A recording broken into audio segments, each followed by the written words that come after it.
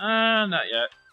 And yep, I have to redo this because I'm pulling on threads, not strings. If the doctor runs into one of her grandchildren, it's just gonna be a mess. Or one of her great-grandchildren. Which I might do one day, but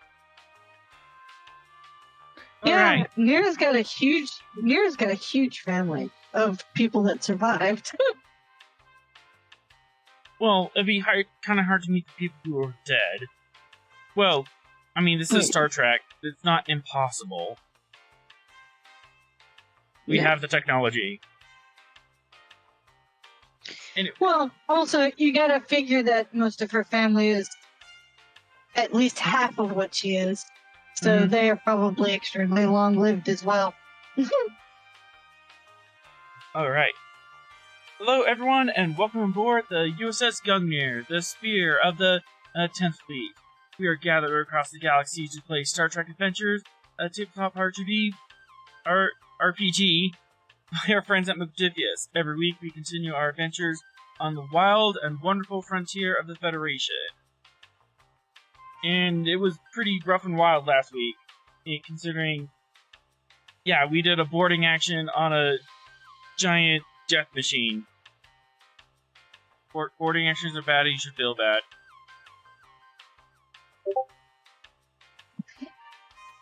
We really have no right to feel bad. Anyway. Why, hello there. Yeah, boarding parties are bad. Yep. But good news is we should be good to go. And it appears that the game was successful, but we'll get into that in the recap, which is probably going to happen now. And on that note, let's set course for adventure. Show my screen. Got my notes.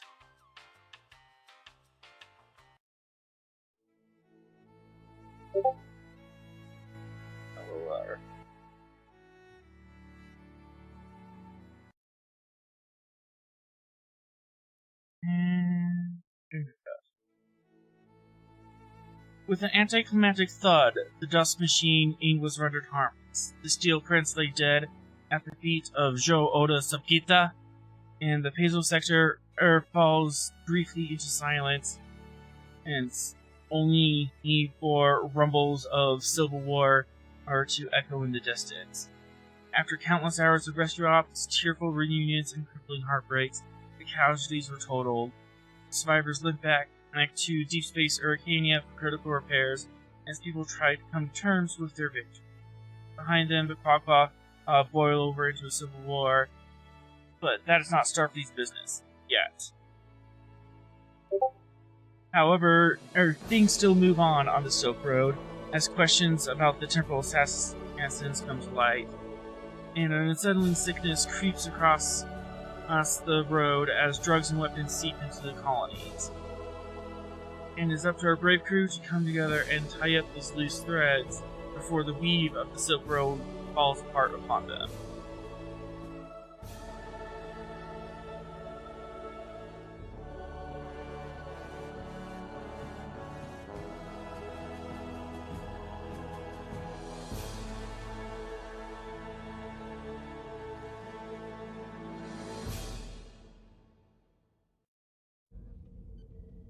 And we start on the bridge of the Gungnir.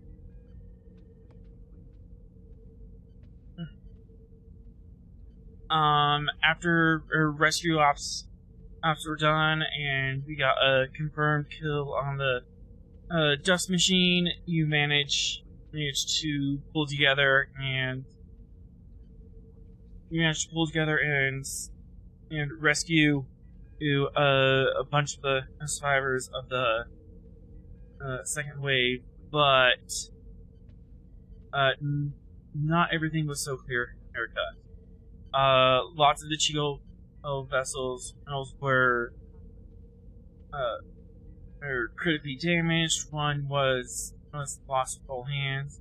The Ecliptic has critical structural failure, and the Rampart had a critical engine failure. So there was a lot of towing ships back to base, and a lot of shuffling people all in and out of sickbay. But we are now out safely in dock. We're now safely in dock, and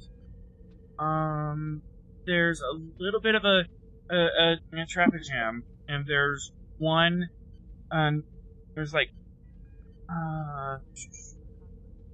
3 docks left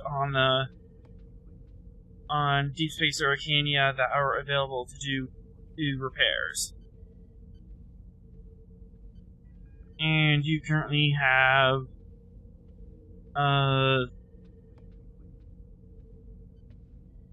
4 ships that can use repairs right now.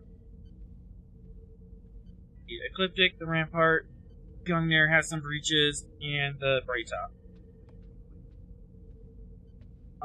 For every 1 day it's just sitting in dock, you can repair 1 breach. However, if you want to be proactive, you can, and get in there hands-on and try to get it done faster.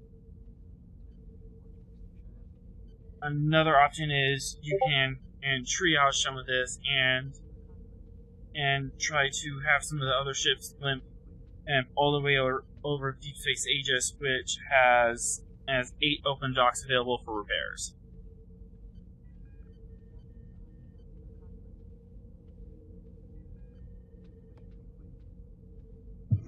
I don't think the Ecliptic the can other make ship. the Aegis, so Yeah, from the sounds of it, neither can the Rampart. From the sounds of it, we're the only ones that could probably make it to Aegis. So it would be give those ships the spots and then us go to Aegis, because we have the ability. At least that would be the doctor's suggestion. The only problem with triaging that is the ship now. the only problem with that is currently you have some weapons damage, and that means that weapons and rolls are at +2 difficulty. You can do a minor repair and patch it, but if you get 2 more hits on weapons, your weapon systems are destroyed.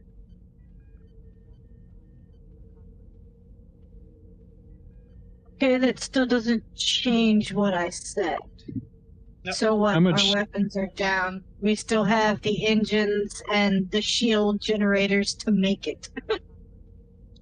How much say do we have in the triage and scheduling of these ships? You have a little pool.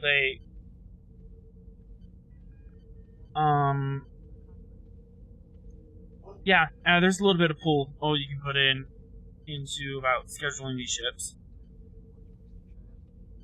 We do have work bees that could, and left ability.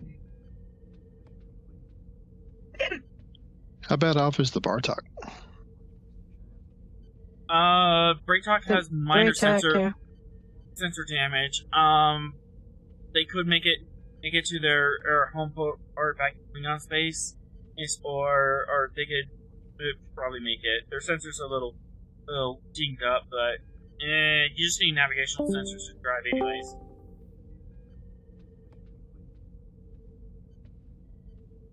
Well, I'm thinking if we can either repair the Bartok sensors enough for them to safely make it to Aegis or back to their home port, we should do that, and then we'll be able to.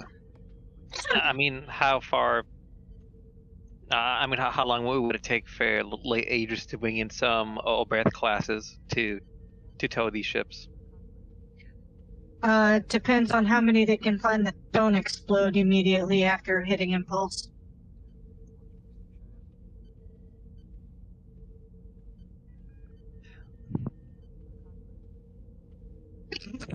Have to I check. think they'll be fine if there's like no launcher between them and Aegis.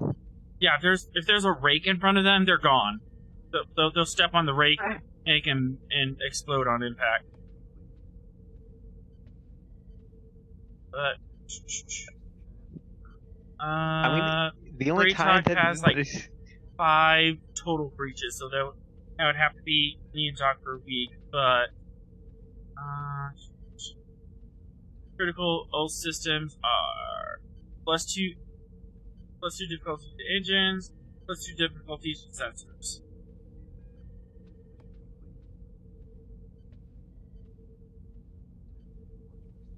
But if you can get him in a dry dock for 2 days, they might be able to limp their way back to Aegis. I mean, we could at least fix some of these ships to at least move on their own at average speed, because we do have Left, who does have an ability that'll help us. Mm-hmm. The structural ill damage on the Ecliptic is probably your biggest issue, because that's something you can't really repair in space. You kind of need like a full dry dock for that. The primary hull got twisted off the secondary hull on a Nova class. Yeah, that I don't think it's a question that ship's getting a spot. I don't even think that's a question. I mean, we still got to figure out how long it'll take for a ship to come here and tow these. To help us tow these ships that then need to dry dock. Well, if we can get Bartok up and running enough to get to Aegis, we can get rid of them. I mean, I think the Greytalk is fine because it only has like sensor damage, and that's only for scanning stuff right now, so they're not completely blind. And if they still have their cloak, if the Greytalk still has its cloak, there's not a lot of thoughts, unless they go full Klingon and decide today is a good day to die. Odds are they'll make it to Aegis without confrontation. What was the other ship? The Rampart? Mm-hmm. The Rampart and the Ecliptic. So, like, can't the you can still run with the Going ships help tow that aren't completely damaged? Some of the Klingon ships, you would have to ask SupQit'aH about that. Currently, Well, I'm saying no. The other Chigoan ships that were with us, like the other Guardian ships. They're not really interested in going that deep into Federation space. They kind of stay in their neck of the woods. So they probably went home to get repaired. Okay, I'm just gonna call for a transport, ships to help tow. I'm contacting a DSA for some ships to help us tow. A GM. Right. Let me double check at report speeds.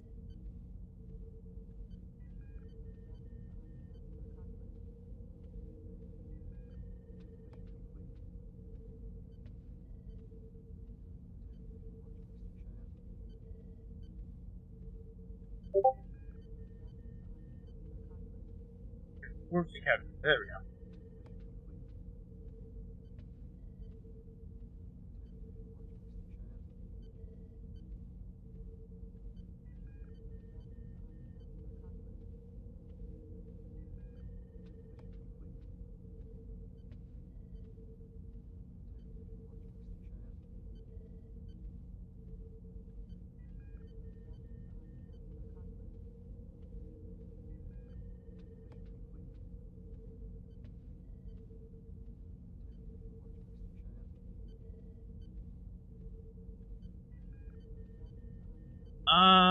speed of plot, Aegis is about 2 weeks away.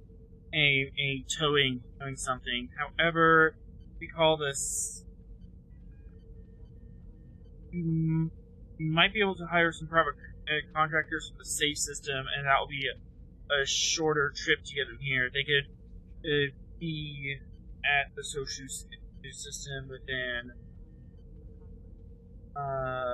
1 week.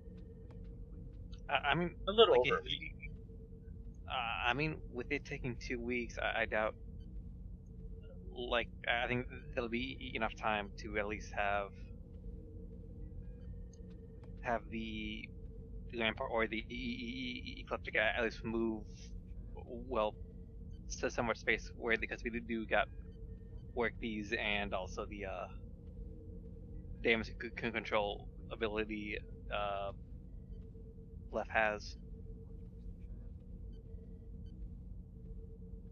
Well, I'll just as parking it in Deep Space Erykannia, they'll remove breaches. That's kind of their whole job. So you don't have to bite into this unless you want to speed up the process.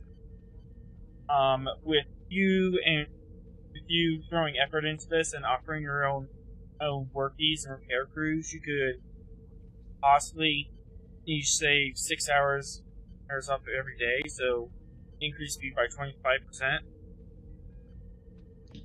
Yeah, that'll work. Well, I mean, I'm trying to. This is a plan to at least get these ships moving without having to wait 2 weeks. Mm-hmm. All right. So, which one's going to dry dock first?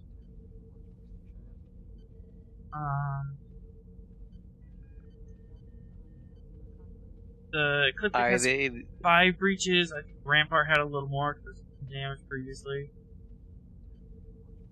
Rampart has 9 breaches, so I'll have to sit 9 days in dock, but if you throw your repair crews on it, you can speed that up. So, technically, you get the Ecliptic back up and running in 5 days. Possibly faster if you throw crews in it. They have how many slots? They have 2. Just 2, okay. Yeah. I mean,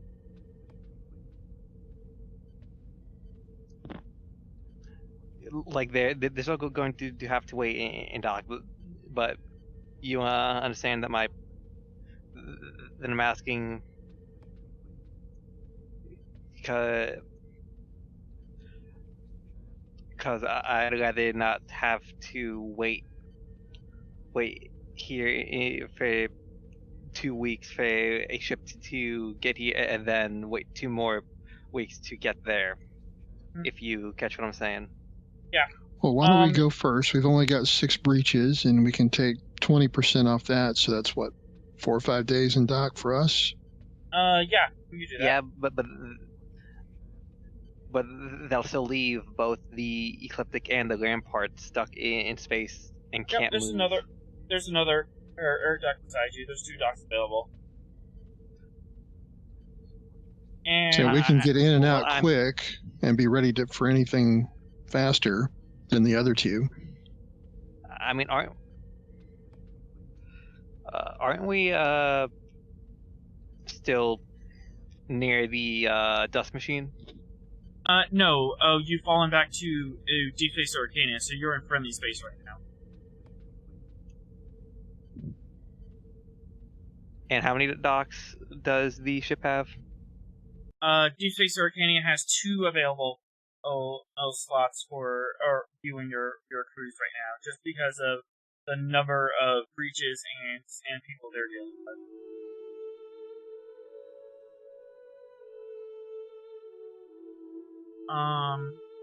I have the 2 most damaged go first. Be in dry dock, and our ship could try to focus more on fixing our own damages. Okay. One thing I was gonna bring up, to have tow ships come from Deep Space Aegis all the way all the way to Erykannia is going to be about 2 weeks, maybe 3 weeks, depending on the route they take. But if you call from the safe system, there's no Starfleet vessels there, but there's private civilian vessels you might be able to talk into towing you, and they could be at Deep Space Erykannia within a week.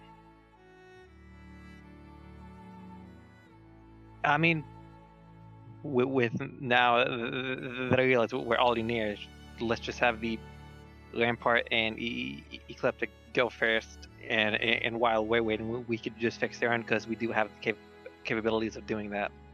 Okay. If you don't want your own engineering crews to have shore leave. But yeah, we can make this work. I mean, okay, can I suggest doing the opposite? Let's get us in there and the Braytok in first, since we'll be the fastest to repair. We get done, we get out of there, then they can have those slots and they can be tied up for however long it takes, but we'll be fully operational and not having to wait.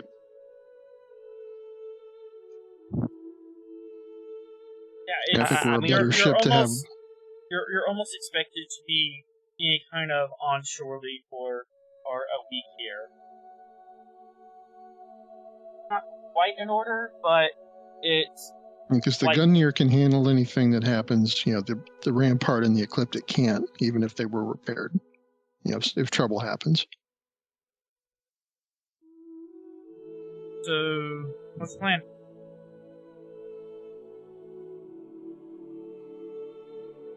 Yeah, Shipyard A, Shipyard B.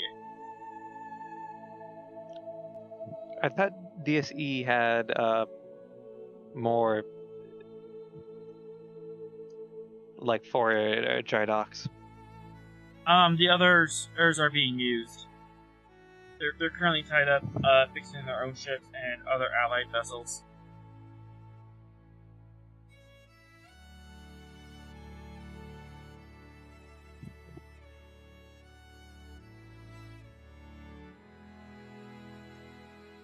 If you want to throw some weight around, you could talk to Commander Wright and request priority. But that's gonna involve throwing your pips around. Okay. Let's have the Gungnir and the Rampart. Okay. Wait, how long you want Braytok and Gungnir? Braytok and Gungnir? If it's still here. Yeah. They haven't really gone anywhere yet, and there's also a bunch of Klingon on ships around the station too. Almost an entire fleet of Klingon ships, all of them representing House SupQit'aH, who've come barreling down from Klingon in space in order to exact revenge on some political and philosophical rival. Yada yada yada, something. Any excuse for a fight. Any excuse for a fight. And some of the reports are saying that Oda SupQit'aH, the leader of the house, got into melee combat with the Steel Prince and got injured. Some reports say he was grievously injured. Some reports say, hey, he's fine. It's kind of conflicting reports, and there's mystery and hush-hush about it.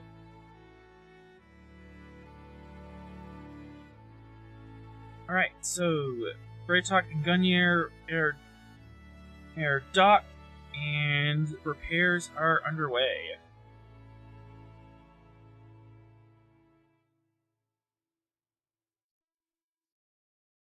I don't actually have a map for Erykannia, so this is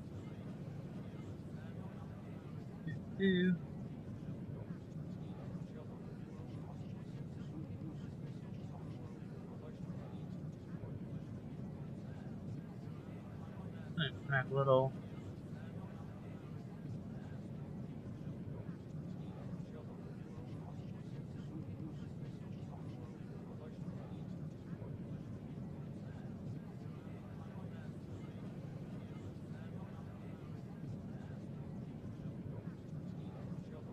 Anyone at the knots? Nope. Alright.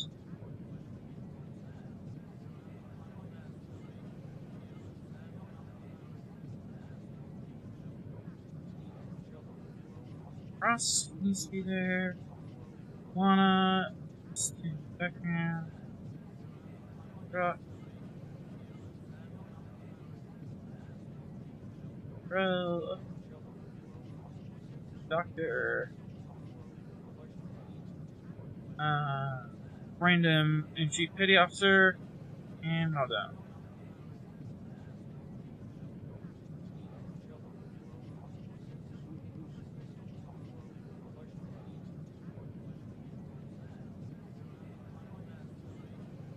And Commander Charlotte Wright, the station commander.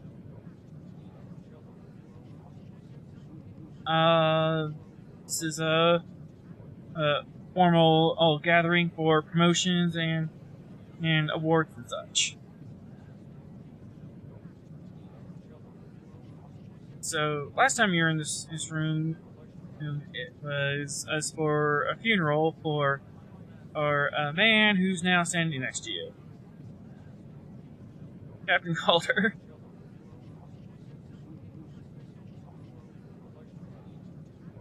But now the atmosphere is a lot more jovial and happy as we're getting some promotions out of the way.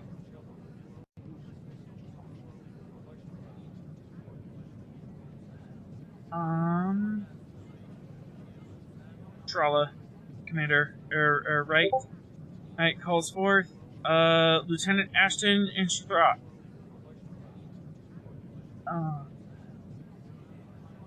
By the President of the United Federation of Planets, acting upon the recommendations of the Secretary of Starfleet Command, and has placed special trust and confidence in the wisdom, integrity, and abilities of Lieutenant Ashton Shthrak.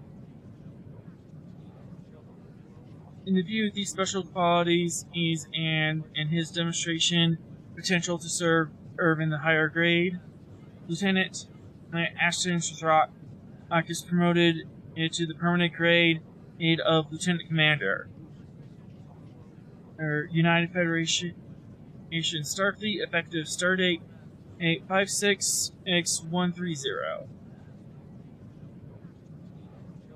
And he is to be placed at a new posting of Hoplite Night Trainer to the division of Deep Space Aegis, effective immediately. Lieutenant Commander Rost, please step forward. I'll step forward. The President of the United Federation of Planets, acting upon the recommendation of the Secretary of Starfleet Command, has placed a special trust and confidence in the wisdom, integrity, and abilities of Lieutenant Commander Benin Rost.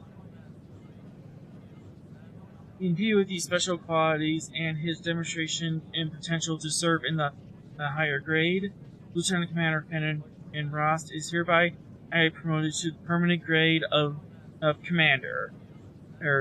United Federation Starfleet, effective stardate 556-103, by order of the Secretary of Starfleet Command. And Thank you, Commander. She placed the pep on your collar. Congratulations, Commander. Thank you very much. Appreciate it. You're hereby assigned to Chief Engineering Officer and Executive Officer of the USS Gungnir.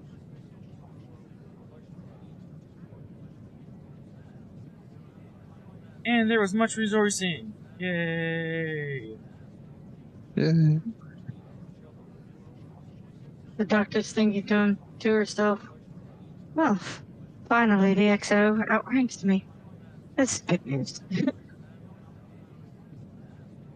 There's much glad handing in people all shaking hands, clapping shoulders.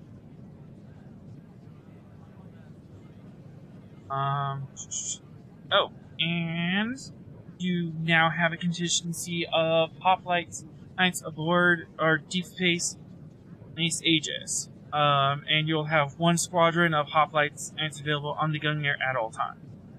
Hoplites are special forces. They are always armed and armored. They come standard with armor, or shields, Type 3 rifles, and they're trained to kick in teeth. So, putting them on the field is expensive, but definitely worth it if push comes to shove. And to put them on the field, it's escalation 1, opportunity 2. And you can do that once per mission. And they basically act as a extreme security advantage.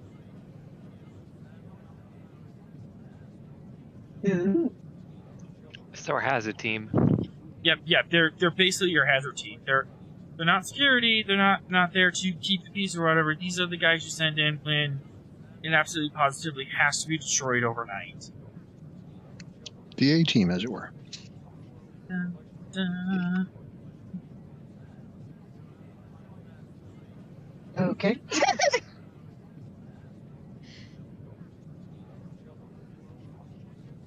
And among the crowd, Chief Petty Officer Cassidy E. William. You've been a part of this ship for a little while. It was just commissioned 2 months ago. You've been on some wild rides between now and then, and the wildest was just a week ago when you were part of the boarding action to the dreaded Dusk Machine. Giant station about the size of Earth Space Dock that was feeding on the souls of its inhabitants. But that's all behind you now.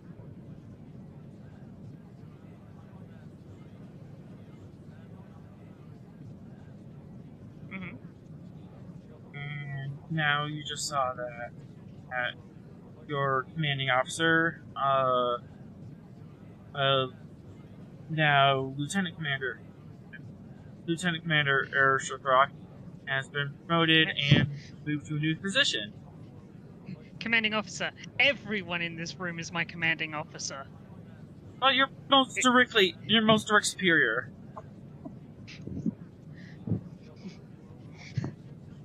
Polana doesn't outrank you yet, but that's just because he's a civilian.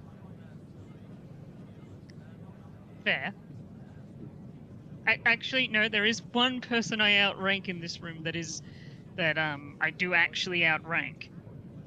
The crewman. The crewman? The crewman is the only one. Yeah, he's the head chef. And there's a full buffet going on. You're served cocktails, but it's synthahol. You're not exactly looking too closely if you're drinking on the job, because you're technically on shore leave as of this point. Cassidy has, like, you know how there's, like, serving plates and all that kind of stuff? She has one of them stacked with, like, a bunch of food because, like, there's a bunch of officers. They clearly must have better food than her.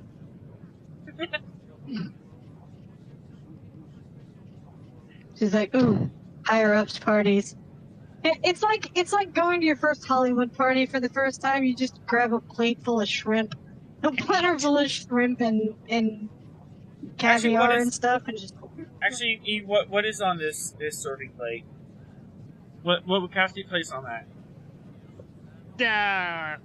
I don't know. Whatever looks good. Probably one. This is mostly Terran food, but there's definitely some interplanetary spice in there, and some Probably like one of each. just the full sample pack. Yeah, one of each, and there's probably like one or two things on there at this point that have like a bite taken out of it. The whole, I'm gonna take a bite of this. Oh, I really don't like this. Finishes the bite that's in her mouth and then puts it back on the tray.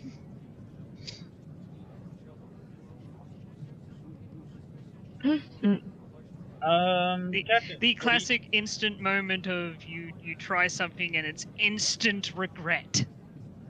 Captain, what are you doing at this party?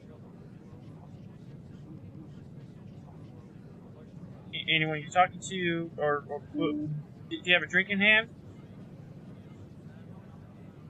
Yes, looking out the window. What you drinking?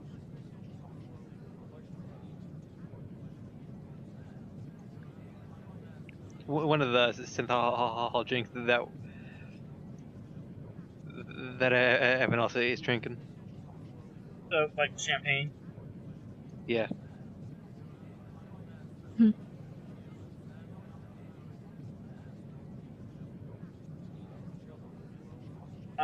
Russ, how are you handling this party?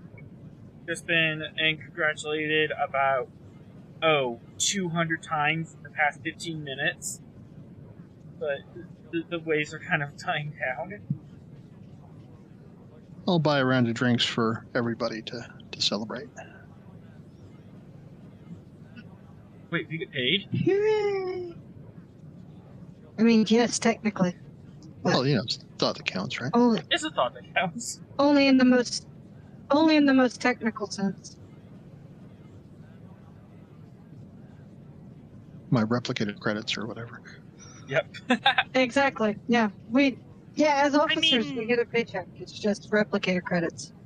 I mean, technically speaking, we would get a salary, but it would mainly be used in very rare occasions for... Like on DS9. Yes, or those kinds of situations where it's like, okay, we have to pay you this small amount. It's more for when dealing with cultures that use actual money.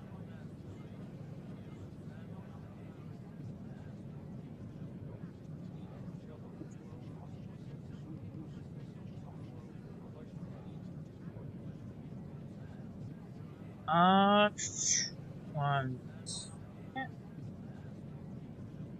have a surprise guest star.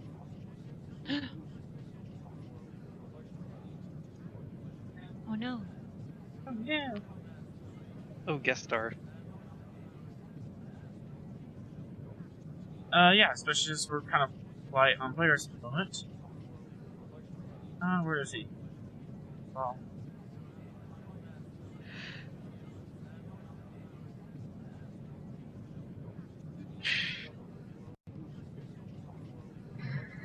Hopefully it's not Q. I mean... how much I don't know why everybody has Q, a big problem with Q. I mean... If I had enough clout with one of my friends, I could probably get John to show up. I mean, I don't know why everybody's so afraid of Q. Like, I have a perfectly good relationship with him in another game. He is, in fact, planning my wedding in that game. Anyway.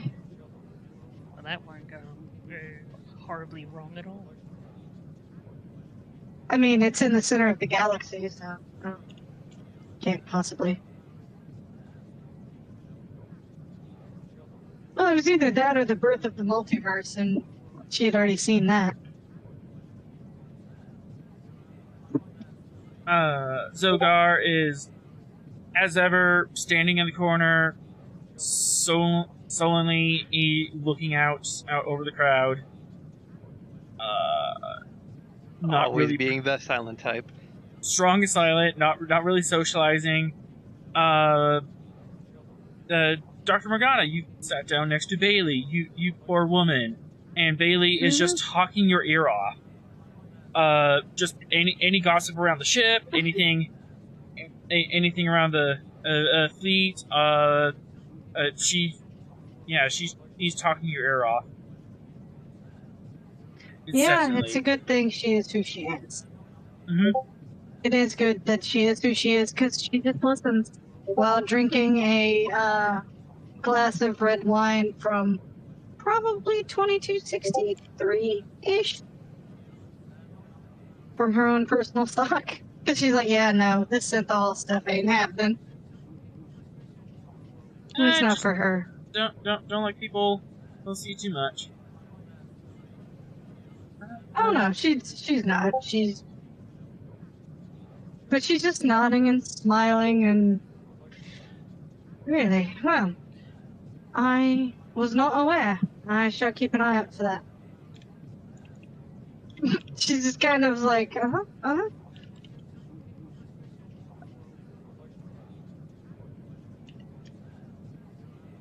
And then she'll politely excuse herself and continue to make her rounds around. Just, being the social one.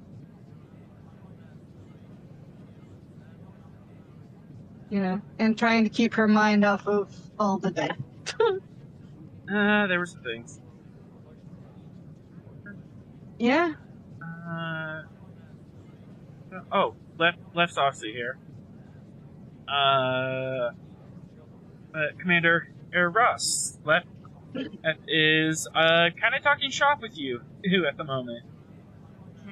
It's a little low key, and this is a little more theoretical stuff, but he kind of has an idea of how to improve warp drive efficiency. He might be able to get at a couple of killer Cochrane's hands out of the engines. Well, that's a great idea, Left. Let's talk about it back on the ship when we get a chance. For now, just, enjoy yourself. Socialize, mingle. What, sir? What do you mean? I believe we're on the ship. No, you're not. Oh, we're not? Oh. This is actually on station. Okay. Yeah, he kind of seems baffled at the idea of. Wait, what did I talk to other people about? That Commander Wright's a fine-looking Andorian, don't you think? I guess. I have a squad back home, but.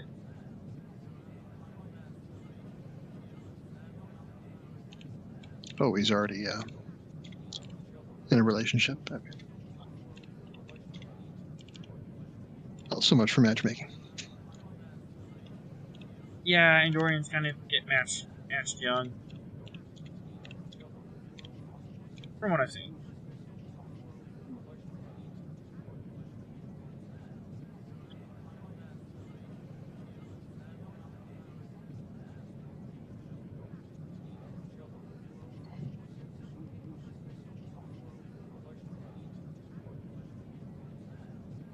Anybody looking like a wallflower? Yeah, the chief petty officer who doesn't have any pips whatsoever. She's like, I'm surrounded by pips and I have no idea why I'm here. I'll go up and introduce myself. If this was a party, the doctor is not in her uniform. This is supposed to be something. I mean, yeah, I'm saying like. Yeah. I'm saying like the whole pips thing more as a like. Everyone here is. You're the non-com amongst a bunch of officers. Yeah, it's more the figurative pips, not literal pips. Fish out of water. Yeah. Mm-hmm. She's a lower decker. What the fuck? Why is she here? I call myself Alpha or Beta. I have never stated. So, whatever makes sense. Well, Chief Williams, I'm Commander Rost. Nice to meet you. Nice to meet you too, sir. How's your xenobiology?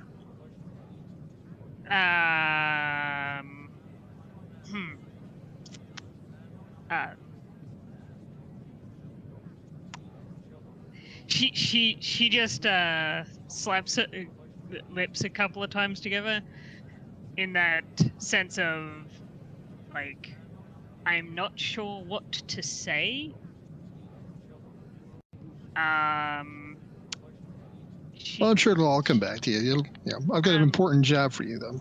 So, I'll explain more later. But I have no idea what you're talking about.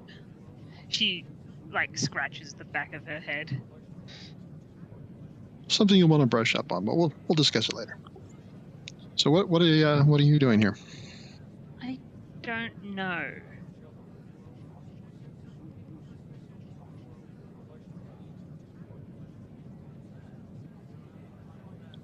What's your specialty? Oh, I was a part of the, I'm part of security.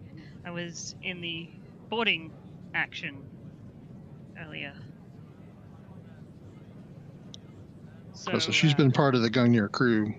Yeah, she's been. Okay. Yeah. She's been about. It's just that this is the first time she's stepped in front of the camera. Yeah. Gotcha. Okay. Not a complete stranger. It's one of those things where any sizable ship, the chances of meeting every single person and remembering every single person is very hard, unless you're interacting with them on a regular basis.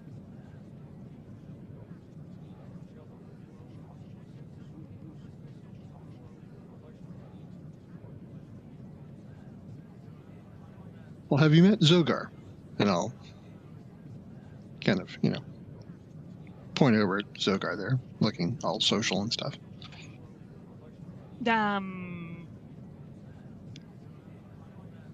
Honestly, not really. Most of the people here I don't really know that well. Yeah, Zogar was on a different ship than you, and he was more bridge crew. You were more ground pounder. So ground pounder. What I'm assuming for her was ground pounder and monitoring the brig, that kind of stuff. Yeah.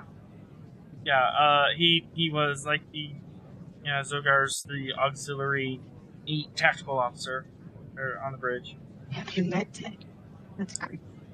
One of the finest tactical officers in the fleet, if I don't say so myself. I wouldn't know. I think I've been on the bridge all of 1-2 times.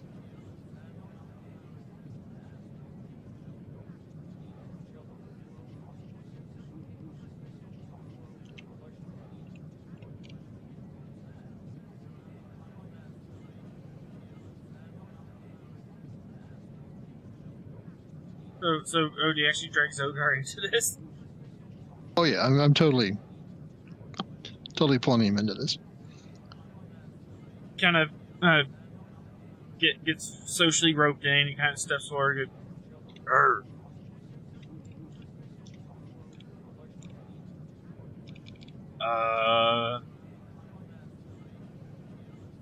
Hello there. I'm sure you'll be surprised to know that Gorn are brilliant conversationalists. They just don't get the opportunity very much.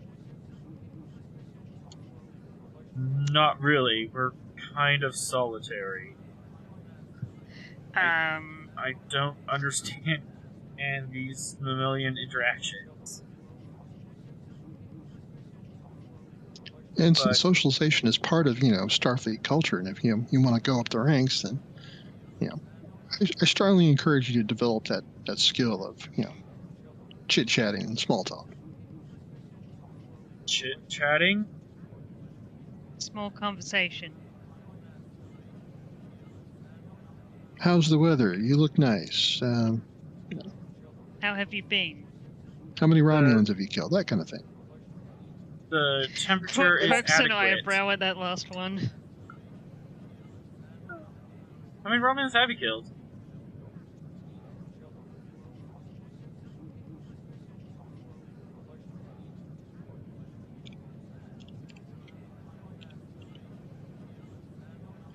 How many Romulans have you killed? Who is that directed to? You, Cassidy. Out of character. I don't know because this is being dropped on me all of a sudden. Well, how many Cardassians? How many Jim Hadar? Come on. Yeah, you definitely just did service during the Dominion War, being a chief petty officer.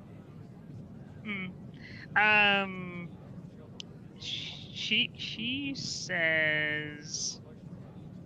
Actually, she says I don't know. I lost count. That's your answer. That should be your answer. I lost count.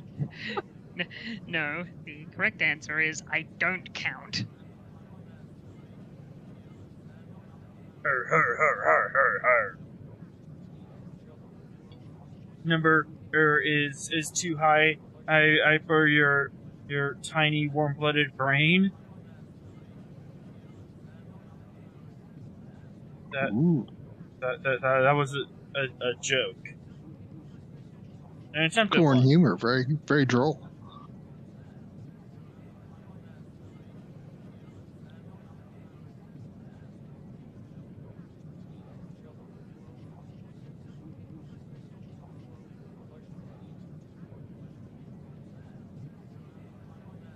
Huh.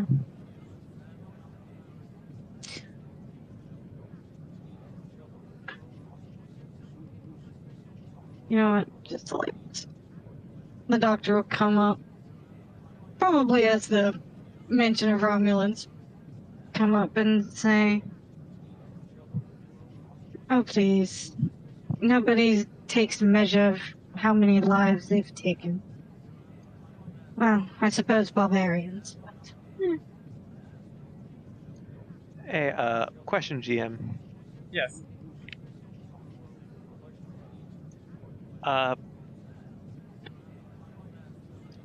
Do I have knowledge who would be next in line for Chief of Security? Zogar's kind of out of the running because he is a transfer, so it's kind of unusual to have a transfer officer.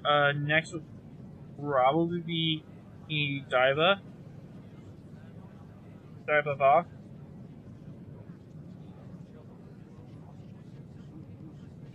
But she doesn't have the correct training for the tactical system, so it'll take a little while now to get her up to speed on that.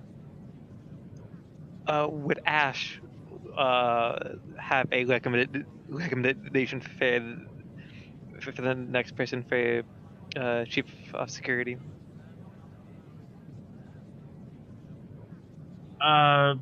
He's still processing it, but it might give you one at the end of the a day. Okay. But yeah, there was that hole to fill.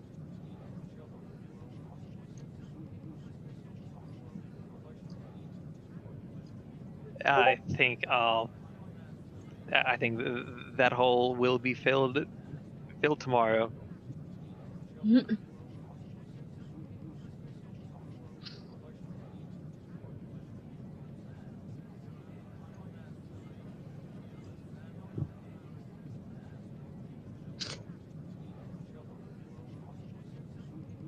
Alright, and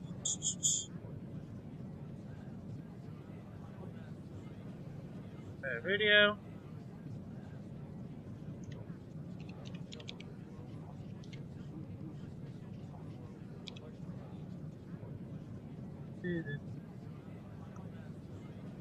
And I probably have to drag him in from another channel.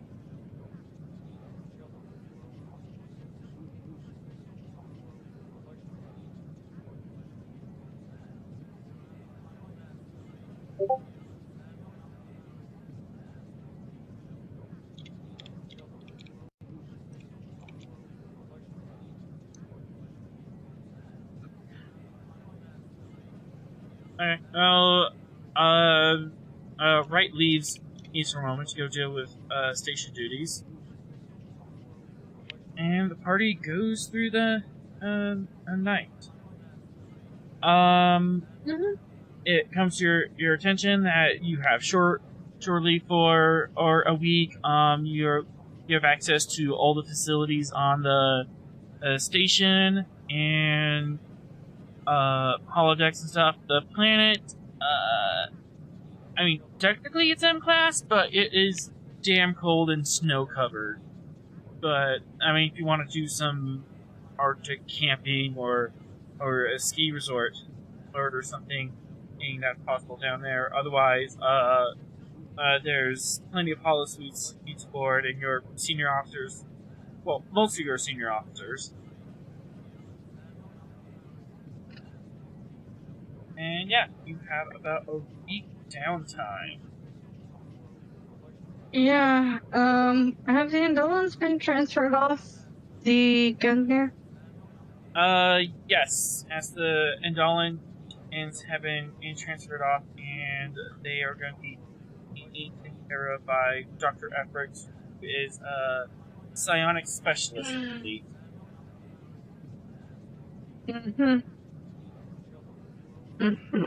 Okay.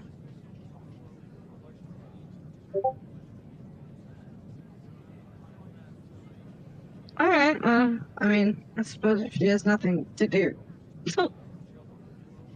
Yeah, literally, you have nothing to do. That's unfortunate. So, Doc, what are you going to do with all this leisure time? Go over all of your medical files. I haven't exactly had time to get acclimated. I've had more than enough time for leave and the like. She smiles. Well, there's plenty of time for that when we're on the ship. You should take advantage of this, this shore leave.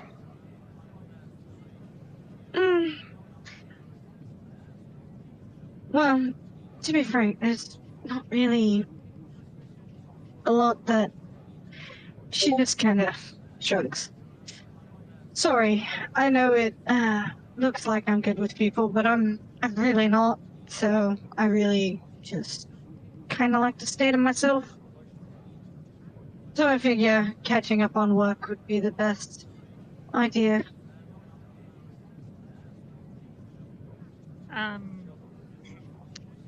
Well, I actually plan to talk to the captain about a few things at some point.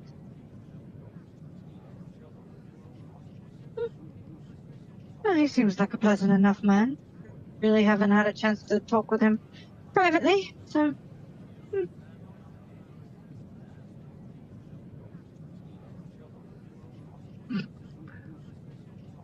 The only person she actually knows in this entire place is the nurse.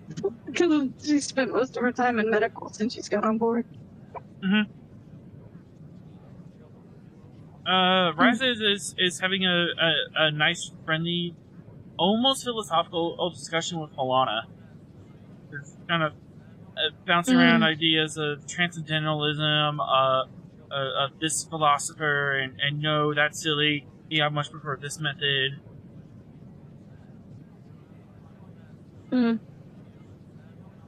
Yeah. She just kind of looks at the commander and says, besides, I'm one of those type of people that just likes to sit and take everything in.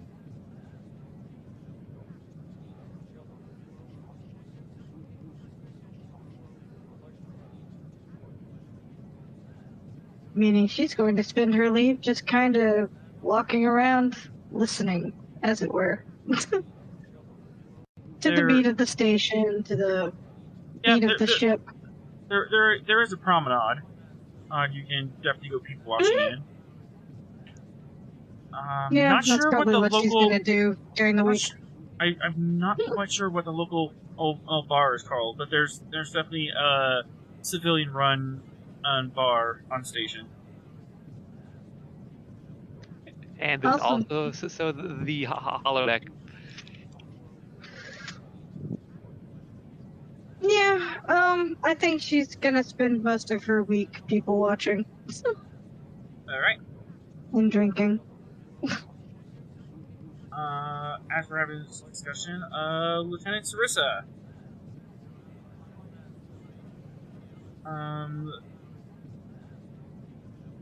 Commander Wright had to step out now for a minute, and there's official gathering happening in one of the many observation decks on Deep Space Erykannia. And this appears to be the Gungnir crew who's celebrating a few new promotions. And just processing what happened with the Dusk Machine. Fair enough. So in comes this replacement observer, a really young-looking Cation lieutenant.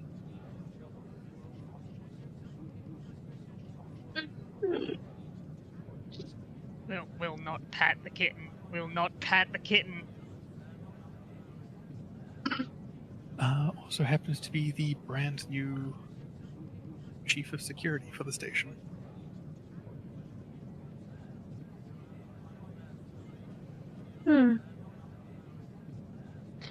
Interesting. She'll shift off to more or less almost out of the way. And as you were talking about people watching, well, yes. the atypical sort of ear twitching. Her tail is rather controlled. More than you might expect. Not the idle swaying. It's kept a lot more stationary than that.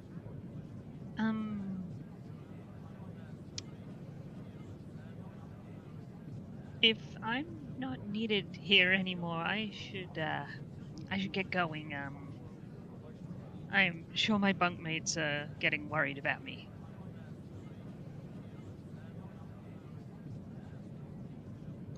They get worried about you on a Federation station.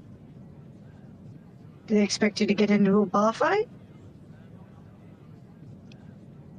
No, it's getting late, and I've got to go to the ship, and then get down to the lower decks, get to my bunk room. Then they'll ask me all about this. And by the time they're done, I'll be really tired, and I'll want to go to bed. She nods too. Just okay. I mean, that was a good enough answer for her. See, I'm gonna have to give a presentation on how to spend your shore leave around here. No. Oh, dear Commander, if I wanted to go all wild and out, you would know it, and you would regret it. She says. Well, going over crew records, that's not, spending your shore leave, relaxing, enjoying, unwinding, just having a great time. You're stuck in a ship for however long you're out there facing death and dismemberment at every opportunity. And, here you are safe and sound with a station full of recreational and relaxation activities. Take advantage.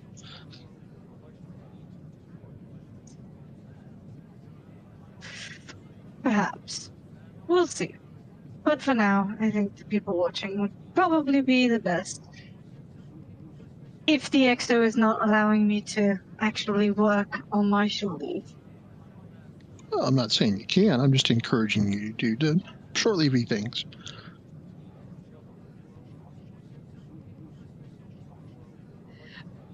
So, Cassidy will start heading towards one of the exits? Whichever way that is. The doctor would like to make an insight medicine roll on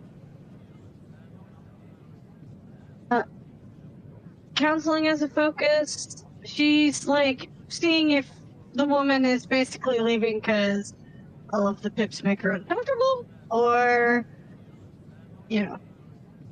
if she's leaving for a more pure purpose. Insight medicine difficulty 2. Okay. Since it's a PC. No. Spend 2 threat. Ooh, on me? How kind.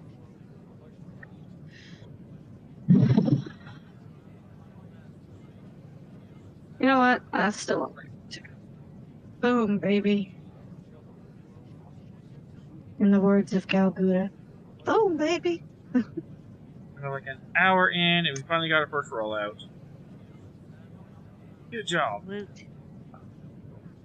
Yeah. Cassie, yes or no? Oh, are you leaving because you're uncomfortable with it? Yes, Oh, but that is not the you. yes, but that is not the only reason. Okay, Okay. so you get the impression that that part of the a reason to leave him, but not the only reason. Okay. I'll make a note of it. In her head. I mean, it makes sense. It's. You know what? I'll give you this as well. It's basically a combination of the pips and basically not knowing anyone. She gets that. Yeah, she's basically in that. If you've ever been to a party for a friend of yours, but everyone else is like a friend of theirs but not yours, that kind of situation. Oh, the doctor is in the same boat as you are. Just don't you worry about that. So yeah, she would probably. Cassidy wouldn't immediately head back to the ship, by the way. Where would you go? Just about for a walk. Okay. Go out to the go walking about. There's your standard crew quarter, or ring, and then in the center is the promenade, and one of the establishments is almost overflowing with Klingons. There's loud shouting, there's shoving, and fist pounding against the wall, and they appear to be all watching a hollow projection in the middle of the room. It's not like full life hollow projection. This is kind of scaled down a little bit, so you know, okay, this is a fake projection of something else, but it's being projected in the middle of the room, and they're all watching it. So it's like hollow double, but it's a fight or something. Do you want to take a look in? I mean, you've piqued my interest, so yeah, she'll do the whole like go inside and then like go to the door. If she can see it from there, that'll be enough. But she'll slowly move closer until she can see it. Insight security difficulty 2 and complication 2. That'll be fair and actually spent for that comp. To get an idea of what they're watching. I'm just. No, none of my focuses will help. And you said security. Yep, insight security. Insight. I'll just roll 2. Nice. You managed to get in there without getting hip checked into an angry Klingon. Or by an angry Klingon. Yep. And being projected in the middle appears to be the representation of a duel of sorts. There's 2 Klingons going at each other with mechlets. And this appears to be an actual fight that's going on somewhere. There's people changing Latinum about, cheering on for their champion, and as you get in there, other guy, one of the contenders, takes a big swing with his mech left, but the other guy, I charges in and gets the blade right between his ribs. And there's a cheer, and there's a cheer, and Lightning exchanges hands, and the game's over, and the two contenders kind of stand up, clap each other or on the shoulder, and bash foreheads together for a good fight. Seemingly, there was no injuries involved as safeties were on. Mm-hmm. As we're on a Federation station. No, we're not going to have you use actual blades here.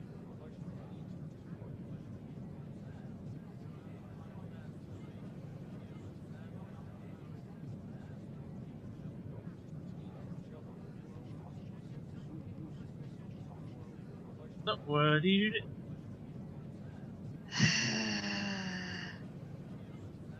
Don't go and choke out a Klingon. Don't go and choke out a Klingon. That will only end badly.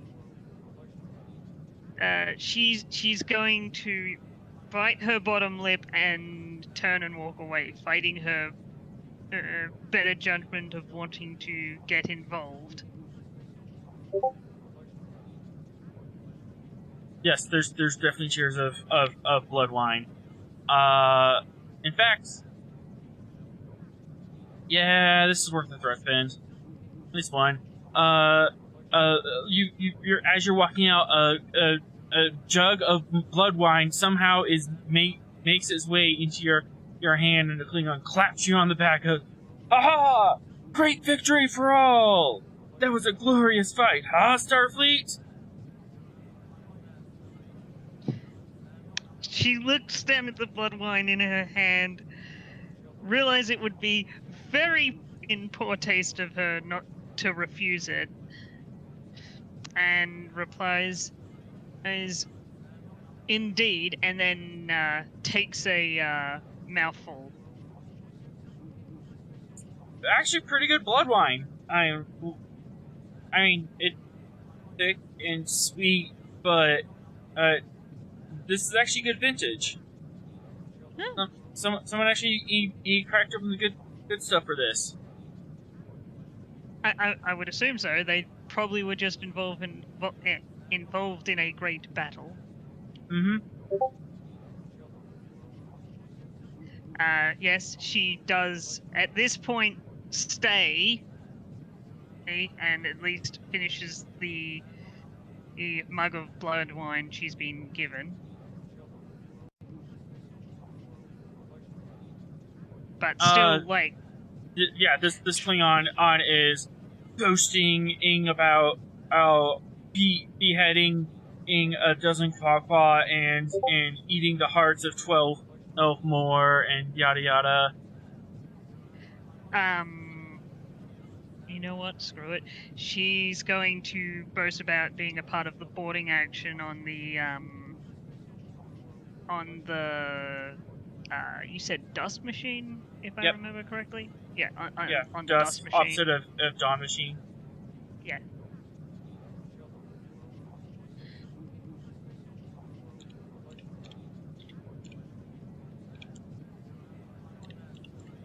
Give me presence command, alien, boost. No, you're probably familiar with Klingon on culture. I'll make it stiff too. Presence command, persuasion as a focus. Are you persuading this Klingon into thinking you have a bigger dick talk than him?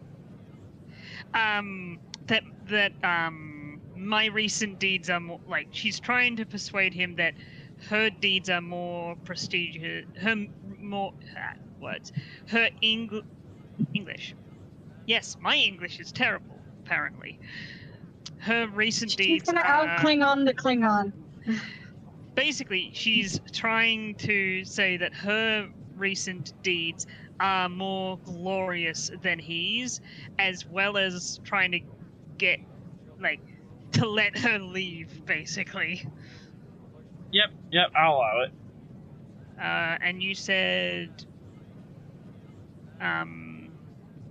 command, presence, and what was the task roll? What the task roll is always that?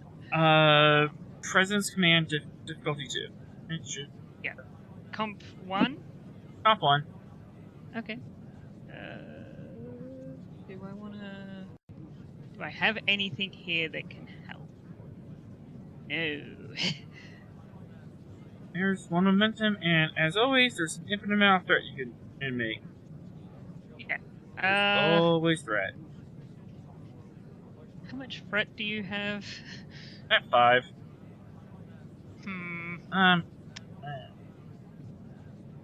of in a slump at the moment.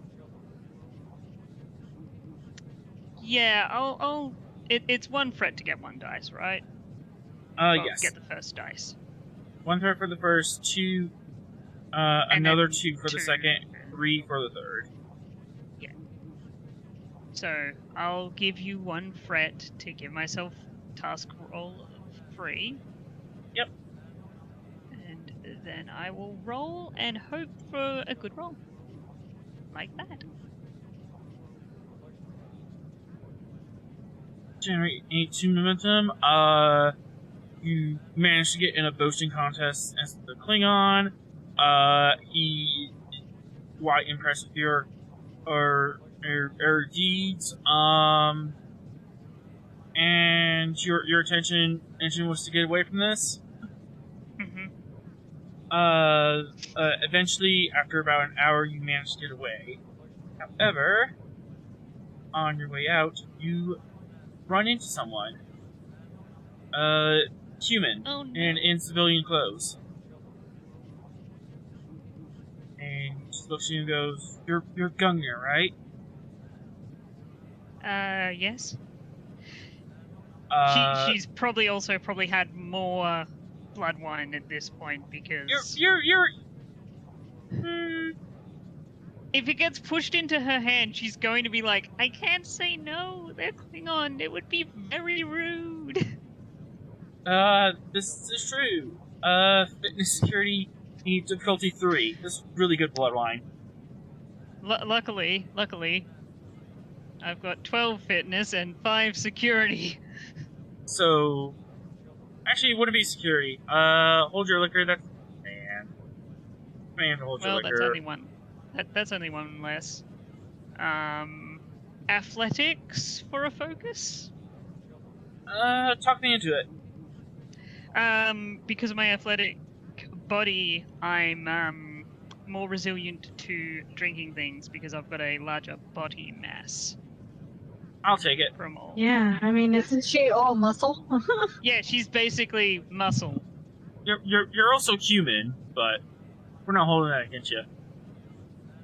I mean, yeah, if there was a Klingon comparable to me, they'd be much better.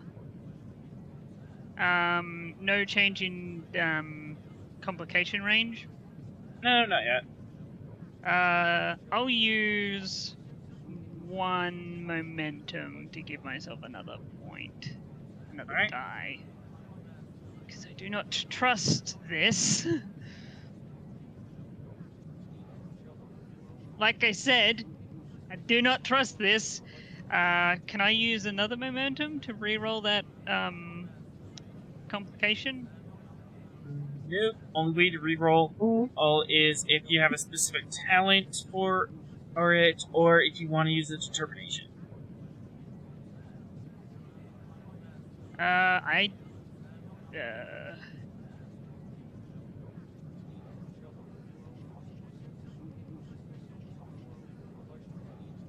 If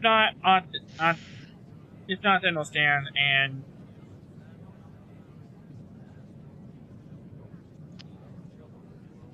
Yeah. Is there a way to get rid of the complication? You could spend 2 momentum to get rid of it, or you could just let it stand, and then you have a complication on the table that I get to play with. Screw it. I'd rather us have the 2 momentum and use it for something else than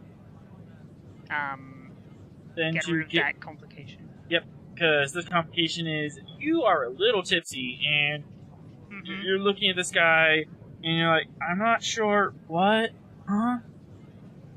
You're not quite three sheets. You're not quite 3 sheets to the wind, but cognitive facilities are definitely sluggish. You're well above the legal limit. I mean, I think she would know. Oh yeah, I'm part of the Gungnir. She'd go, yeah, I am. What do you need?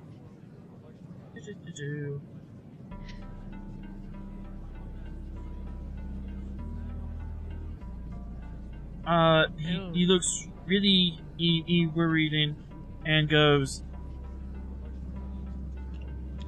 look into the Latinum. That's all I can tell you. Blinks a couple of times as this person leaves, and she's, cause she's tipsy, she's going to roughly remember it, but she's going to make the bad decision of immediately going to the captain and not waiting. As you kind of turn around to think, okay, captain is over here, and you turn back around, and the man has disappeared. You're not sure if he went around the corner or something, but he's no longer right. He pretty much did this. Yeah, he popped. Sure. To find your way back to the captain, he's in con.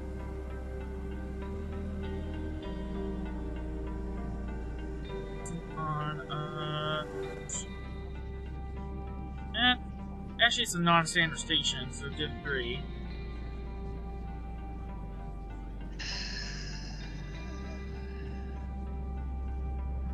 To remember where the captain might be at this hour. And you said complication free. Yep, because you're a little tipsy. Well, luckily my con is okay, but my reason is terrible. If you want to spend momentum, I think we're okay with it. Yeah, I will spend momentum. How much momentum? 1.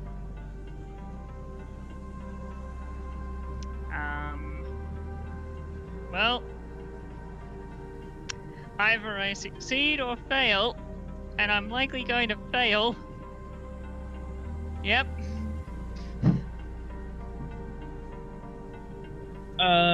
You wander around out of the station for a good hour, not really finding anyone.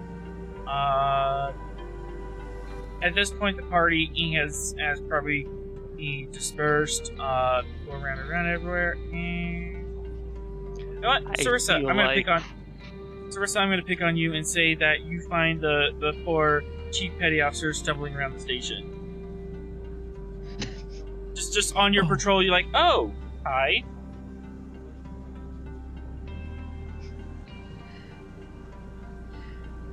Are you alright? Well, 1, she smells like blood wine, and 2, she walks up to you and says, and she does the blink thing of someone who's thinking about it and is clearly a little tipsy. I'm fine. I need to talk to the captain. Which captain? We've got quite a few here. Of my ship. She's leaning back a little. She's keeping a hold on you. Less with her arms, more she does have her tail at your waist. Because prehensile tail is great like that. Yes, it is. And it's, you're looking around, there's probably not really anything to tell which ship you're from, because Starfleet's great like that. Yeah, I know. No, under the Starfleet logo, the ship name. Yeah, no, that would be like really that. useful. I don't think you're one of mine, so... Gungnir. Gungin? Gungnir sounds correct, yes. Yeah, Captain. Right, I can find him for you, or get his location. If you just, hold on. She'll tap her comm badge. Lieutenant Ceresa to Captain, what was it again? Graham? Calder. Calder. Calder. Sorry. You must remember you rescued me from the mirror universe. Oh, right, yes, I did. I did do that. I blew up a lot of people that day. Yes. Anyway, yes. Lieutenant Ceresa to Captain Calder? Yes, Lieutenant. Sorry to bother you, but I do have one of your crew members, a Chief Petty Officer. What's your name? The Williams, Cassidy. Williams. She's looking for you.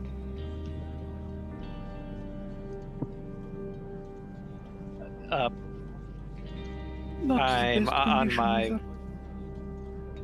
on my way. Do you want me to meet you where you are, or at your office? Ursula just looked down to Williams like, I'm helping you, your choice.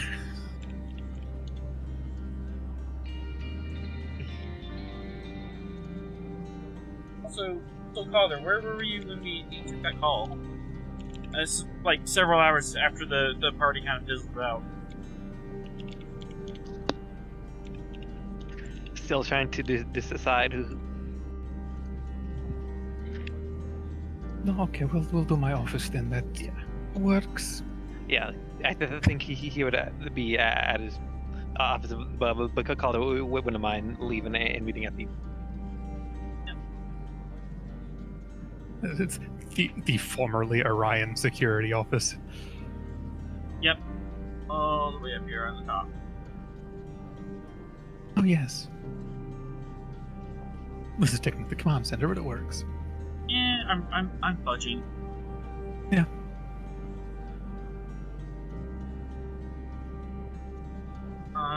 After a few minutes, Ants Calder, you get up from your office, yes, and over and meet Lieutenant Ceresa in her office.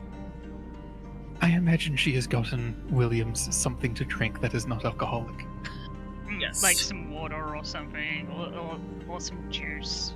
Yep, there's time for that. She's also probably like ever so slightly less tipsy, but still. Mm-hmm.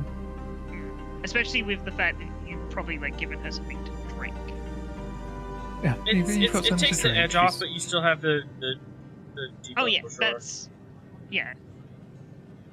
Someone could very easily just say I'm still tipsy, even if she doesn't believe she is. You're a little more straightened out.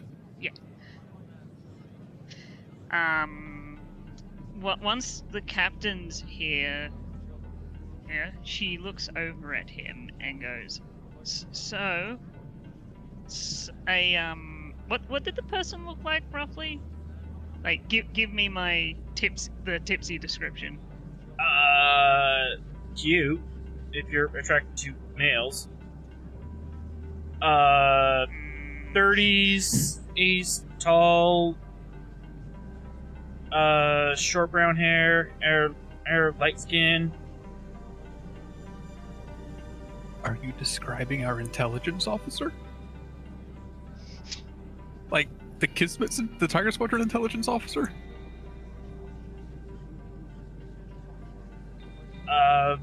It's kind of vague. Yeah, big enough to be close though. Mm-hmm. But yeah, she like relays that kind of description and says, someone looking like that, walked up to me and said that you should look into the Latinum, whatever that meant. takes another long drink of water. Above game, did the mysterious person give Cassidy a piece of land, or just said? There was nothing handed over. It was just the information.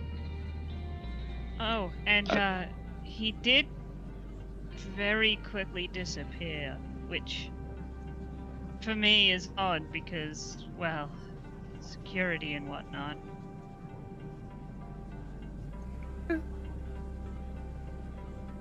Cirrus is going to tap on a wall and pull up their chief of intelligence just to be sure. This isn't him, right? It doesn't look like him. I'm gonna make this a roll. Just because you're a little tipsy. Okay.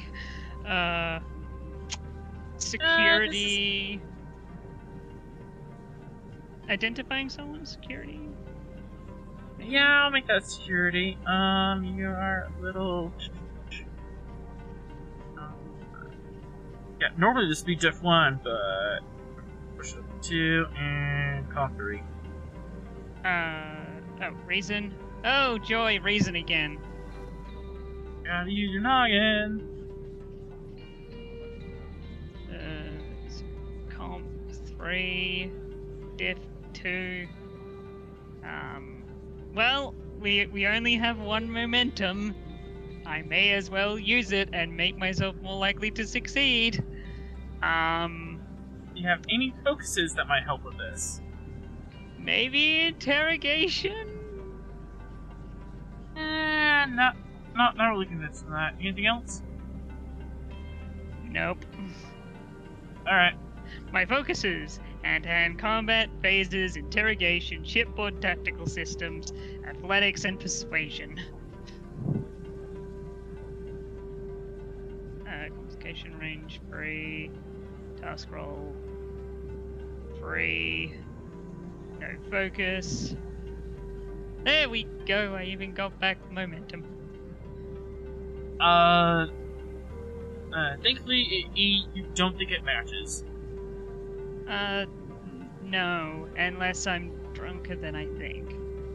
No, this is good, because you know how Starfleet intelligence is. They know weird things. The thing is, when I say he disappeared, I think I'm saying this literally, because, well, I turned around for a second and then he wasn't there, and I didn't hear a transporter, the hum of it, so...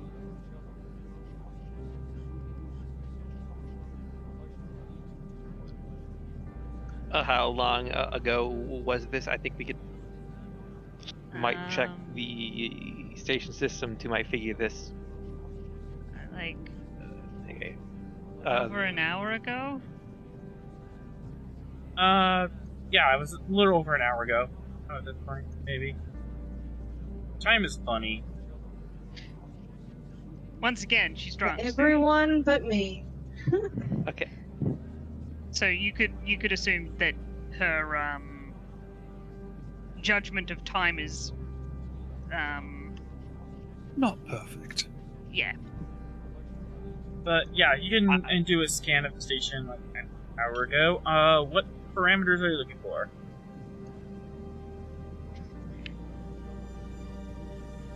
I mean, I want that's to kind check. of easy. Yeah, just scan and see any people that were near her Combat location an hour ago. Yeah. Yeah. Oh, okay. Combat location an hour ago, and then check the footage in the region from an hour ago. Yeah, if they have camera type things, just search around the Klingon bar. But by the way, a lot of security. By the way, I am totally saying that's the reason why she went looking instead of calling the captain. She was drunk. Oh yeah, that makes sense. Yeah. That was totally not because I forgot. Oh yeah, I'm probably wearing a comm badge. I imagine in Canada oh yeah, I got one of those. She just looks down at the comm badge, looks at everyone else's, and goes, "Oh yeah." She just went, "Oh," and Sarissa tapped hers. Yeah. Okay. I think I have stats for here. If you don't, I can find them for you. I could. No, I got it. Don't know how old they are, but it's a good baseline. They haven't changed. Sweet. I'll assist you. Well, either of us, we both have reason. Oh, I've got a much better reason than you. Wow. Yeah. Yes, I'm an investigative officer. I've got a reason of 7. I've got a reason of 9. I'm investigative security. So, I mean, I also have a reason of 9 and security of 4, so I'll just assist you. Okay. Investigative techniques for a focus, actually. Absolutely. And I will give you a threat.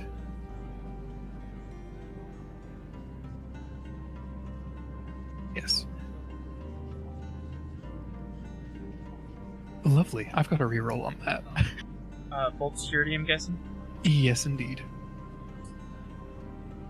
And now here is my assist. Would forensics work as a focus? Absolutely. And here's TSC. Wow. And wow. we Okay. can go momentum. 4, 5, 6, 7. 4 momentum. Drop that in. Like it's no big deal. It's actually kind of interesting.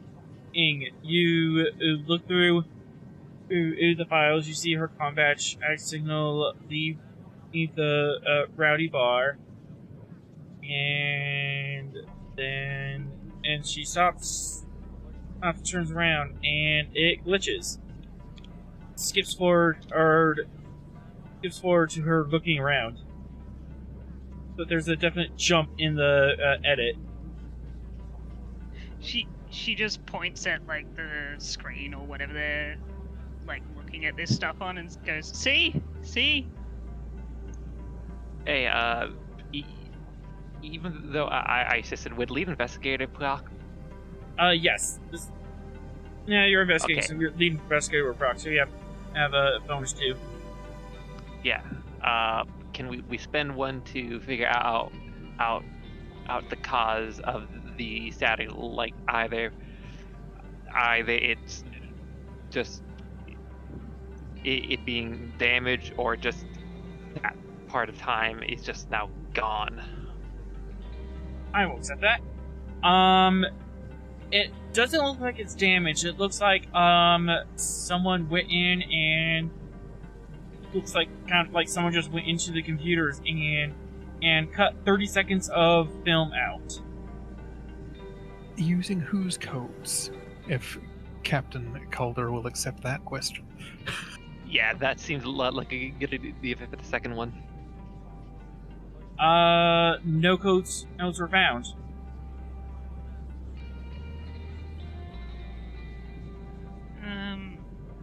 Now, this is where player knowledge of what, like, this is what I think is going on, but would my character?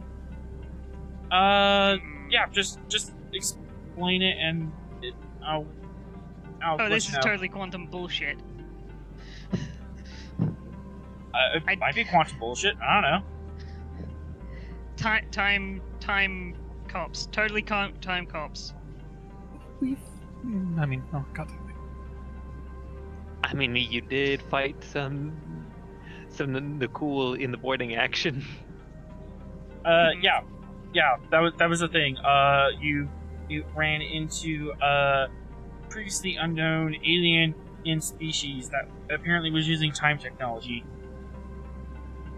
So, yeah, she would actually, she'd say, "Oh, I hope it's not anything to do with time travel. That was annoying." And she's like, yeah. leaning up against a wall at this point. With the question about command codes, accessing it, no person edited the code. The code edited it itself. It was like the computer decided, oh, this doesn't need to exist anymore, and just wrote over it. Maybe someone modified. This could be some sort of hacker slicing it into the system to remove a specific line to hide some evidence of this person actually doing this. Like, I believe now how serious this is. Sir, are there any businesses on this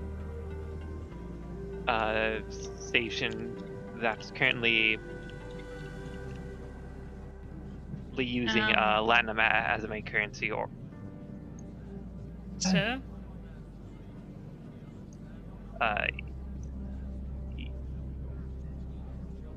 Yes. I did see some Klingons exchanging Latinum, but I think that was just gambling.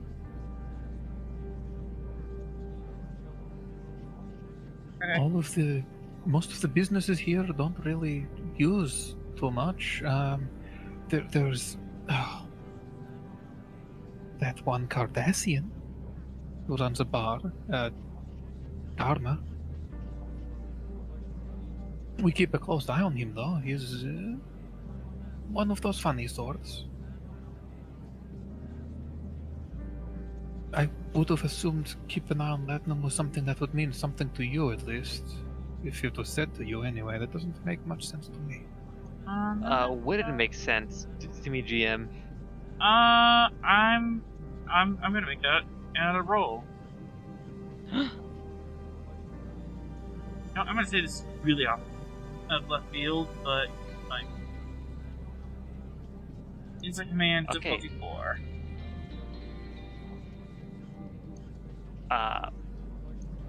4 dice, 1 threat, 2 momentum, so that means I proc bold. Would forensic still work as a focus? It will, and investigator, or what else proc? Okay, thank you.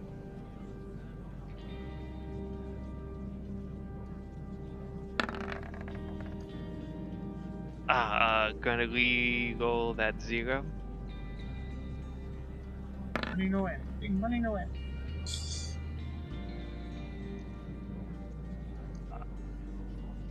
Got anything else, or you succeed at cost?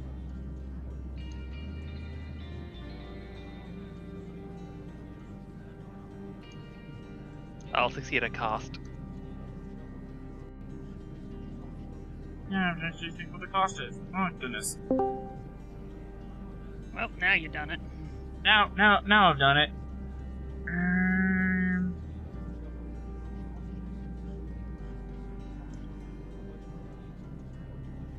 Okay, so you're almost on the right track, but Cassie didn't, or Williams did mention, and that they asked specifically for the Gungnir, and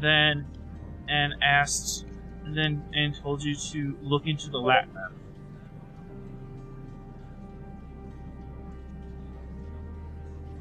So something intersecting Gungnir and Latinum, specifically.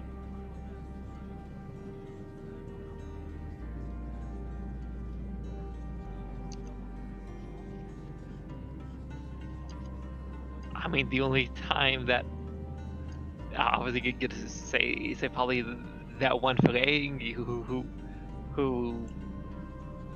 scammed me with a probe, but no, that's on the Svalin.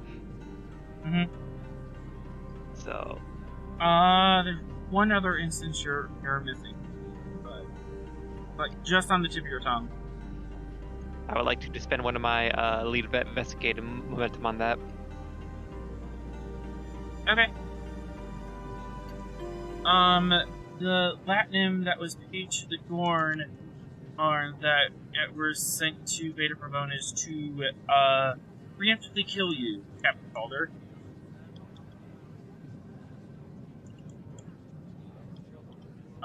while you were in cryosleep, Gorn Raiders attacked Beta Proponus as with the apparent intent and being hired to kill you in your sleep. You managed to isolate.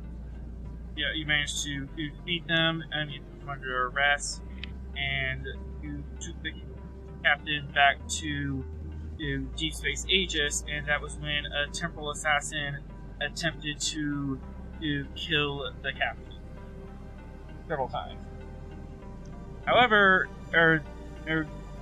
behind all that, the Gorn was paid in a bucket load of platinum, and you have that bucket load sitting in your evidence bunker.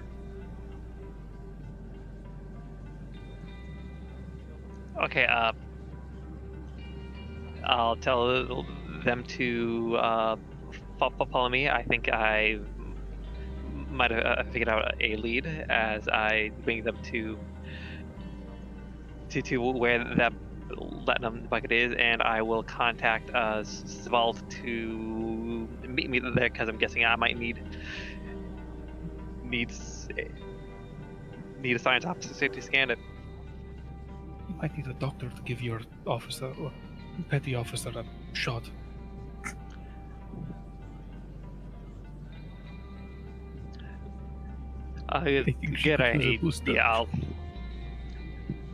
I'll also tell Svald to stop at the medbay and pick up a booster. Well, a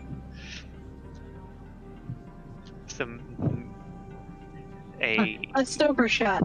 Sober shot. Yep. Stimulants, yeah. Yeah, if you just say sober shot, they'll know what you need. Sorrel. This takes place a week after the battle of the Dusk Machine. You managed to crawl your way back to a friendly base. The Orion built, but Federation run Deep Space Erykannia. And you are currently on shore leave of sorts. Earlier today we had a promotion party for the now Commander Roth and the now Lieutenant Commander Sprott. And that was about 4 hours ago. It's getting into late evening. And have free run at the station. Where would you be at this point? So Sorrel certainly would have extended his congratulations to Commander Ross and Lieutenant Commander. I didn't catch the last name there, but and probably would have looked for I guess a bar or someplace like that, and ordered some Vulcan brandy. Okay. Yeah, it's getting about 2,100 hours. 2,200 hours. As of this point, it's getting kind of late when the captain calls you. Have you been drinking heavily, or you've been moderate yourself? No. Very moderate sipping. Yeah.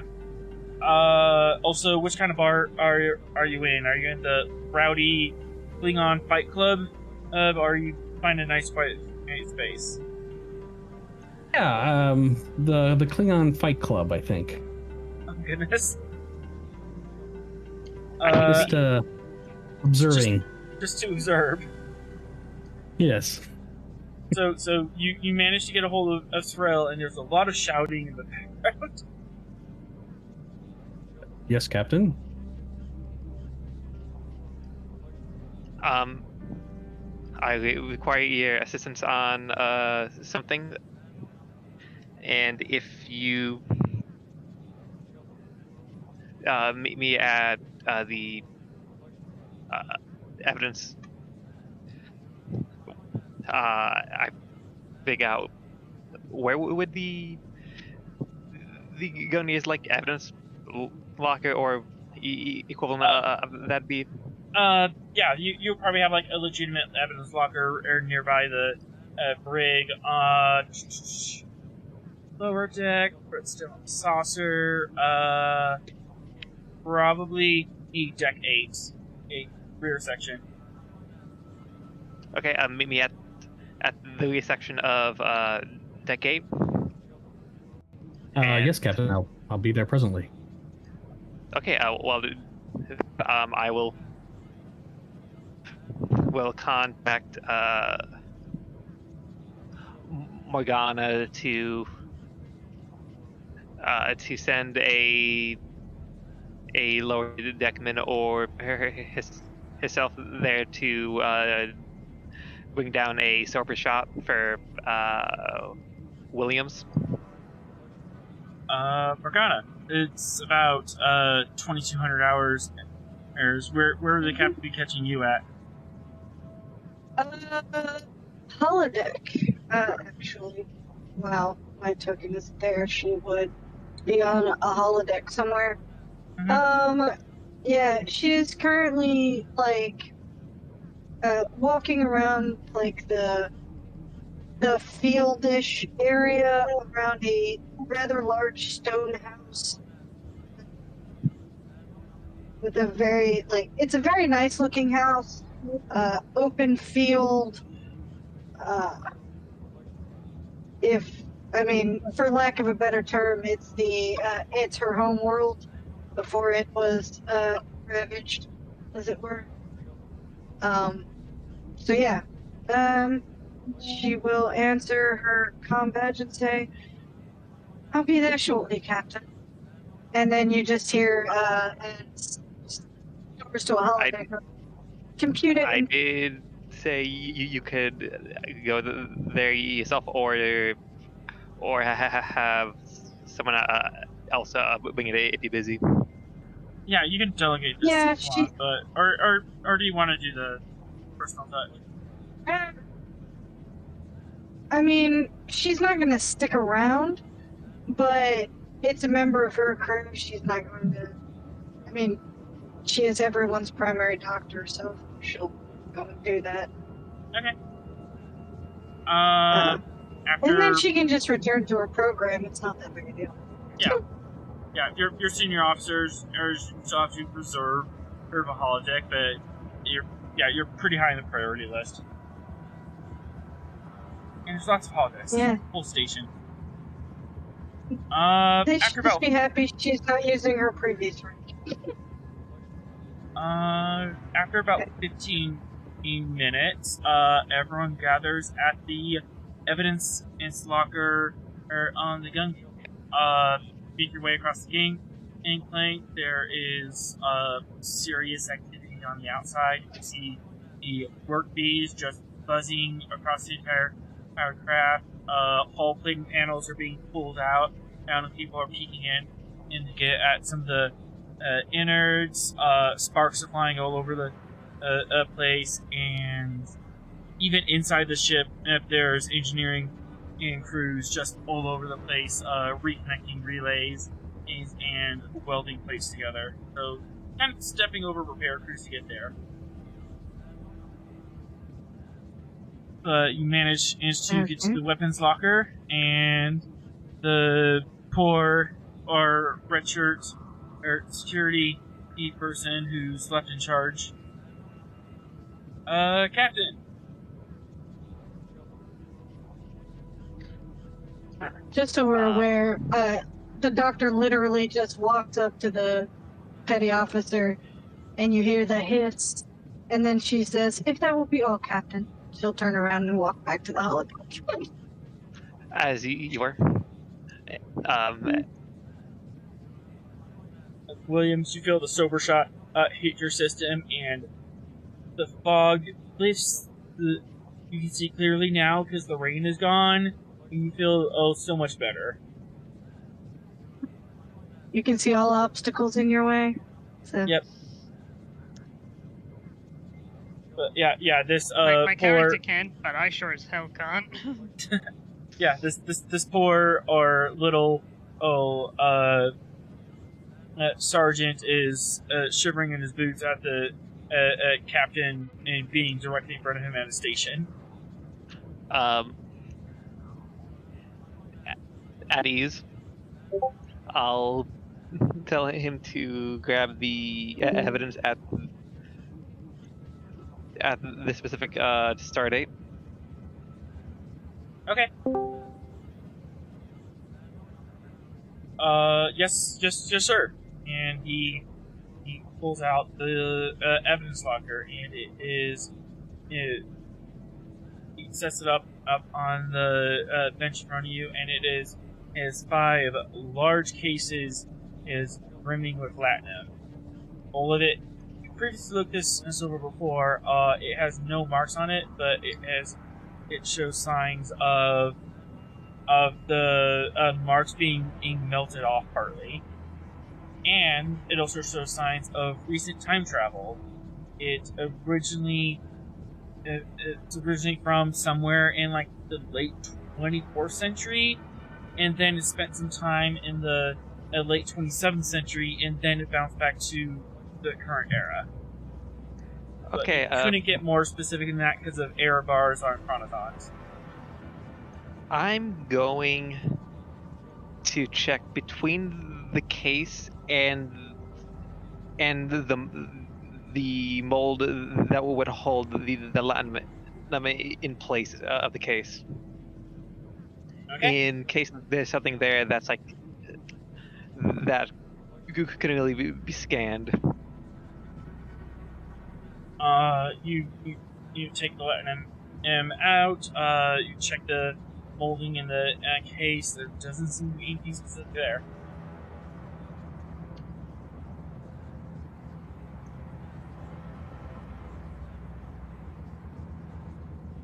Where else do you want to look? Scans you want to do? Yeah, I'll ask. I'll ask Sigel to scan it. And so I will. What type of scan do you want to do? And Calder, you can. Okay, so you can assist with your presence command. So my audio cut out for a little while there. What have we done so far with this in terms of scanning it? Anything at all? Not yet. Your predecessor found that it was definitely evidence of time travel. It originally was from somewhere in the late 24th century. Anywhere from the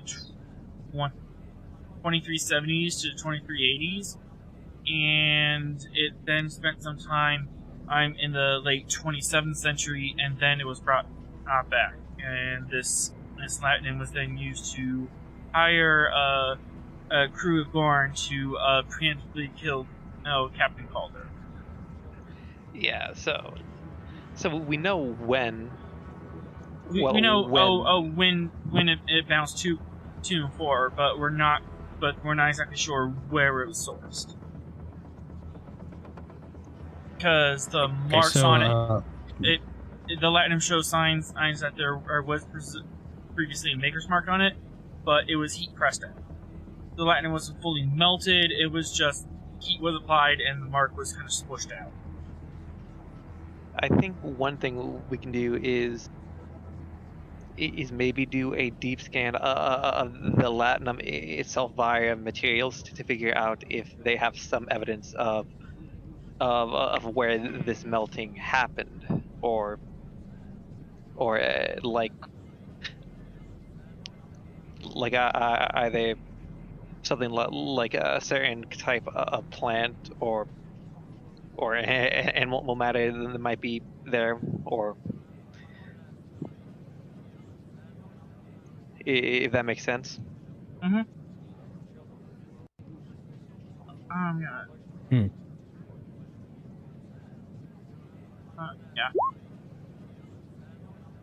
Yeah. To do that detailed of scan, reason science before, are on the Gungnir, so the Gungnir exist. Okay, difficulty 4. Comp sci, yeah. Computer science, so you can do like comparative analysis. Okay. I'll go. So, For, okay. Yeah, I'll go for my assist. Who wants to go for the Gungnir? Commander Ross, you can grab the ship for us, please. Will do. And Sorrel, how would you like to make this roll? Well, I'd like to grab 4 dice, so I think I'll spend momentum and give 2 threat. 1 momentum, 2 threat? Yeah. Okay. Do that. Right. And would computers work as a focus for this? Since we're doing a comparative computer analysis, or I guess I missed a little bit there. So are we trying to investigate within the box, see what's in it, or are we still trying to sort of locate it in time? This is the Latinum itself. The Latinum itself. Okay, so just the money. All right, there's nothing in it. Then we are just trying to locate it in time. Well, more in time or in space. Yeah, more to like maybe a deep enough scan will find like where this platinum was made. Gotcha. Are they?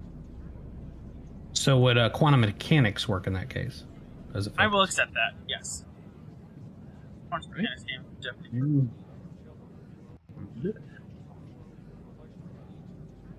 Assist.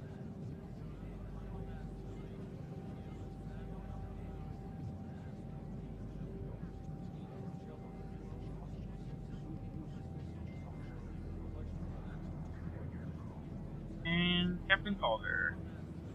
You're assisting? Yeah. There it is. Oh no.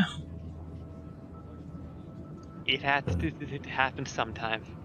Yes. Do you have that stand, or do you have something to work with it? Okay. So far, the only thing is the momentum that we already have. Would you like to use that, Bosch? So it's up to you. I think that's perfectly. Yeah, let's quash the complication with the momentum. As the captain, in his attempt to be helpful, is offering any suggestions and trying to ask about this bandwidth or this other bandwidth, but you're eventually you just go, no, I got this. I'm a professional. Just let me do my job. Not quite micromanaging, just being too helpful. But I am going to send this to you in a message.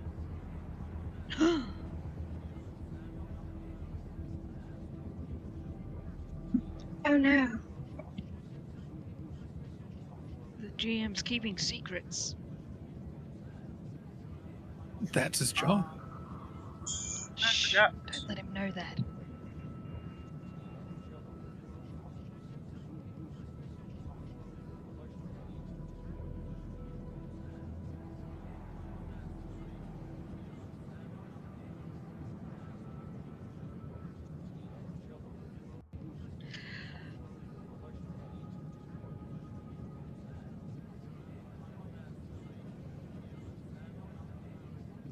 I do imagine Sarissa and Williams are off to the side, just like, yep, we're here.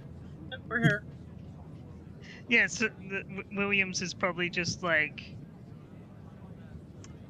I'm more like I'm an investigator, but I'm more of the interrogation room kind of person.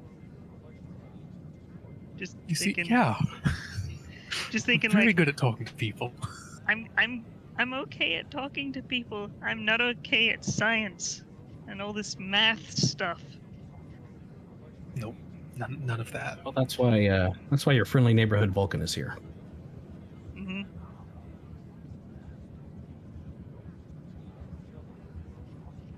Get me a witness and I can get you answers, but not from a block of metal. Metal doesn't talk. You need only know its language. Metal doesn't have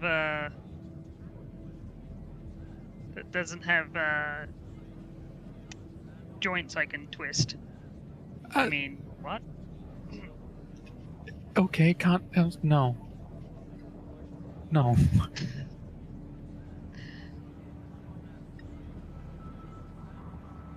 Alright, analysis sent. So Sorrel is looking down at his tricorder, and he raises an eyebrow and says, "Fascinating. Captain, the quantum analysis suggests that mine from a Federation mine near the Betreka Nebula. Its radiation tags are from that nebula.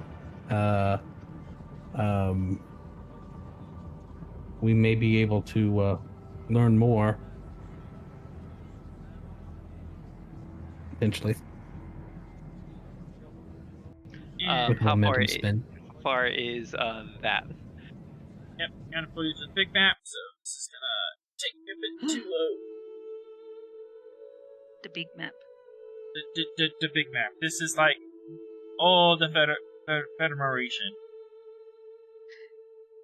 So The big map with the shinies. Yep. So you are. Alright, I'm gonna ping. Alright. Allie. Alright. Deep Space Aegis. All the way down here in the air near the rim, southward.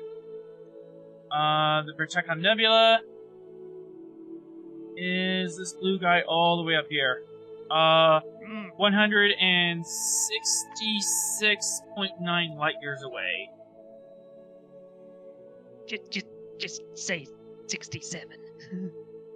I like the points. It makes me sound nerdy.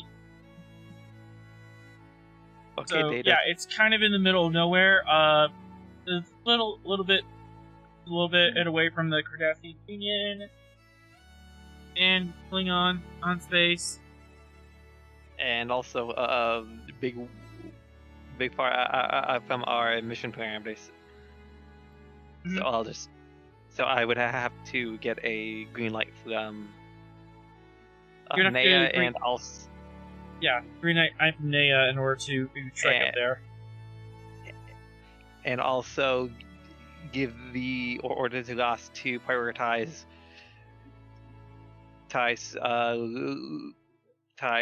repairs that are exterior and focus less on stuff that can be fixed while the ship's flying. So while they were doing that, Williams is gonna she's gonna look at one of the containers and looking at it, she's like, I wonder, and she's going to try and basically, she's gonna take all the latinum out and then try and see if there's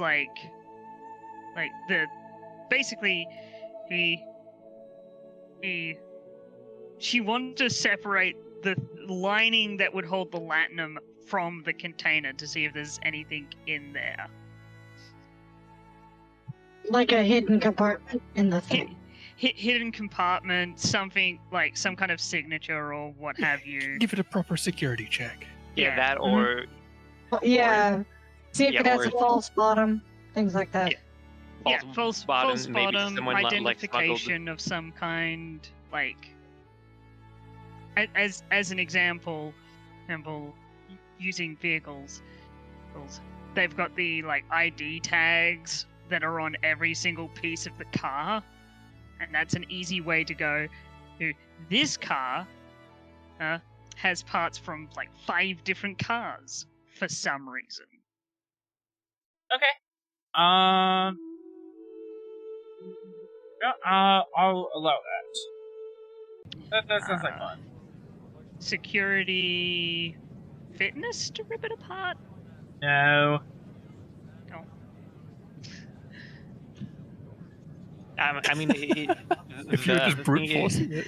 I mean, the thing is, these are just the equivalent of just sliding them in, not like them being like glued. For my guess, So what would it be? I think it would be. No, if you're just ripping the foam out. Like, I'm think not trying to be scientific or anything about this. This isn't like. Yeah.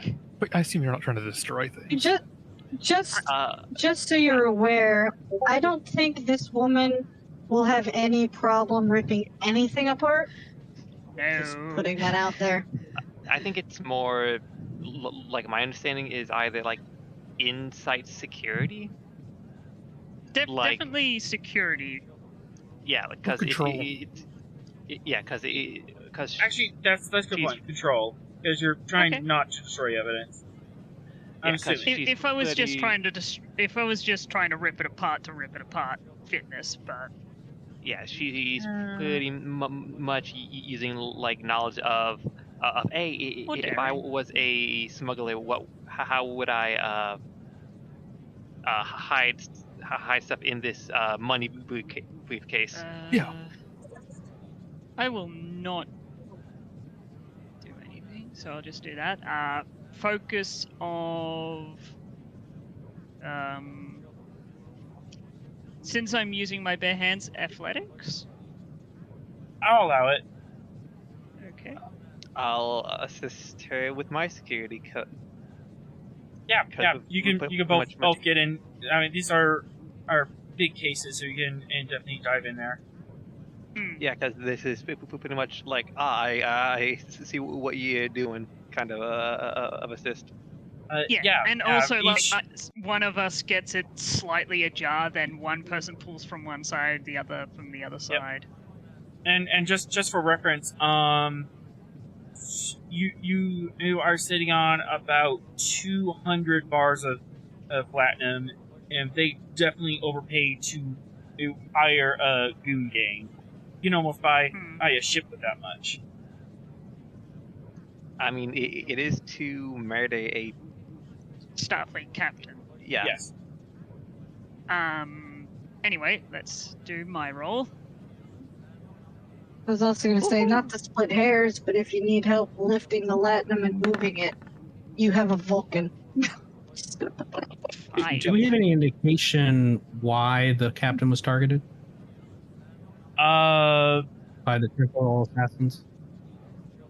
No clue. The Gorn weren't given details. They're just said, "Oh, go to this planet, make sure this person and doesn't make it off the planet."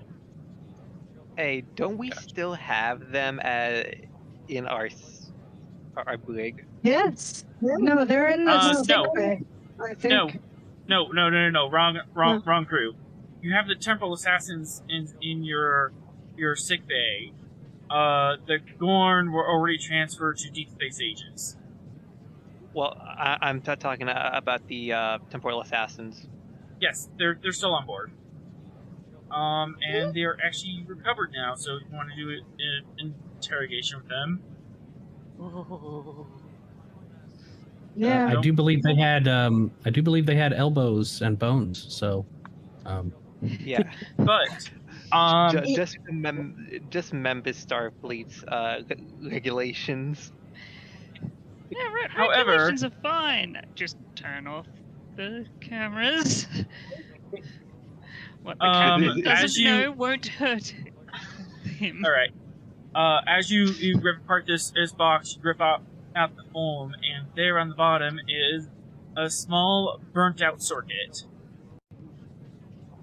It's like a thumb sticker that was down on the bottom, but it is crispy. However, you could get it off and take a look at it if you're careful.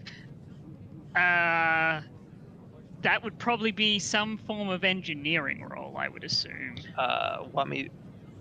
I could call Like, it's Ross's turn to join the party. Feels so yeah, left out. she'd probably see the like chip, and she'd be like, "We're gonna need an engineer to remove this. But if there's one of these, there might be more." And she proceeds to climb out and go over to the other cases. Yeah, you can definitely call Ross in. Ross, it is probably about this point. It's like 2,300 hours. It is pushing midnight. You've been in partying all day, and formalized meetings and stuff, informal meetings. And where would you be at?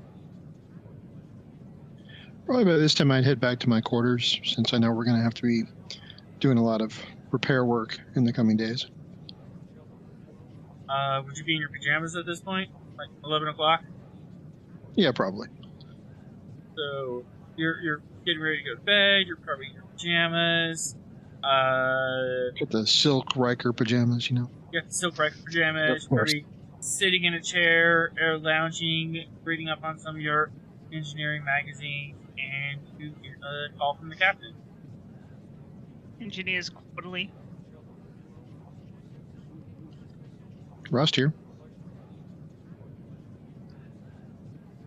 Ross, we need your assistance in the Briggs Everest locker. I'll brief you when you arrive. On my way. I'll get dressed and head down there.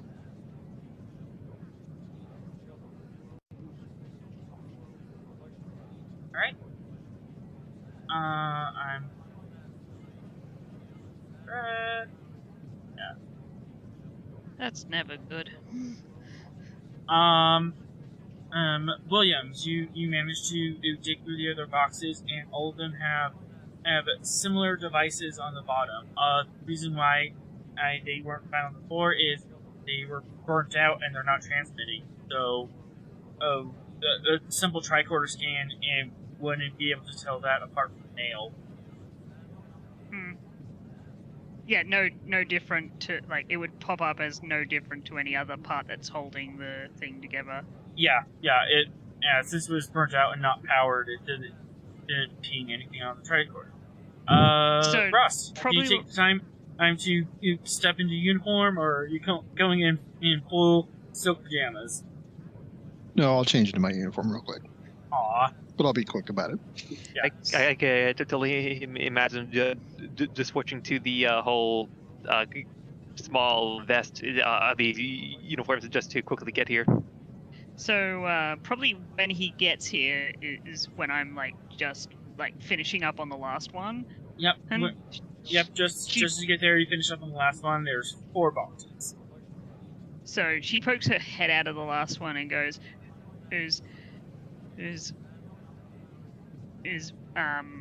why didn't anyone rip these apart? There's 4 of these things. And she just climbs out of the crate. There's a big pile of platinum on the table, and there is black foam all over the place. Just chunks of it strewn across the floor. I think we were more focused on the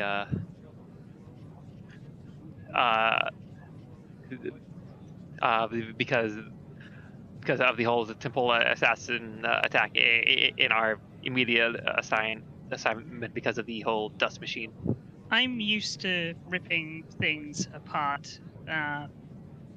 Used to work for a colony defense force and smugglers.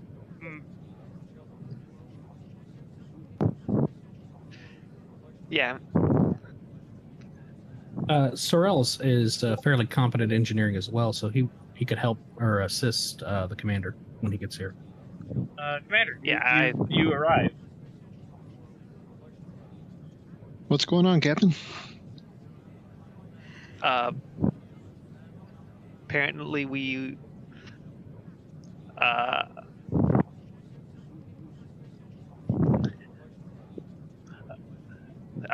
Crewman Williams found a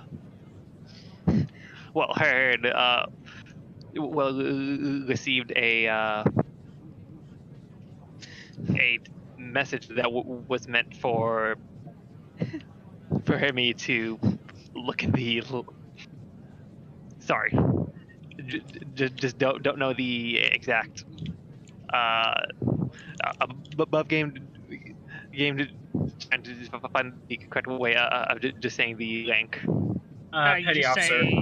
Chief. Yeah, you say Chief. it depends on how formal you want to be. Chief Petty Officer works, but Chief also works.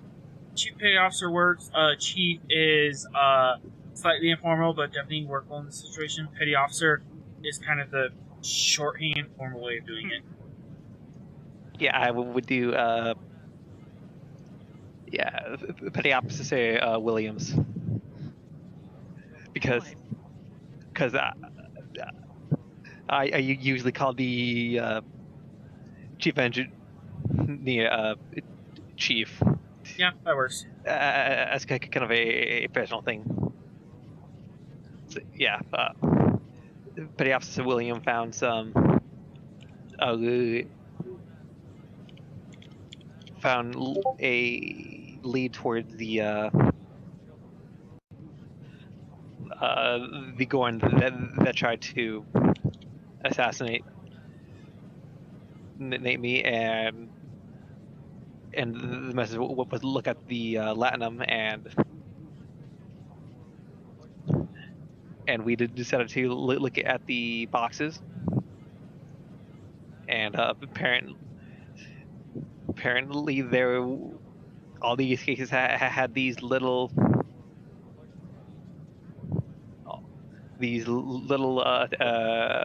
tech kind of panels as he's pointing at one of them. Okay. Well, let's have a closer look here, and I'll whip out my tricorder and scan them and see what I can gather on first pass here. Control engineering to computation 4 to get a closer look at these. By the way, Williams would state that they are burned out. And it's quite obvious that look at first glance that these circuits are burnt out and fused slightly. I mean, will Sorrel be able to assist the commander? One person can assist. Sorrel, you can be that person. All right. Ross, how would you like to make this roll? See, I don't think I have any applicable focuses here, so. Any you think you can talk me into, or? Deflector shield, force technology? No. Computers. Yeah. All right. That's a success.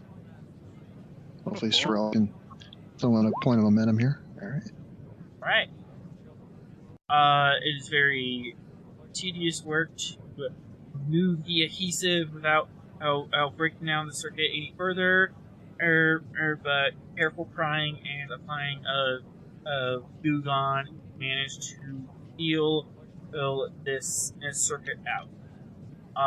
And you flip it over, and on the back side is the symbol for the United Federation of Planets.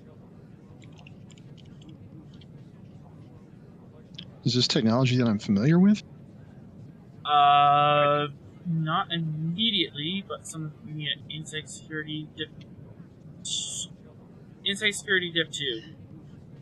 Okay. Do you want to assist us, Augusta? Does it say made on Rigel 4? I say you also can have my assistance. Sarissa, you would be familiar with the tech. Oh. So you Like it's contemporary from our timeline, not from the past or from the future. Security officers would be familiar with this on site now that is out of the case, and you see the non-crispy side. I mean, I was a security officer. I mean, we got to roll. I'll assist.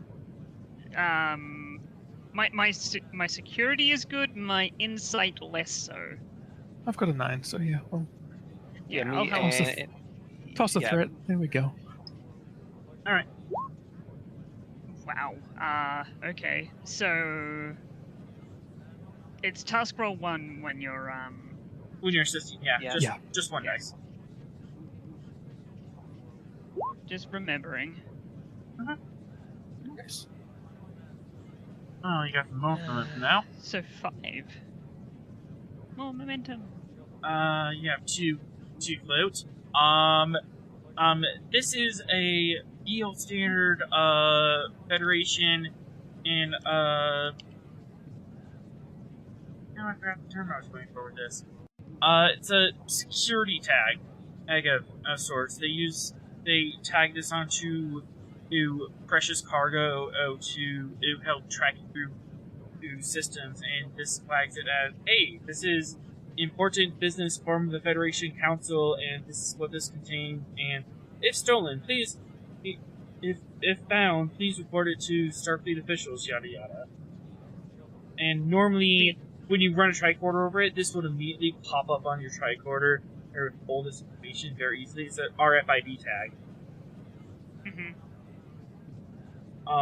But apparently these circuits are burnt out by some sort of EMP pulse, and that's why they didn't appear on the initial scan.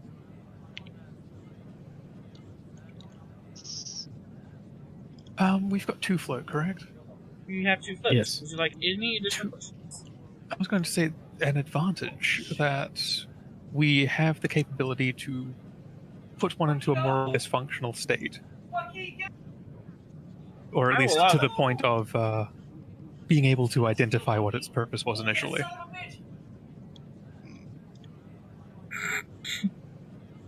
Sorry, someone decided to get very loud in the background just then. No, you don't say. Yes, I'll allow that at advantage. You think you can get all of the bits out, you might be able to put them together and get one functional model out of it. Suggest that, because that sounds more like an engineer thing than a me. Yeah. That's I can't help with that. I can help. I've done a lot of engineering help. But to be fair, that person died. I'll just go over here in my corner. You're being helpful, Williams, I swear. Thank you. No, she's being helpful. It's just she can't be helpful with this. Yeah, if my other security person was here, he got promoted from Master Chief to Officer, so he knows exactly what you're doing. So where did this bit of intelligence come from that led you down here? I was, let me just put it this way. Someone walked up to me and said to look into the Latinum. I then eventually found the captain, after forgetting about my comm badge. By the way, do not get into a my deeds are better than yours competition with a Klingon, especially when there's blood wine near. But that's the best time. Anyway, after telling the captain, me and the captain found out that, well, whoever I talked to, one, disappeared out of nowhere with no sound of a transporter going off, and two, any recording of that conversation has been automatically wiped from the computer system of the station. So, yes. I do need to let Commander Wright know about. Not wanting to step on any toes, but maybe you should get all of Command Staff in on this, because it seems to have escalated with the finding of, and she gestures at one of the fried chips. Oh, of course. It's just my place would be to tell her, and then she'll tell the rest of our squadron's command staff. I could tell them directly, but that is more stepping on toes. It doesn't seem as urgent. Yeah, unless for a situation you would tell us right and right would make that to the rest of the squadron and staff. So that's to put together a somewhat functional one out of the bits and pieces of all. Yes. And you are successful. And that's also me saying, I can't get the rest of the Tiger Squadron players on. Please don't make me do that. Yeah, and also, so pretty much the entirety of Gungnir is currently here, who's online. Yep. Courtney's gonna kill me. He's not gonna be happy that I'm doing this to his baby. Rust, I'm going to send this to you on Discord. As I have to remember what this is. It's a problem that I need to handle as a security problem. Great. Yep. But before the night ends, we'll roll more into that so we can figure out a little bit more about the computer glitch. Because that is kind of fascinating, if I do say so myself, as the GM. God, patting himself on the back. Yep. Yeah, is that a good or a bad thing when he does that?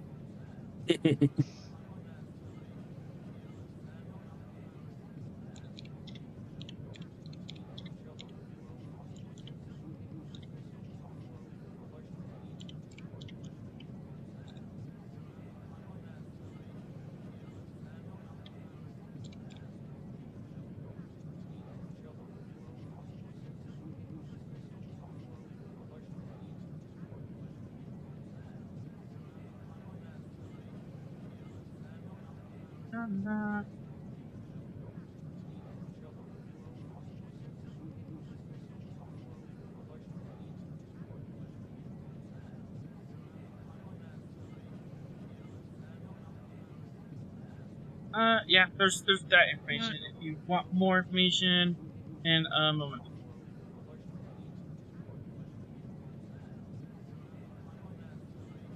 You said more for momentum? Yep. Yes, please.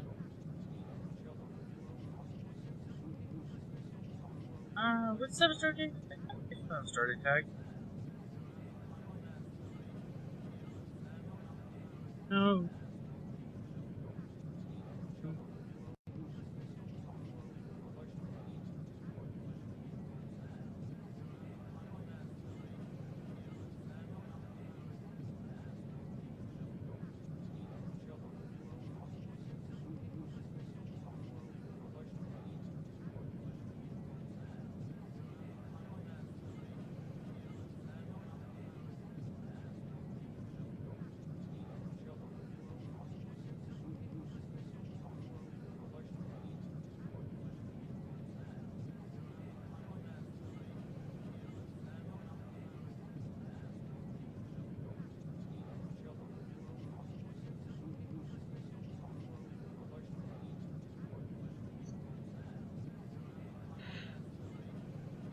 This is one long silence.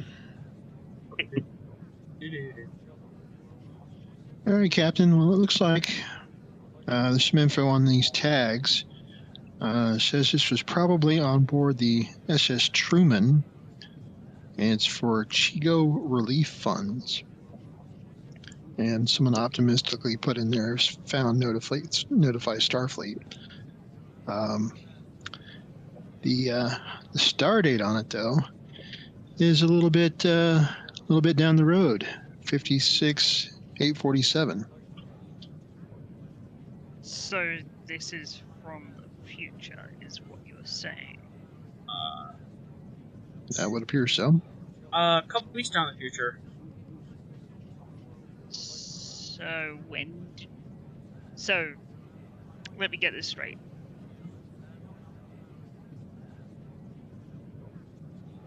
should we mess with the fact that it's not been taken yet? Technically, by temporal prime directive, we can't. Well, you can't. I can't. You know what I mean? Can we find out where the Truman is now? Yes, that would be Captain. my jurisdiction. Yeah, Captain can or Sorcerer you can. I mean, he can by rank. I can because it's a security matter for the station. Yes. Can, yeah, the two. I'm probably assisting you here. Computers. I mean, like, from my understanding, we are kind of preventing a temporal incursion that's going to be happening soon. Yes, but wouldn't it also mess with our past? I mean, so far, like, well, if the theft hasn't occurred yet. You're talking to a technically 10,000-year-old Cation. Because she went back in time, not because she's from then. I mean, the doctor of the Gungnir is actually 200 years old. Which is fun. And Calder took a 200,000 year nap, so. Eh. But to find out where the Truman is now, Reese commanded to assisted by Computer's command of either the Gungnir or Deep Space Erykannia, whichever one. I'll take a.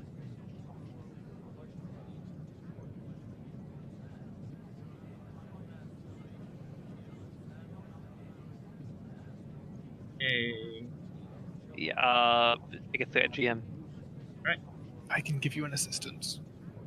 Okay. What's the our DSE's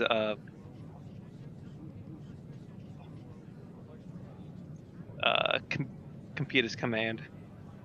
But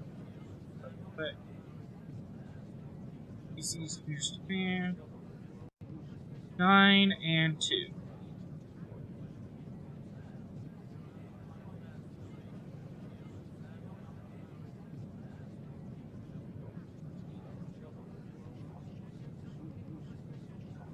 Gungnir will assist. Last, can you roll that for me? Sure thing.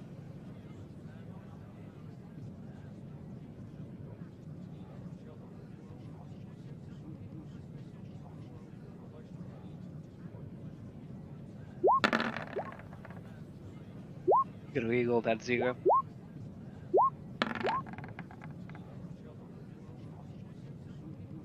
Okay, so that is 3 momentum.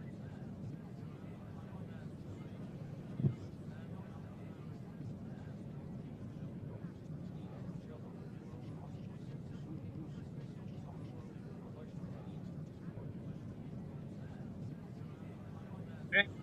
And sorry, I typoed on the date it was written, so to correct that.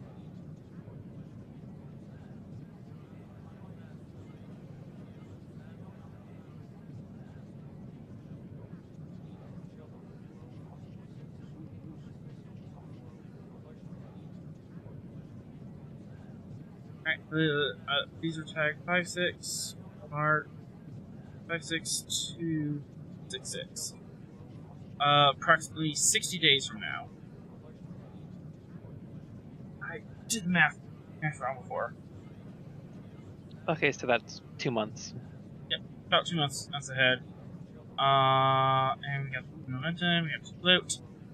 Currently the SS Truman has been commissioned by Starfleet, camp by the Federation Council to meet up at Starbase 21 to be loaded up with platinum and relief gears for or the Chigo Relief Fund.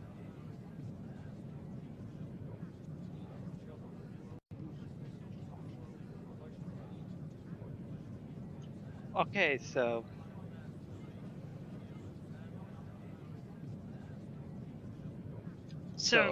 by not doing this, this might affect our relations with the Chigoans. Mm-hmm. The issue is if we stop it from happening, that could mess with the timeline. I mean, so far, timeline-wise, it would,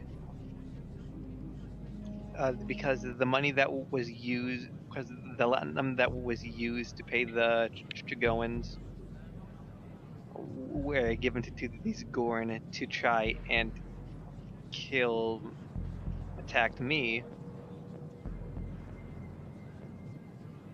That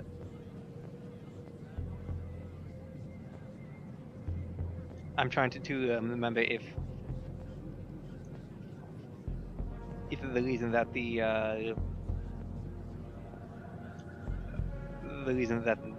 Gungnir went to the planet I was on was from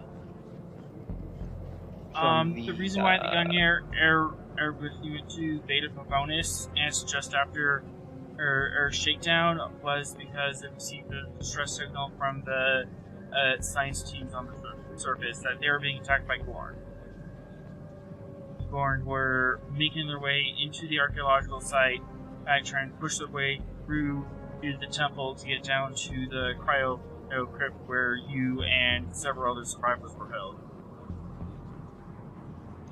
Okay, so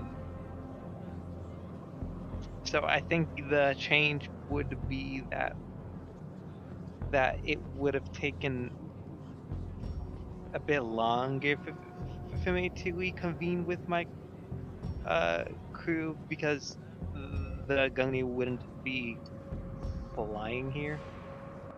Well, flying to. You're just in pure guessing territory now. You're dealing with multiple timelines and stuff. So good luck. I mean,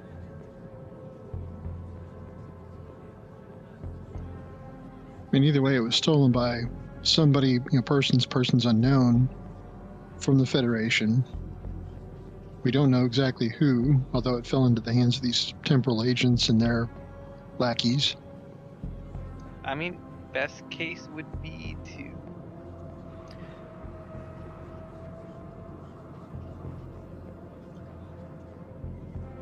I still going to have to talk to Admiral Naya about this,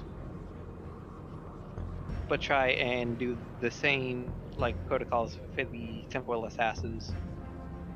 Do have 2 float on the table regarding finding the SS treatment around Garbage 1. Would you like to use that?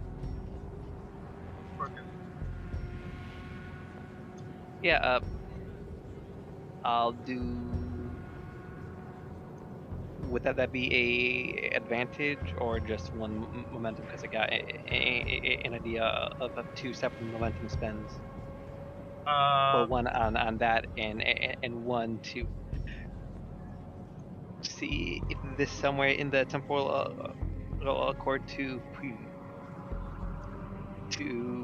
prevent a temporal incursion. That's a separate issue, but any advantages or any extra information you want regarding the SS Truman's location. We'll do a separate roll for the temporal accords. Okay. So anything else? The location of the SS Truman and how to use that information for good or for ill. Some options are we could have them change the route so they're not ambushed, or have an escort so they could defend themselves. If they come through deep space, just get an escort. The Tiger Squadron has a wing of fighters that go along that route with trade vessels. Yeah, if they're not busy, they could assist in escort, but Two mentions sort of that advantage that the route does take them in through the escort or corridor. Sound good? Yeah.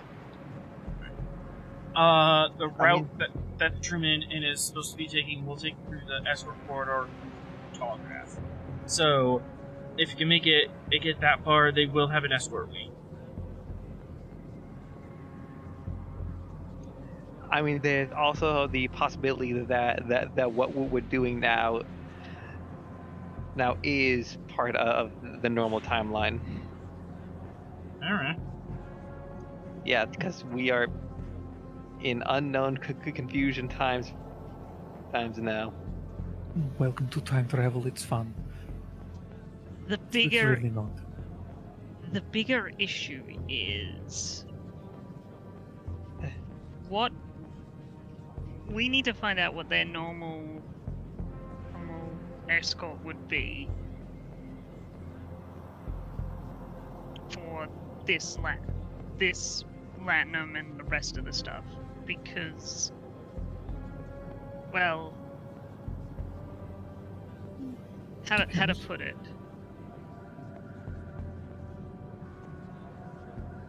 The moment we add ourselves in, either everything will go the way it's supposed to, or everything won't go the way it's supposed to.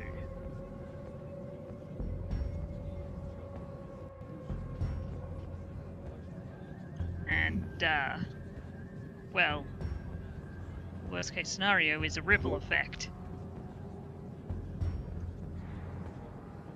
Yes, I mean, it's normally like that. It's always fun. I mean, so far this ripple effect would only affect the past two, like from when I, like around the same day I got out of cryo to today.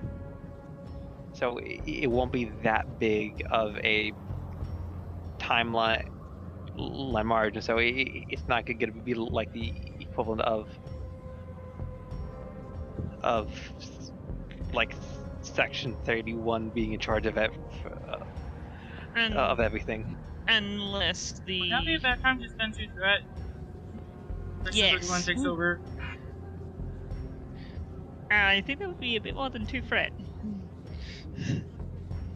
Yeah, that sounds like a kill-off play by cutting the scene now kind of thing. Mm-hmm. That's 10 threat. Thank God. So here's the issue. When this is taken, two things. Here's the thing. We don't know if this platinum was taken by the ships being destroyed, or if they were just pulled out of the timeline at that point, right? And the platinum goes missing, or basically, if they are supposed to have, if the latinum is supposed to be taken from a destroyed ship, and we stop that from happening, that's an entire ship still floating around.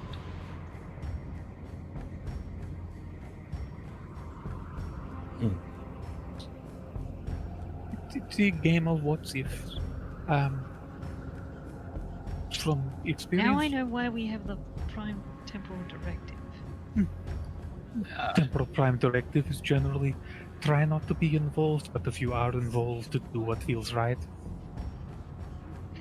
And I mean,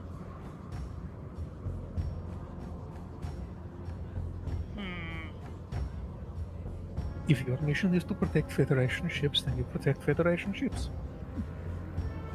Yes, but if it's temporally important for a ship to be destroyed. If it's destroyed by someone who's coming from the future or something like that, then it may not should have happened anyway. And it is.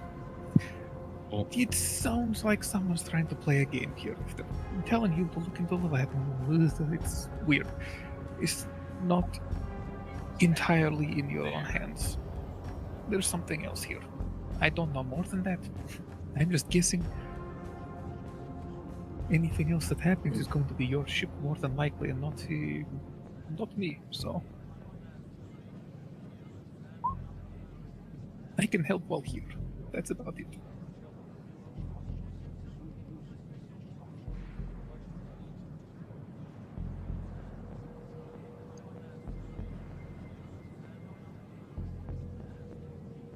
Captain, your orders at the moment.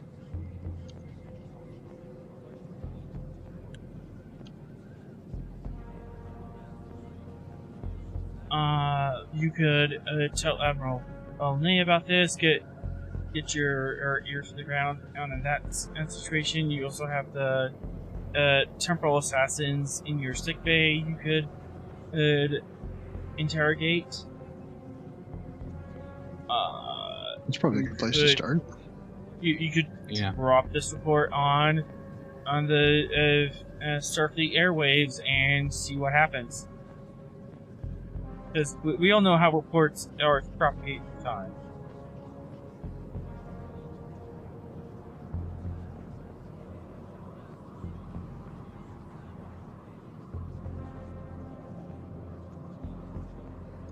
I think the best case would I could talk to Nera and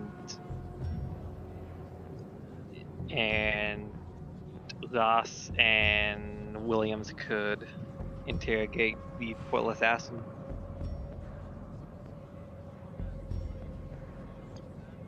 Kind of go at this at two avenues.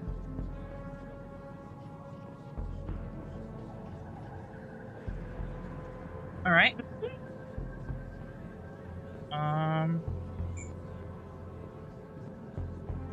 Move to the ship map and continue the music.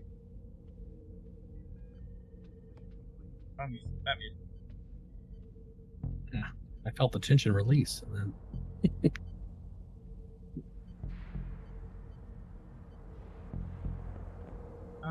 Okay, so we have the two Temporal Assassins in guest quarters right now under lockdown surveillance. Rost, our new CPO Williams. If you don't want me anywhere, I'll go back to the station. Same for Sorrel. If he's not needed, he would leave, or he would get back to what he was doing. But if you do need him, then but Sarissa's job is on the station, so she can't just idly hang around. Unless Sarissa has a purpose to be on the ship, she kind of has to be.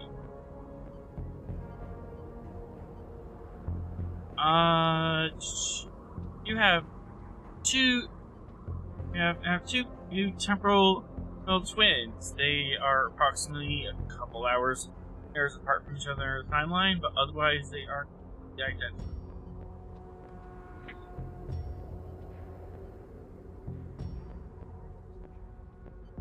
Okay. We'll pull up a chair, have them sit down here. One at a time or both of them? We'll do one at a time. That sounds good. Red or blue? Absolute arbitrary. That's arbitrary, Red. but it might be red it is. And are you gonna do this in the quarter in their secure guest quarters, or do you want to actually pull them out and put them in a security interview room? No, we'll do it in their quarters. Okay. Unless you have a reason otherwise. Protocol? Well, I was just thinking we could keep it informal so we don't, put them on their guard too much.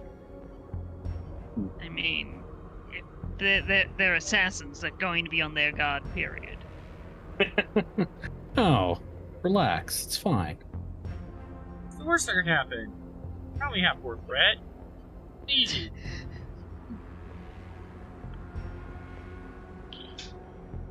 Well, if you want to take him to security, let's bring a security team with us and I mean, escort him there. We could also just stun the person and take them there. Doesn't seem like a very productive way to begin an interrogation, but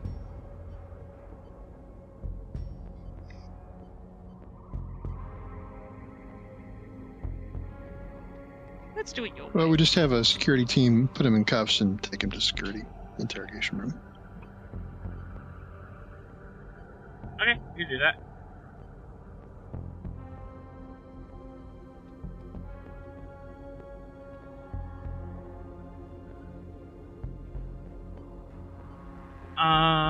She accepts the cuffs and calmly he walks down the corridors, takes the turbo lift, and get down to the brig and interrogation room on the side.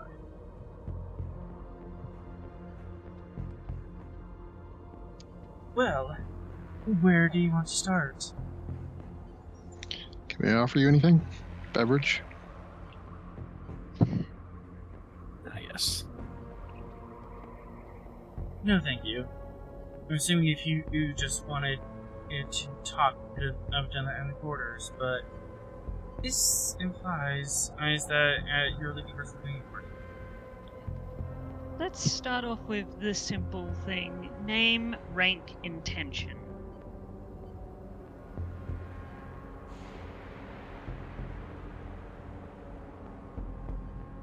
I'll write that down. I see.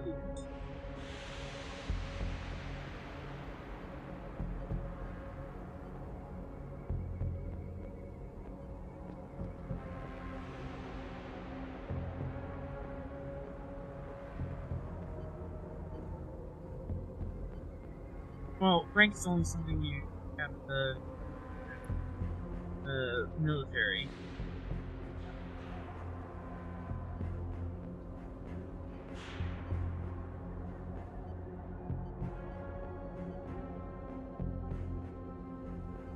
Yes.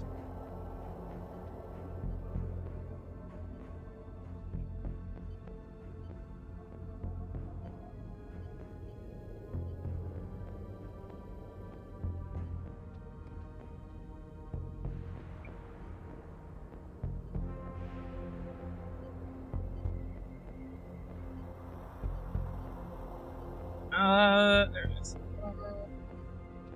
I'm called Altrellis. And initially my intentions were to follow the orders of my patron. But you seem to have given me another avenue.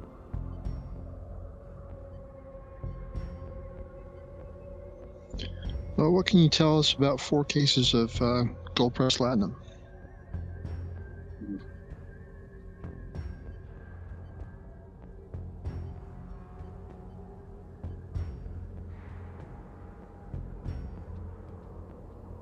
I don't know what you're talking about.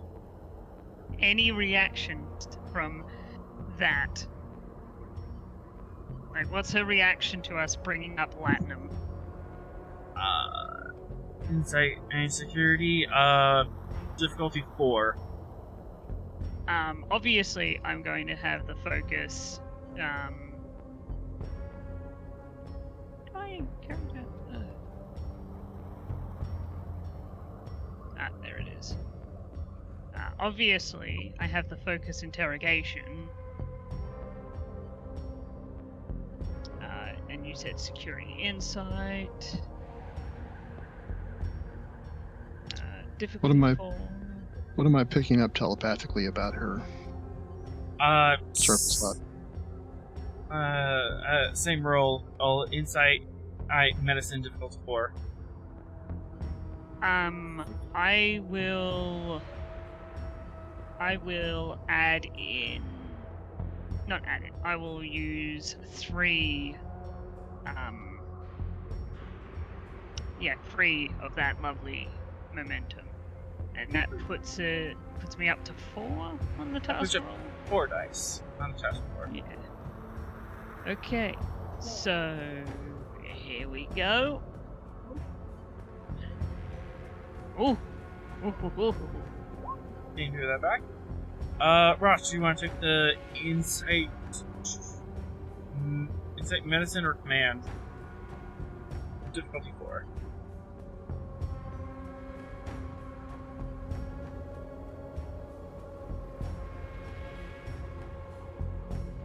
Insight or what?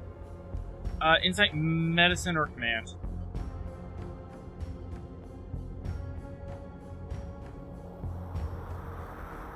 I'll go with command, and I'll spend 3 points of that momentum.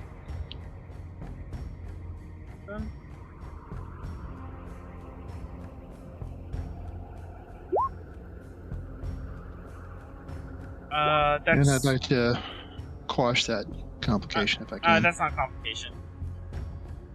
Oh, okay. This is a opposed roll. That was a 19. Just rolled. Ross, I'm gonna whisper you what she's feeling, but Williams, she is trained. She's Romulan and very, very well trained in hiding her facial expression. She has no nervous tics or anything, but do pick up of that. She's kind of bored and waiting for something to happen.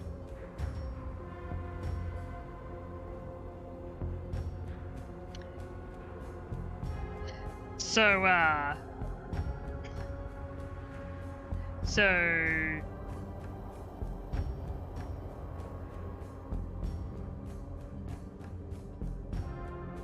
how to catch a time traveler off guard? Do something they don't expect. So we're in an interrogation room. She pulls out her so she walks up behind her and like gets a nice handful of hair and goes, want to know something that I've learned and recently? Do the unexpected.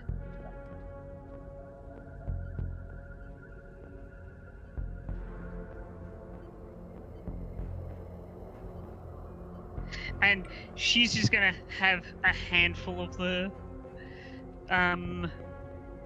Temporal Assassin's hair. And as she says, now, tell me, why are you so bored, and what are you waiting for? She's gonna moan seductively and go, "Oh, please, buy me dinner first." I would, but, assassins aren't really my type.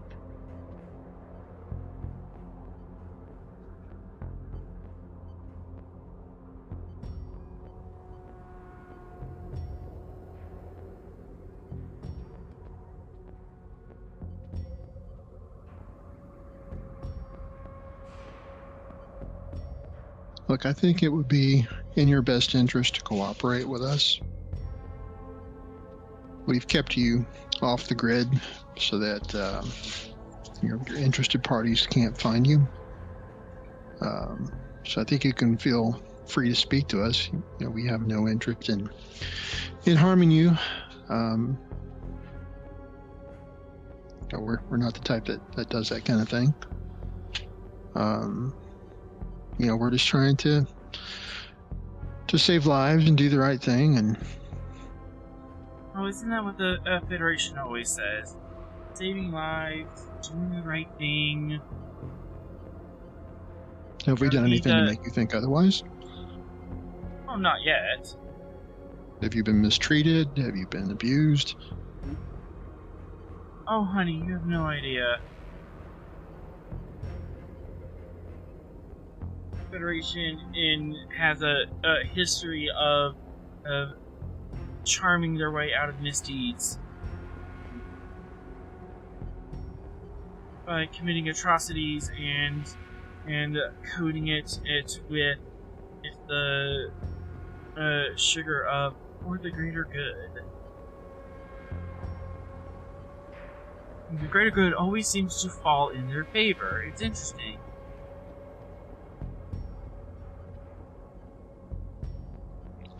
Well, I think if you've been around the Federation a while, you've seen life here is generally pretty good.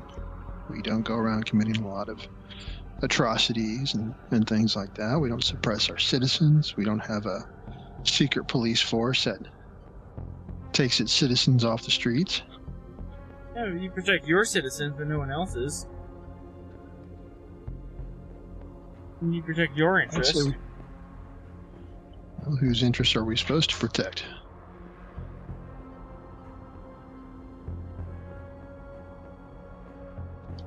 We're not to protect Romulan interests. They don't seem to be friendly to the Federation. But we don't go out of our way to antagonize or start trouble with outsiders. Again, not yet. You know something I don't? I know a lot of things you don't, dear. I'm from the future.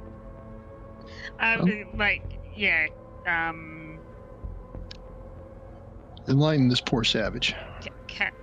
Cass's hand has moved from her head to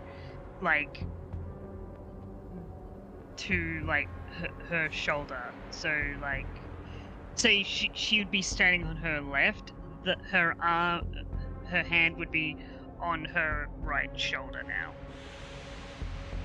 and she would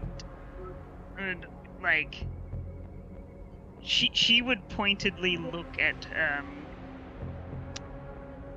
who's still putting names to faces and such, and voices. DXO. Commander Rost Rost is is the standing XO. across. Yeah. She would look at the commander and go,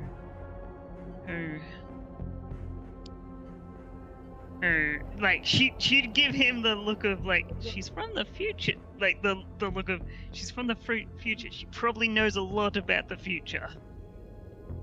I'm just trying to get her to tell me some of it. Williams, I'm going to give this as warning once. If you continue with aggressive negotiation tactics, it's going to start generating threat on you. So, you're fine now, but you're towing that line, and if you continue with aggressive interrogation and tactics, it will start generating threat on you. But you would be aware of that. I'm trying to be less aggressive, more letting her. I'm trying to let her know that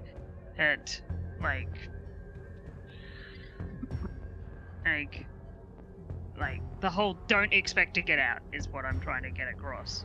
Okay. Yep. Sorry, since that wasn't clear. Yeah. Yep. Just at first make sure that we're the good guys. She isn't waterboarding. She isn't applying pressure. She did for that first grab of the hair, just as a. But this is just comforting in hand on the shoulder, yes, I'm standing right behind you. Yeah, okay. This is more I'm right behind you. No one's going to come up from behind you. I'm here. Kind of a combination of I'm here, don't try and escape, but also, I'm here, no one's gonna hurt you. Okay. Being a presence command, difficulty 3, to kind of walk that tightrope. Yep.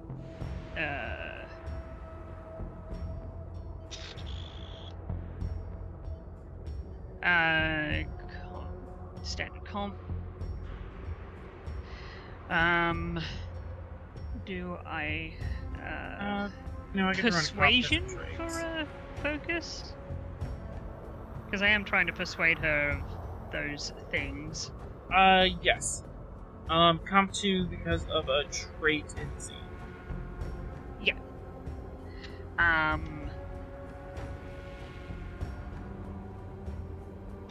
I'll give you a threat. Alright. Because you've got 4 going on to 5 now. Which means roll.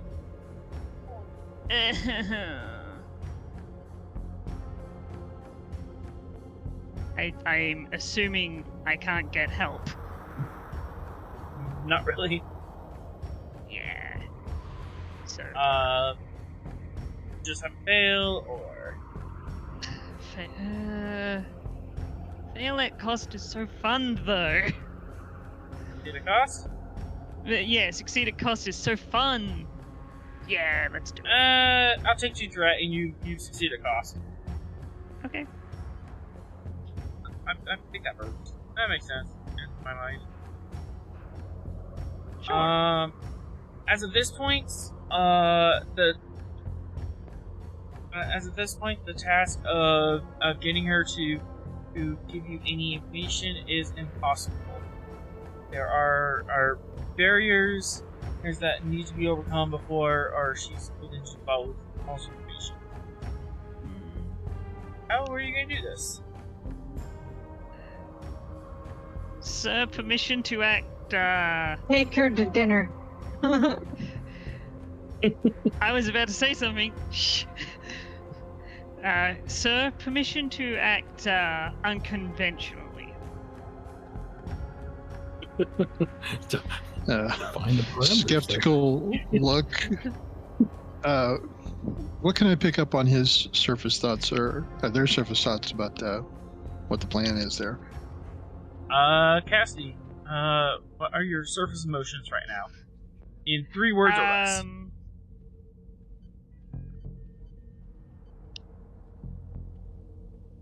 Emotion. Fuck.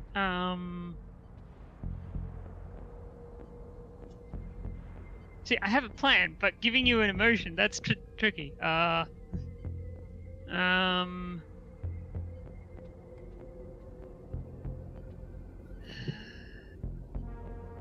Pleasantly annoyed.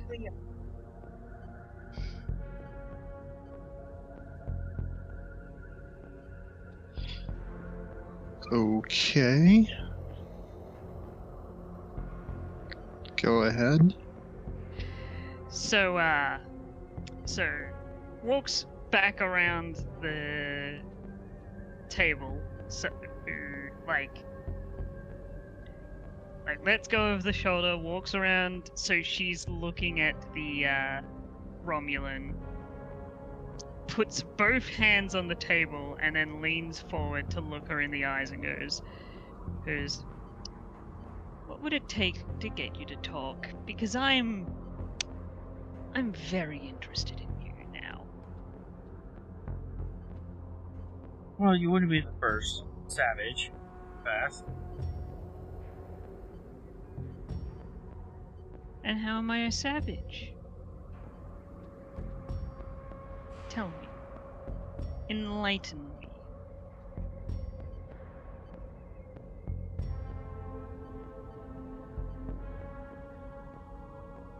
Well, you're still in the century where you are accidentally tripping over time travel.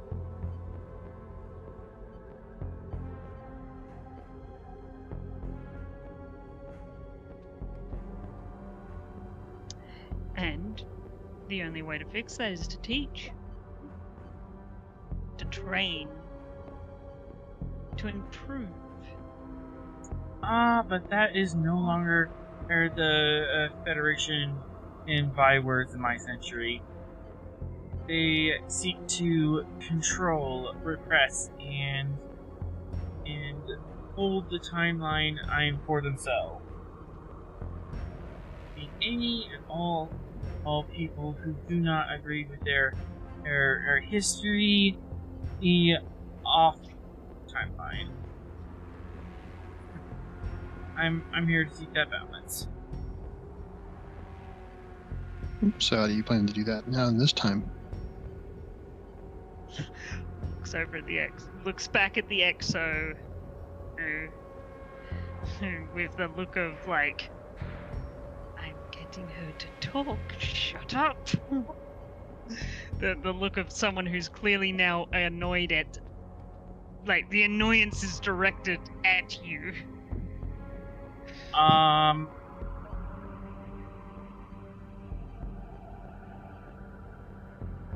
focused on Torellis, waiting for her to answer. You offer. You say you offer me sanctuary, and yet I am not convinced as that you'll be able to protect me if push truly comes to shove, nor that you are even willing to help me. I am, of course, your enemy. I mean, you're not my enemy. Well, you're our prisoner at the moment, and I can't guarantee to protect you from another temporal agent that comes back and tries to do you and your brother harm. I can't guarantee that, but I can do my best to protect you. We've kept you out of the official records in an effort to do that. You're not living in the brig. You're living in relatively comfortable crew quarters. I'm not tearing your fingernails out with a pair of pliers when I'm asking you questions.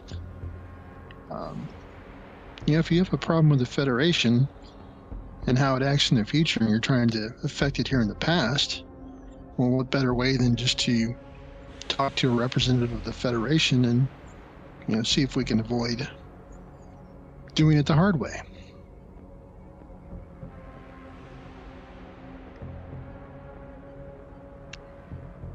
Commander,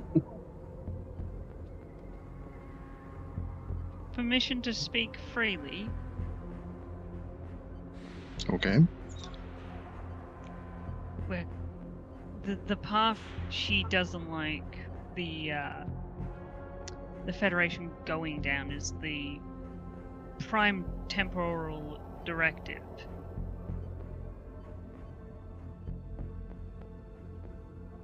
Well, look, if she's thinking that the Federation in the future has become some authoritative regime that is, essentially squashing every dissent or other point of view in the future, well, let's explore where that goes. She may have a point. We don't know. If she has a legitimate beef, let's try and address that when we can, instead of causing untold grief and bloodshed or whatever. I have an idea. I like ideas. She looks at the she looks at the temporal assassin, looks at the commander, and then proceeds to say, "Permission to room with the temporal assassin here. I'm sure she wouldn't mind, as I am a non-commissioned officer and don't have, well, I haven't been in as high up as you or any of the other command staff." I don't think that would be appropriate.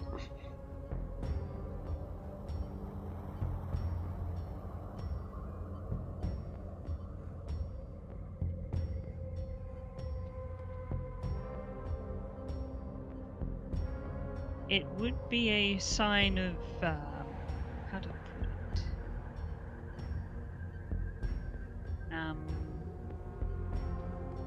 I'm terrible at words. Heck. It would be a sign of trust letting one of your subordinates room with them. I don't think that's appropriate here. See, I snore. I have... How many was it again? 5 different siblings. I'm used to snoring. Lectros, what do you say about what we're talking about here? Can you help me? You know, I'm trying to avoid a conflict. I'm trying to avoid a war with whatever you're fighting. So just be straight up. I'm a reasonable guy. Tell me what you're fighting against. I'm not sure that if I tell you any information and that it won't come back to haunt. And trust me, it haunts you every time. What can you do to protect me? Well, we'll keep you off the grid. How? I'm not specific. Well, we're not turning you over to Starfleet intelligence, which puts you in the historical record. You know, that's one way of protecting you. No one knows you're here, now or in the future. That's got to be worth something, right? Is another option.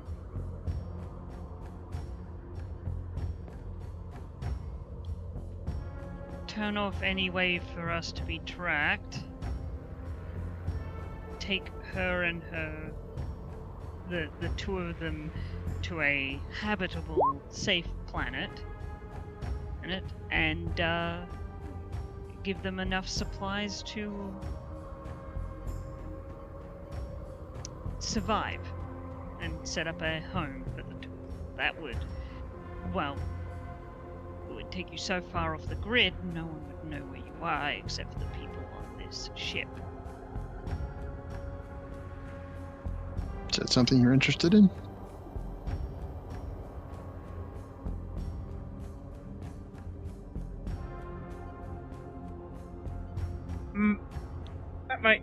That might interest me. With the right words given from the captain and you, Commander, you could even have it so no one on the ship could talk about what we do. Right protocol here, right protocol there. Protocol means paperwork. Can't keep paperwork under wraps forever.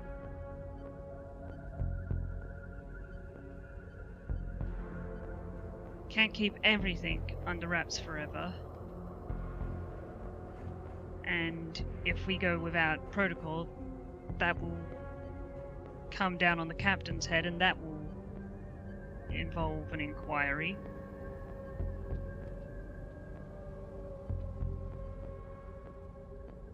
By doing something that that looks fine enough on the surface, no one's going to look into it.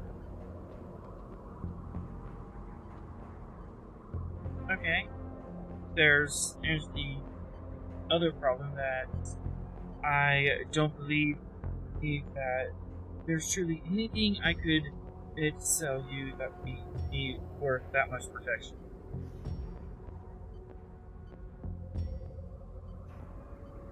You'd be surprised. How much of a cost is it going to be? Because I truly don't know much. You don't know why you were sent back in the past to do whatever it is you were sent here to do.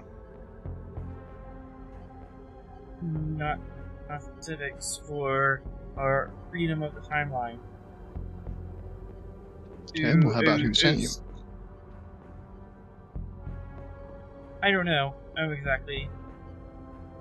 they found me in the late 26th century, but I've never been in the same time nor place as them.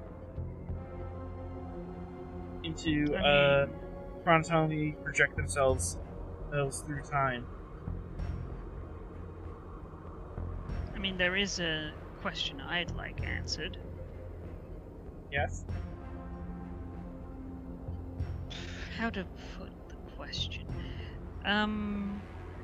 Could you clearly define what you mean by your previous statement? The timeline. I suppose I can boil that down to you. What was your highest grade level achieved?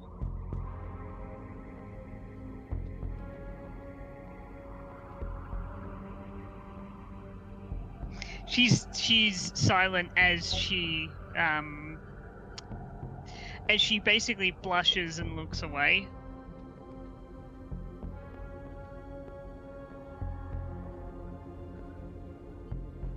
Well, you see, a timeline is a series of I know what a events. timeline is. I'm more talking about what you mean by your preservation efforts. Explain them.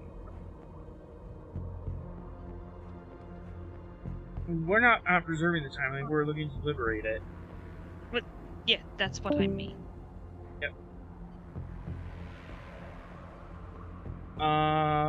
Yeah, we are here to liberate the timeline and allow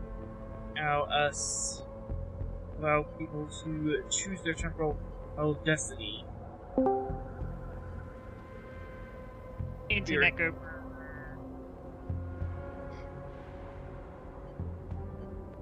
I'm You might back. need to repeat that last statement. Yep. Yeah.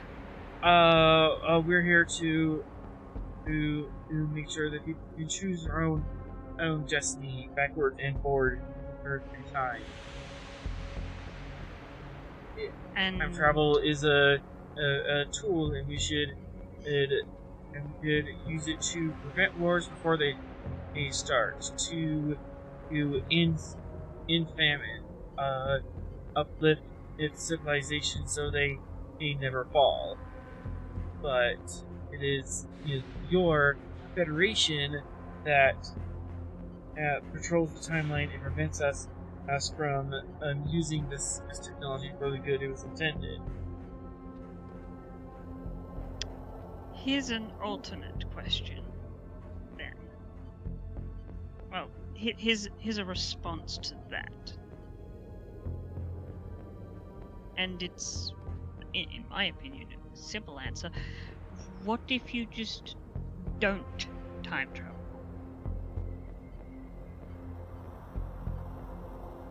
What if and what everyone leave the timeline to the winds of the Federation Council from the 26th century? Let me finish. What if no one time travels? You're looking at this from the point of view of, oh, well, time travel's a thing, let's keep it. Why not go back in time to a point where you can make it so time travel never exists? That'd be like going back in time and preventing the first Earth's warp flight. I believe it was the flight of the Valkyrie that came from Earth. Phoenix, cough, Phoenix. Ah, yes, Phoenix. I get the Earth mythological birds mixed up.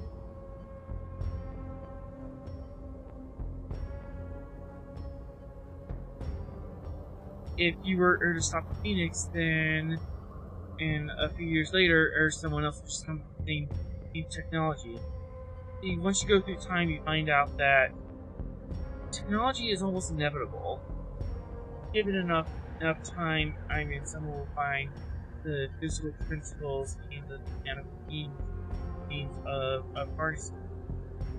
Whether or not you're aware of it or not, subspace is there. Dilithium is there. Warp coils will still work, whether or not you're aware of it. All it takes is one brilliant idiot to strap themselves to a rocket. Well, you need to get your wet stuff off. I don't want to. Get your wet stuff off. Oh boy. Well, if everything's inevitable, then what's the point of trying to change it? Yeah, we're just talking to girls. I'm bored now.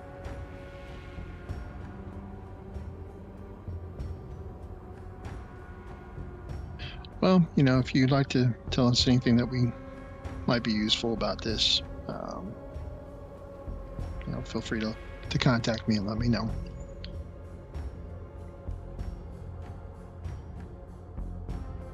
I'm just okay. I was just a ground force. I didn't exactly see much of the big picture, so I'm not sure or what you expect me to tell you. Okay. Well, if you don't have anything to tell us, then we're done here. And you're just going to release me to Starfleet intelligence and No. to the time. No. We'll maintain this arrangement for now. But I The haven't more given you information any information. Oh Why no, would you you do give that? me lots of information. If you're a temporal loose end, then someone's going to obviously do something about that if they find out where you are and when you are. So I don't think it's right to have that happen. I don't understand you, New Federation. How's that? Why are you going so far out of your way to protect me, your enemy? Well, how to put this? What? You haven't hurt me or any of my friends or any of my relatives, so you're not my enemy. Simple as that.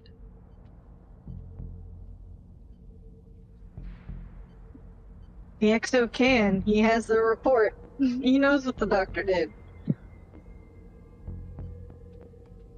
Yeah, I mean, one of our Federation doctors removed a device from your body that would have killed you, as well as your brother. Sister? They're both Sister, female. I'm sorry. Yeah. Okay. Yeah, they're both females. Yeah. I don't see how you can do any more to earn someone's trust than saving their life.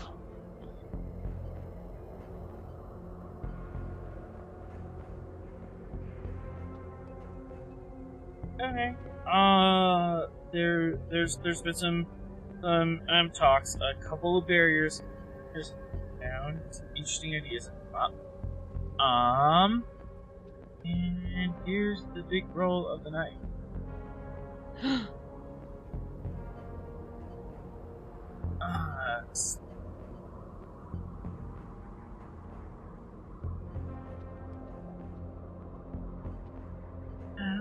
I can throw any complications on this.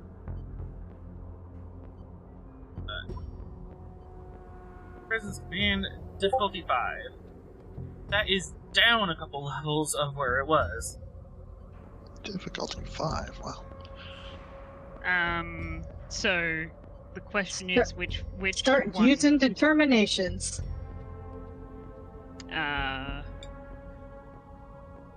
So as I was about to say, which one of us is the better at this? And which one of us is going to be assisting?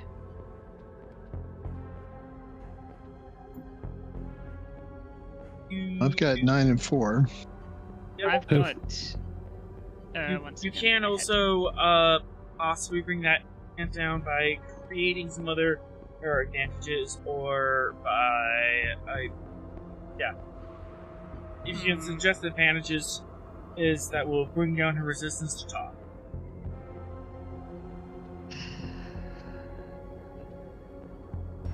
I have an idea, but it's really crazy, and I'm not sure if it would work.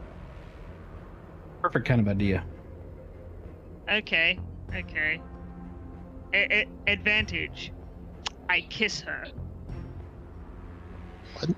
What? I don't know if that'd be I an need advantage. Yeah, I mean, Kind of depends. it on might the- be. I don't know. As you're doing this as a gesture of trust and camaraderie. What's the intention behind this? The intention is to it has multiple things. One, gain her trust and show her that I like her enough to do that. Right? And two, to catch her off guard.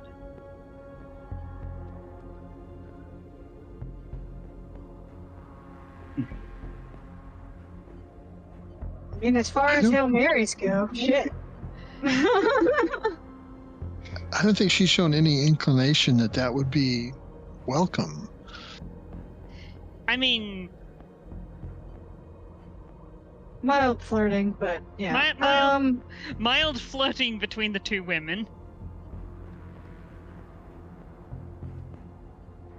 Unless that was completely intentional and the GM didn't realize it. That was intentional, but for different reasons. But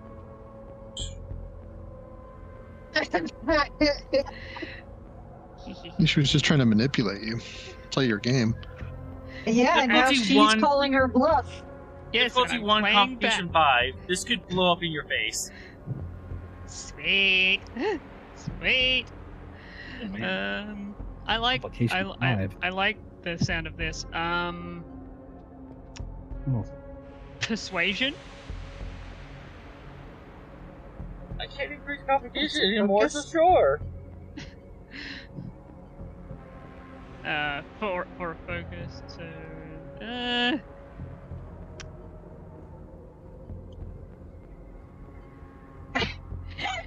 I'm just gonna use 2 dice because I'd rather save that 1 momentum for something else. So, risking it for the biscuit.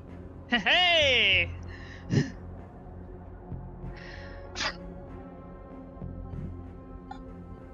Okay, so give me a moment as the GM has a meltdown. Yes. First session and I've already done it. Looking around and the GM.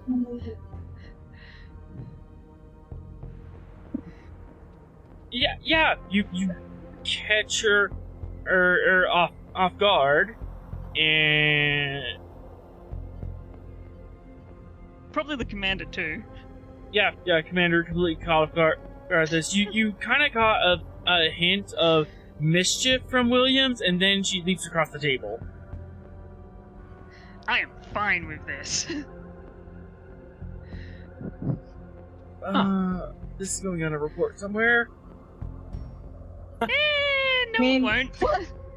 I mean, plus side, she's an NCO, so who really cares? One, and we've agreed not to do that. All right. So, she's caught off guard as you kiss her, and then you pull away, and she goes,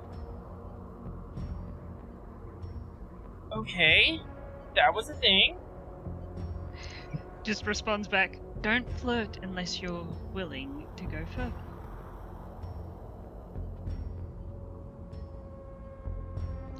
That's called continues to do his work at making the starship out of high school. Yep. Is this the Kirk technique in interrogation? It's also the Riker technique. I don't know. That just You is on ask her. the doctor. All right. Kirk so didn't usually just go straight for the kiss. I mean, there was some wooing involved. But Yeah, we had the two had There was light wooing. flirting. No, I admit there was wooing and there was definitely some flirtation and going back and forth. But I think Ross was definitely on the right idea that it was manipulation on her part, and she didn't expect you to call her bluff that hard, and she caught a guard, and now she's kind of sorting her feelings out. Like, wait a second. I was going to say, if you ever want a what would Kirk have done, all you have to do is ask the doctor. She can tell you. What would Kirk do? Anyways, Does so it have a pulse? that you know what? That puts her off kilter, but I'm gonna say she's off kilter enough brings up the complication by 2.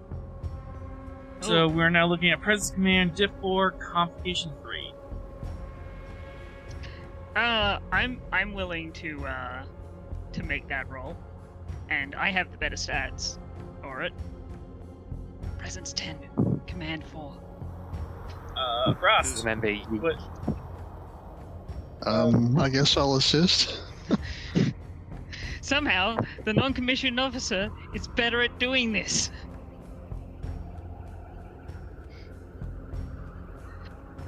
We're not looking at better right now.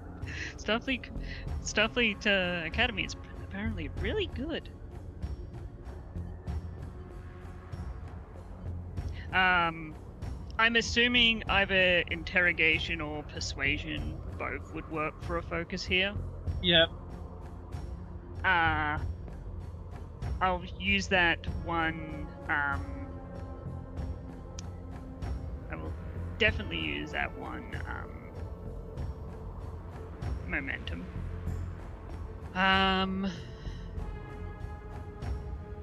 So I'm gonna use my I have one determination, right? Yep, one determination and per episode. I have the value. My values must be flexible like my commanders.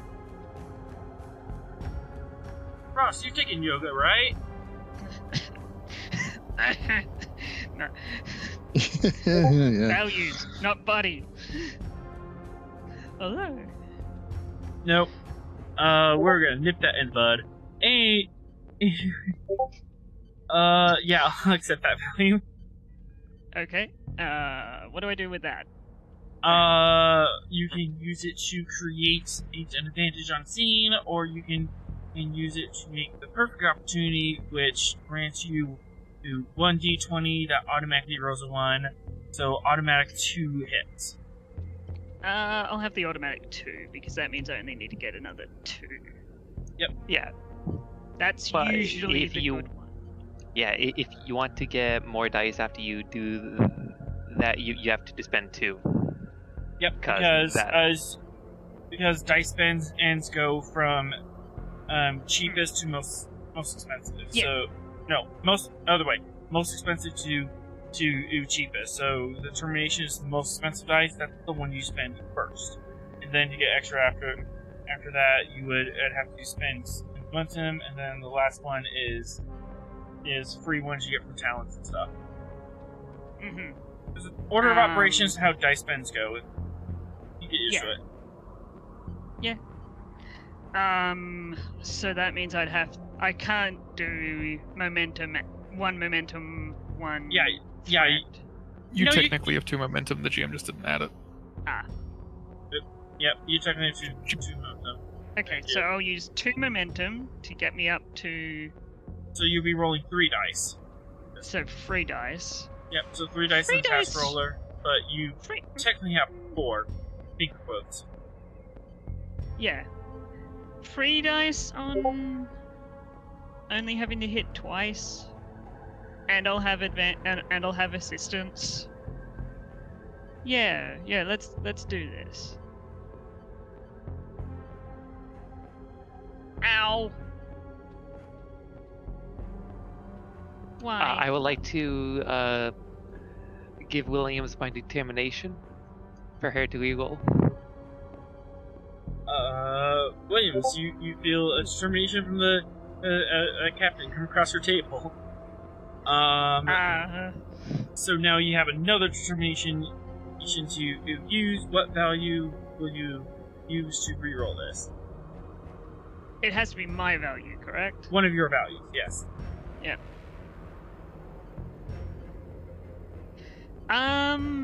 Protecting others is more important than yourself. Yes, you're doing this to grant her asylum, pretty much. Yeah, and she realizes by doing this, she's putting herself directly in harm's way. So I roll just the 0 and the comp. Yep. When you do a determination reroll, you can pick up as many d20s as you want to reroll. Yeah, so the 0 and the red 0. So I would do. Yep. Test roll 2 and hit it. Test roll 2. Roll. There we go. 1 minute. Ross, do you want in on this shenanigans? Just throw an assistance in. Sure. Can I use my palm leaf to lower the difficulty? Actually, that would work.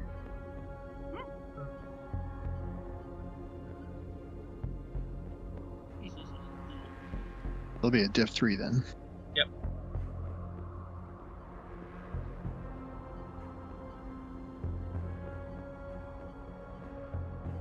And no, that would work. Okay.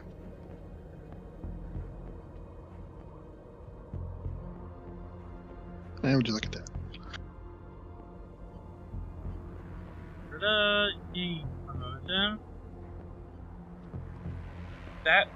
That got weird. That went in a direction I wasn't expecting.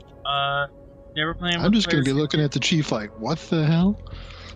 You gain a lot more than 1 momentum of that. Yeah, we should have 2 momentum. Oh yeah, because I forgot the 2 hits on top. Yeah.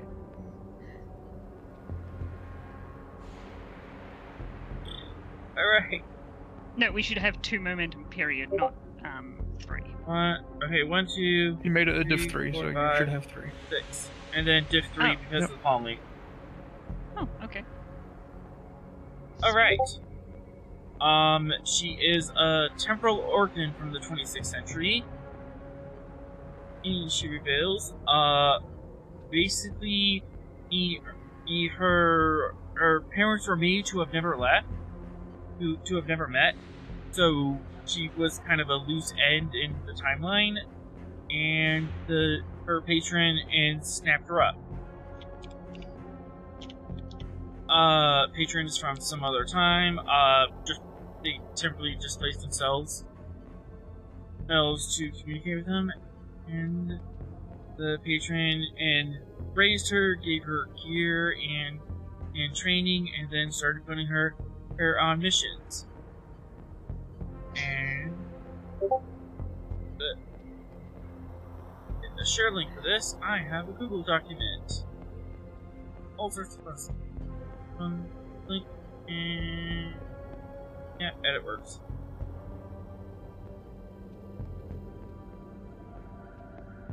Google document sent to the Gungnir air chat. Does that link work for everyone?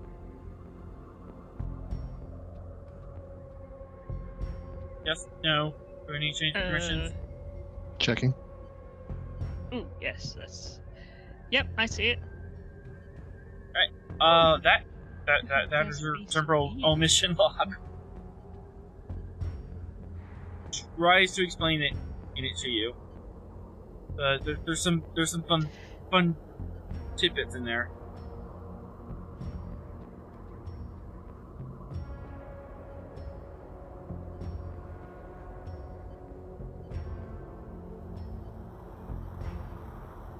At this point, if you would like, the rest of the senior staff can get a look at this and weigh in.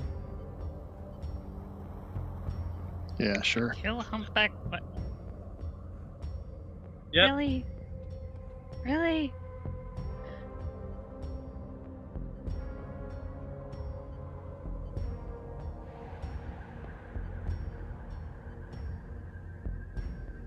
Alright, senior staff meeting. Everyone in the big office. What about me? I guess that's up to the captain if Williams is allowed into the senior staff office.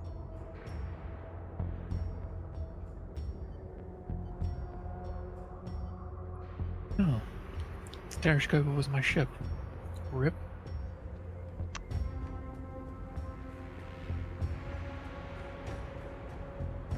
And yep, this is it for the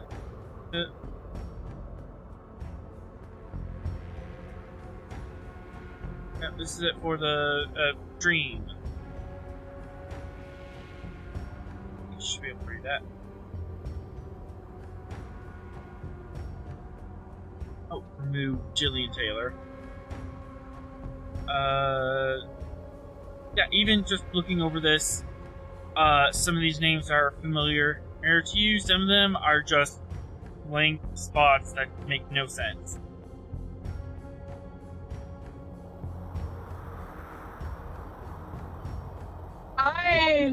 I have one question because I also was on the Terrascova. Yep. Particularly, when was this? Because I was the doctor on the Terrascova for a long time. I want to say it was approximately 18 months before she was destroyed. Okay, so I'm trying to think if Andal was the doctor then or not. Probably. Yeah, I think that's before Sarissa was there.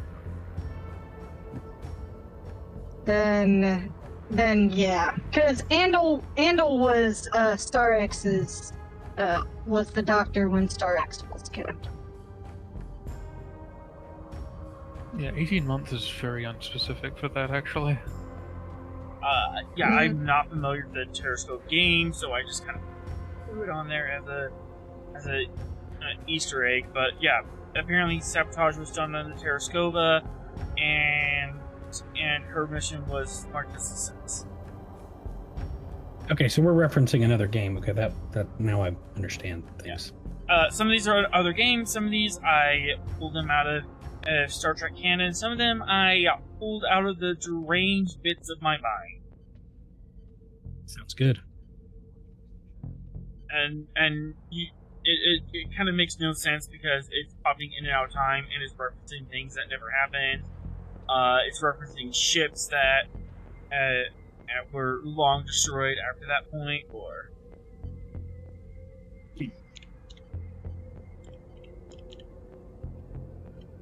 So it's not just an alternate timeline, it seems to be multiple alternate timelines, and from different points of time. Is that a... Okay.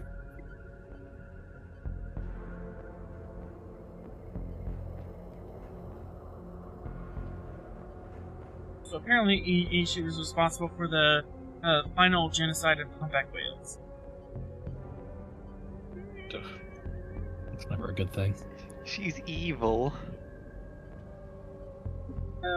That big Oh probe's wow, gonna one of these things, I will say one of these events took place literally a year after the Doctor was born.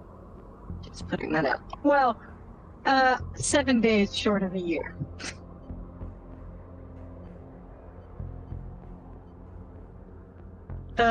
Number 3, the Celea. Yeah, because the Doctor was born February 14th, 2152. So in the meeting, Captain, would you allow the Chief Petty Officer to join you in the meeting since they have been instrumental in this? Yes. Although in quite an unorthodox way. I don't know how to feel about this. I was given permission to act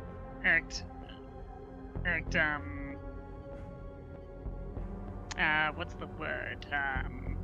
Unorthodox? Yes, unorthodoxly. It worked.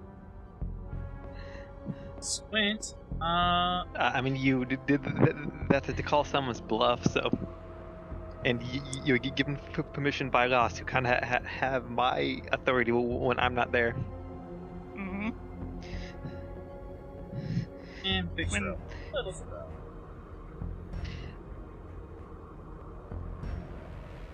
Great. Anyways.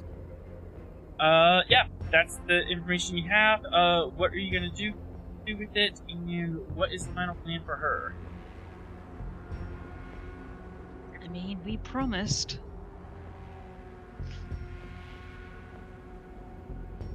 I think we should follow suit with our end of the bargain without any all of the stipulations. We should really start with an update. Yeah. Mm-hmm. Commander? Hello? Yep. Hi. The update. Update the people at the meeting. Oh, okay. Well, we had a conversation with one of our temporal assassins. After a most unusual interrogation, she provided us with a list of operations that she was aware or involved in to alter the timeline. Apparently, the general purpose of their missions was to either foil or destabilize the Federation, as someone in the future has a grudge against the Federation and is sending them on these missions. They don't know exactly who it is or their ultimate motivations, but this is what we've got.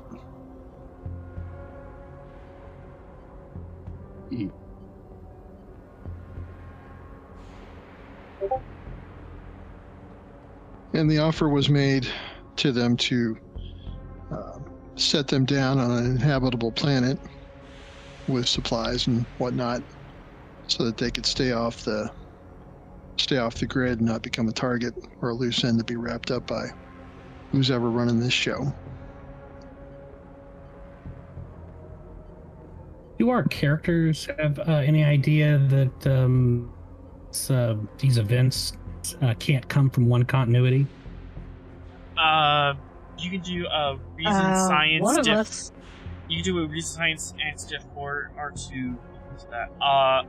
But you were saying, Doctor? Yeah, can the doctor look it over and be like, wait, this didn't happen? What? Kind of thing?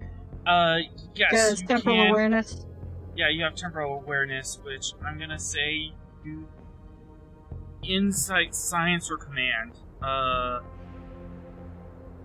And you can assist. Okay. Okay. You said that was reason and science? Yep, Diff 4. And computer can help.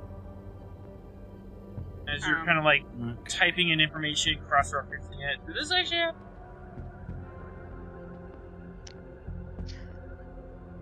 I'm gonna spend. By the way, I'm spending momentum to get a die.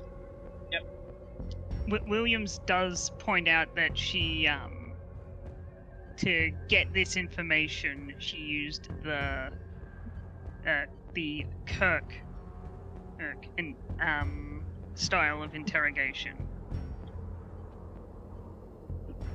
Sorrel will definitely raise an eyebrow about that one. I hope to God her clothes stayed on her. I mean, and her teeth in her mouth. I mean, it would be. It would be awkward with the lost on the room. It was unexpected. Quantum mechanics. I'm not sure if this helped or hindered the process of getting this information. Yes, on quantum mechanics. Okay.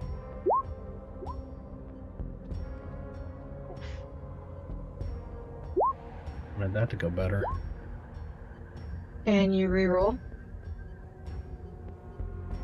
I was successful on a quantum mechanics roll earlier. Could I use my testing a theory? Yes, I will allow that. So, extra dice. All right.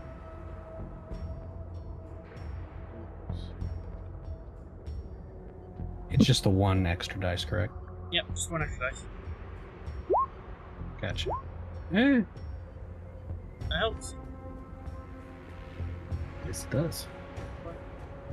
Computer science aims for the assist on the Gungnir.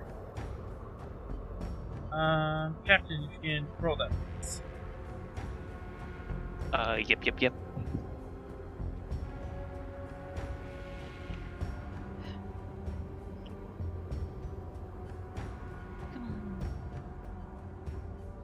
Come on, Chip, you can do it. And what's the ship rolling? Computer science.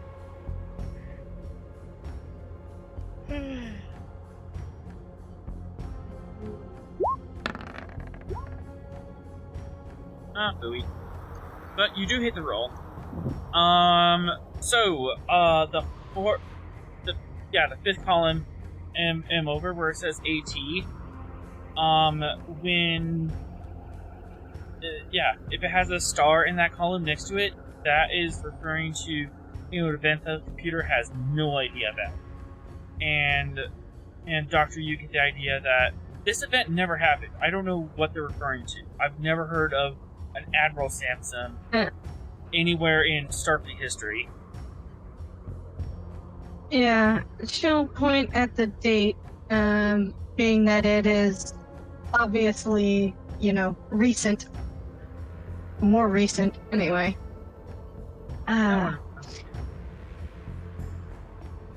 This person never existed, as far as I'm aware.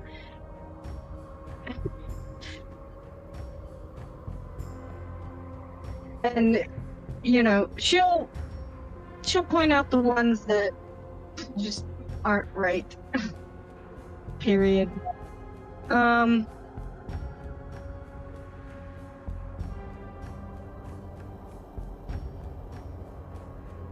Yeah.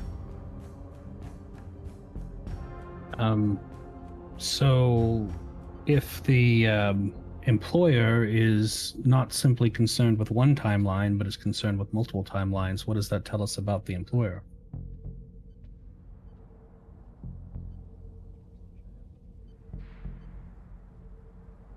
That they're very, very nosy.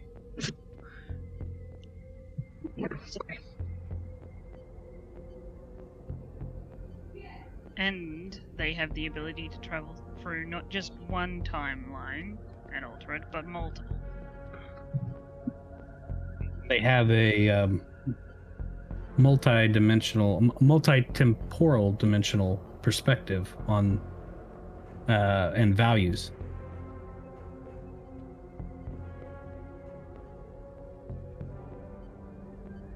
A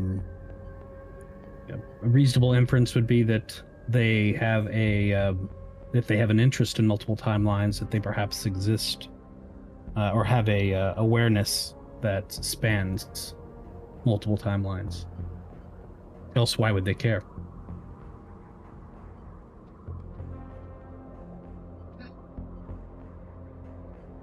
Quite true. Why don't they just pick a timeline they want and stick with it?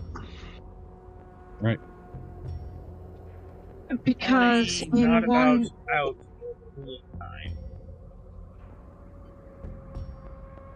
time. Here's the thing. Our captives they believe they're doing the best for the timeline. They're wanting it to be free and liberated. If they wanted to control it,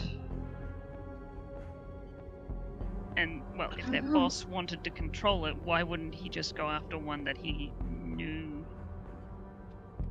he could control. Well, what I have learned about this patron is he's a fool. If he's fed these poor women this line of... she says.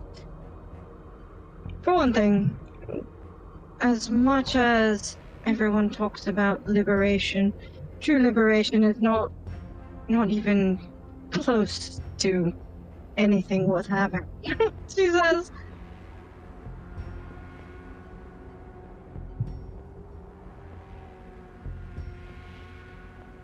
So the simple fact is, we all give away a little bit of our freedom, as it were, for safeties, guarantees, protections, as it were. You get rid of those, the timeline is chaos.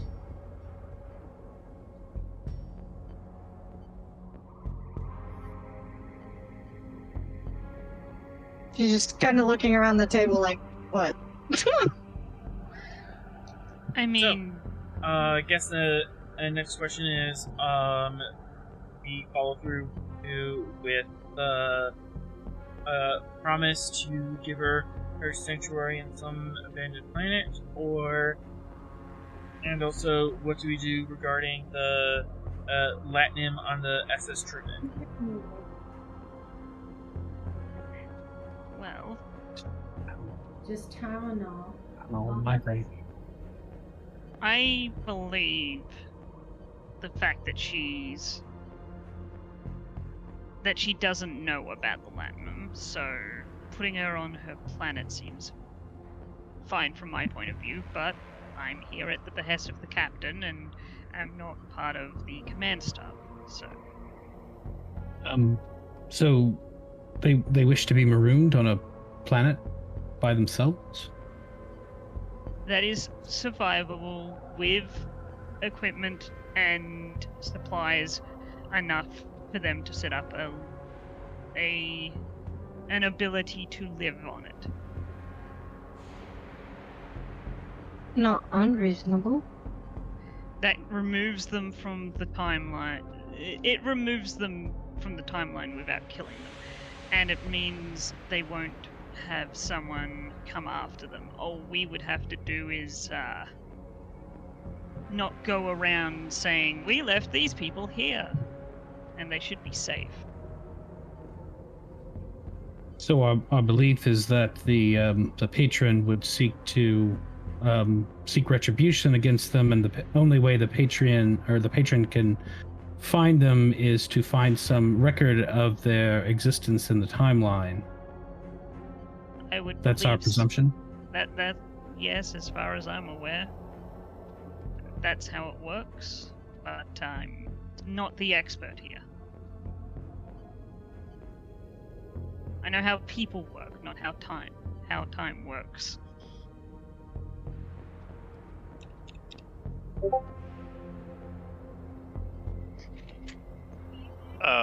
What would we do with the other temporal assassin?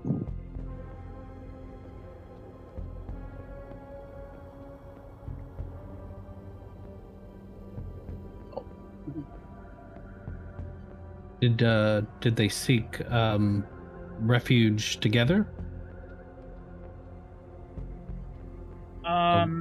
They talked to one, but then after talking to the other one, kind of putting everyone on the same page, and both red and blue agreed to the terms. Okay.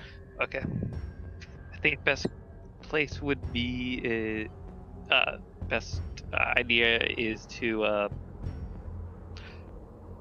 find a habitable planet and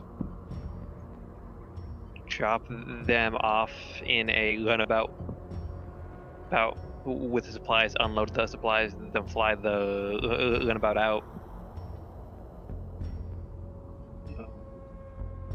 It would. I assume we are going to attempt to erase all evidence that this sojourn occurs from the databanks. Yeah. This is going to be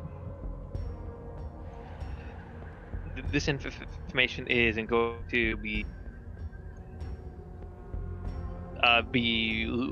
reported, and I know Naya wouldn't report this because a previous incident when we tried to suppress all reports that would happen, one kind of leaked out and we lost a previous set of evidence that would have helped us, like a previous pair of assassins. We were lucky to get these pair, but we lost the life of Phineas Bogg.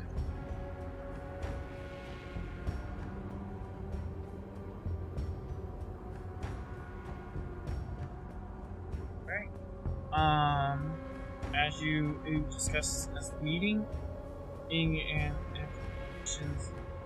more, you still have a week left in dry dock for repairs. But the idea is, after that week, you are going to fly out to the Silk Road and find a nice abandoned planet tucked into some random corner that no one really wants to go to, and set them up in secret. But that handled on its own mission. As for the SS Truman and the impending temporal heist.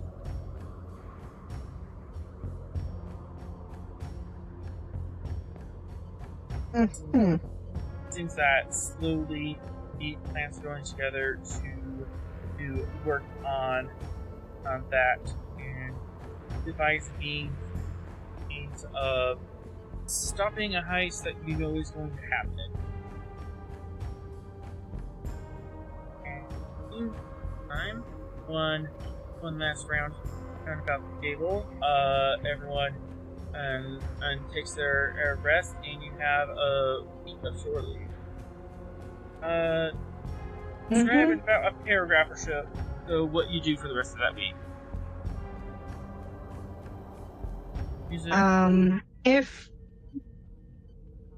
If possible, and if actually available to do, the doctor will actually rent out a hollow suite for an entire week and just stay in it.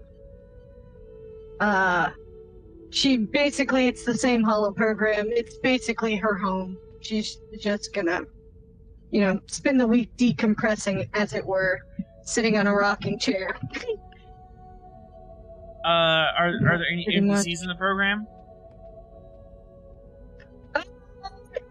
Her first husband, but it's mostly just for her to enjoy him work out in the field, more or less. Alright. Because they were farmers before they had to leave the planet. The President's command of 2. Okie dokie.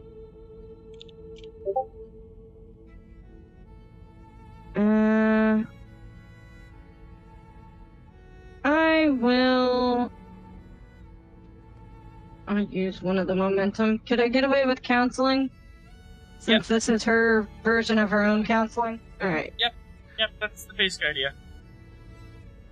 Jesus. Fine. I'm going to spend a determination and reroll that, because no. What value? Sometimes a smile doesn't cut it. Yeah, given the circumstances and the program you're running, I'll accept it. Crit fail on your own vacation, you end up traumatized. Right? Yeah.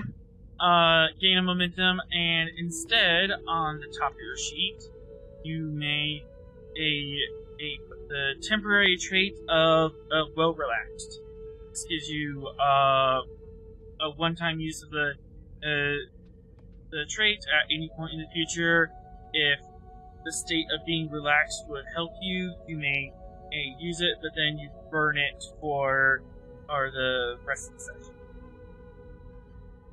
Yep. Yeah, you basically erase it from your sheet. Okay, okay. One-time token of a well-rested trait. Yep. Captain Calder, how do you spend your week?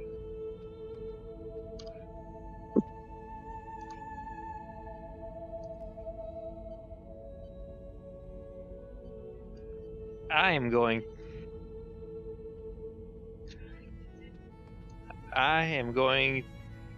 to, because of the day, because it's now that day, I'm going to continue figuring out a candidate for COS. Candidacy request? Yeah, I want to look. We'll find more details for a potential candidate for chief of security. Okay. That's part of your work, but did you do any relaxation or just chugging through this? Chugging through candidates. You know what? Because you have like 7 days of vacation.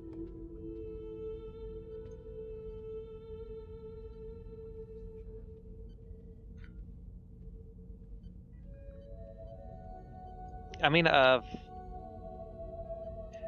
I'll just enjoy the amenities of the station itself. I would still assume that the captain doesn't take like a full shore leave like everyone else. Oh no, I'm good. Like my plan was to do half the shore leave on researching potential candidates, and the other half the actual vacation. One of those work Yes. vacations. Yes. Yeah, one any day particular- work, one... Yeah, any particular amenities used on the station? You go bar hopping, you sightseeing, any holodeck programs? I'll do.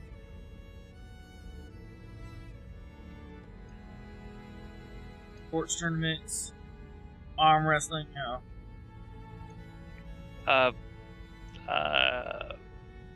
Checking out. Let's do a mix of restaurant and bar hopping. Sounds reasonable. And 52, but are double dipping, so comp 2. Okay.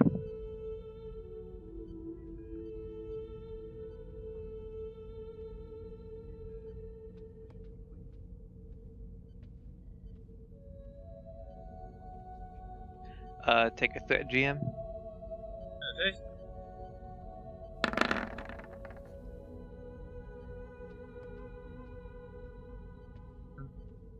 Back, and you too have the well-rested hit token. There's some actually eat good food on there on Deep Space Erykannia. A nice Klingon restaurant.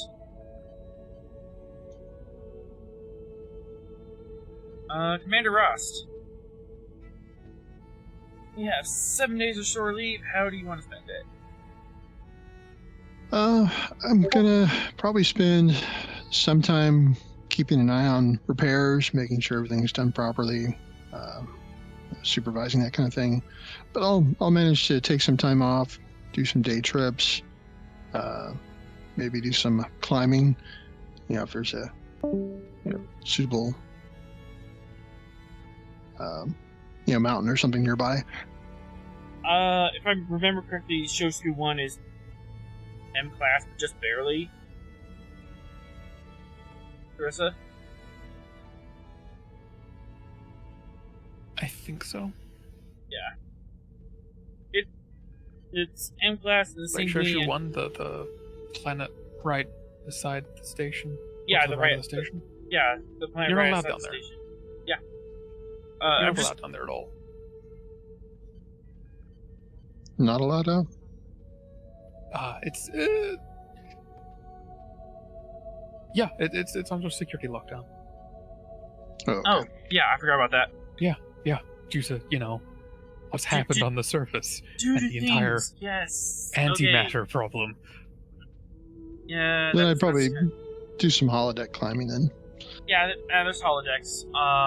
Otherwise, I don't think there's any other system nearby that you can actually go to. Plenty. But I think There's an entire colonial network here. Yes, there are places you could go. I think Ash said he map. had a interest in climbing, so might see if we, do a buddy trip.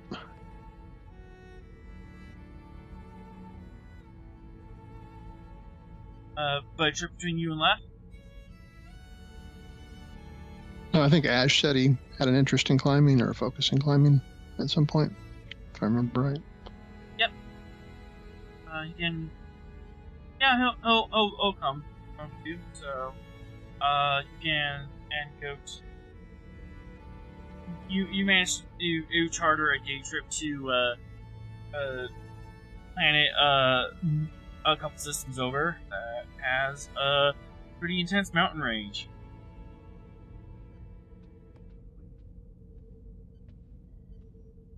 Well, that sounds good. Well, pick a moderate challenge. Prince Command is supposed to.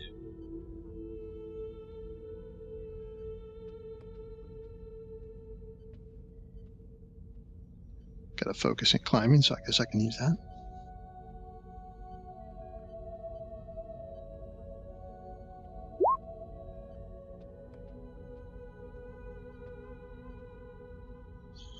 I guess that didn't go well. Do you wish to re-roll the determination?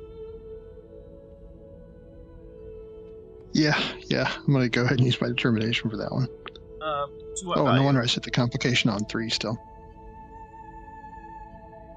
To what value? Spend time with friends and enjoy their interests. That will work.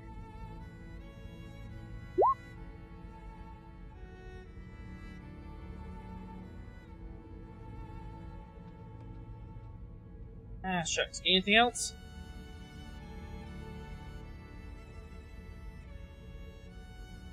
Checking.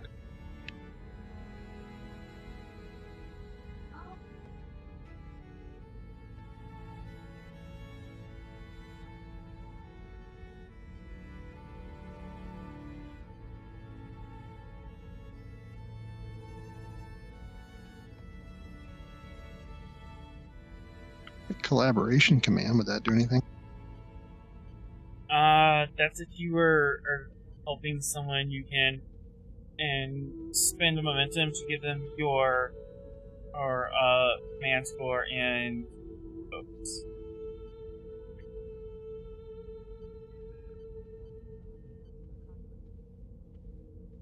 Well, for climbing together, could he do an assist on something like that?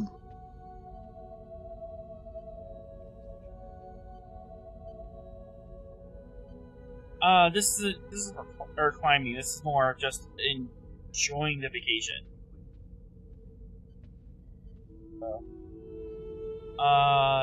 Don't get it. Yeah.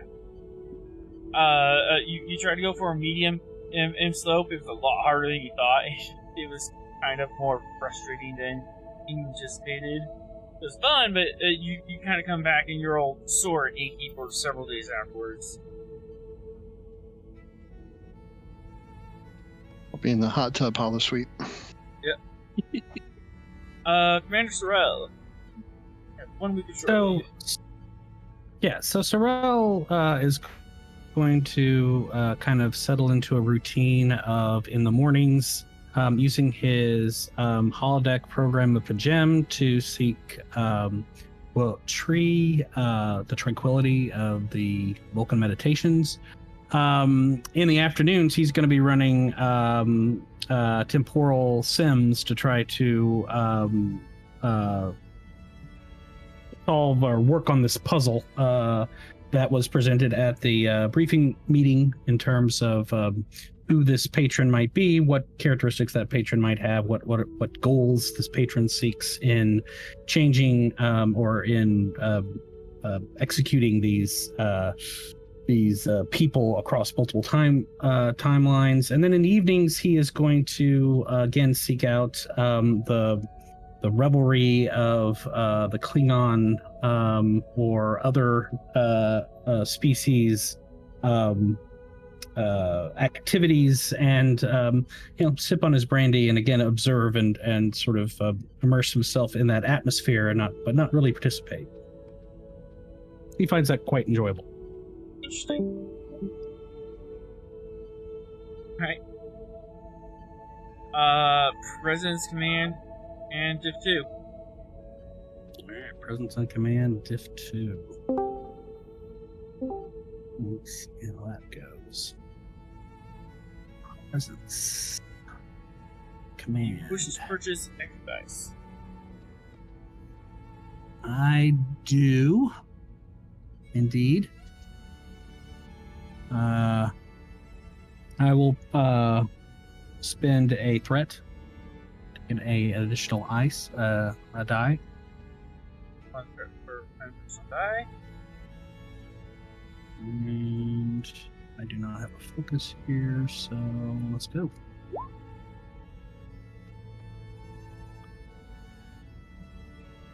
You gain 1 momentum. There's a complication on the table.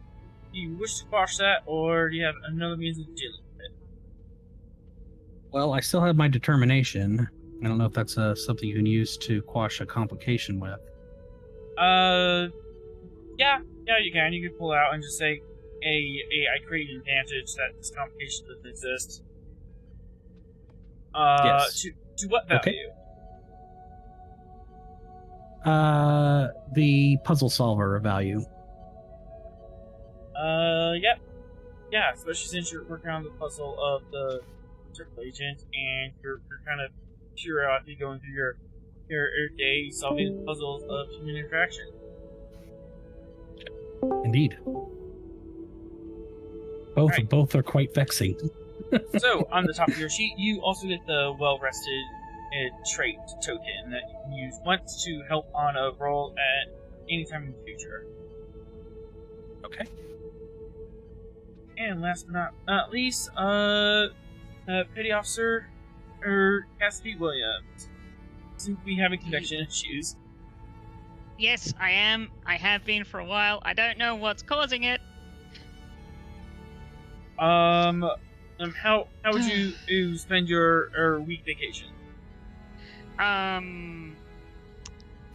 So, one, very early on, she would put her hat in for Chief of Security, even though she realizes she's a non-commissioned officer, but she'd also tell the captain that she would like to become like a proper officer. Interesting enough. Captain and Petty Officer. You have this meeting sometime during the week.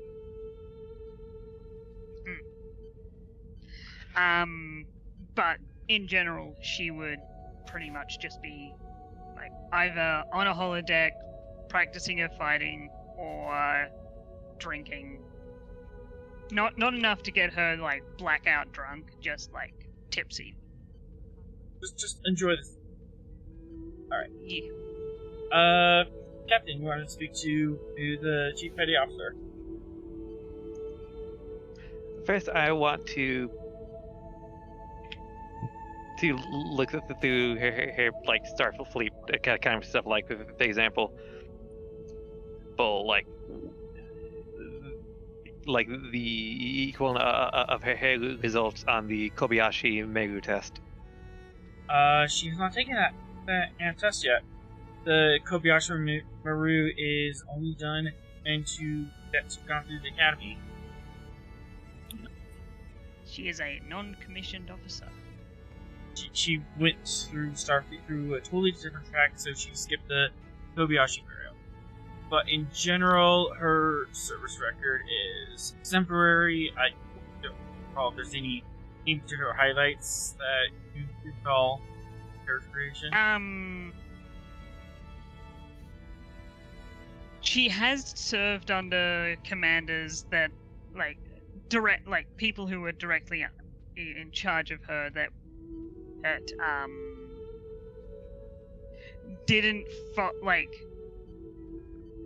follow protocol 100% of the time and looked at protocol as more as guidelines, but nothing that you look at and go, like, she's been trained poorly or something.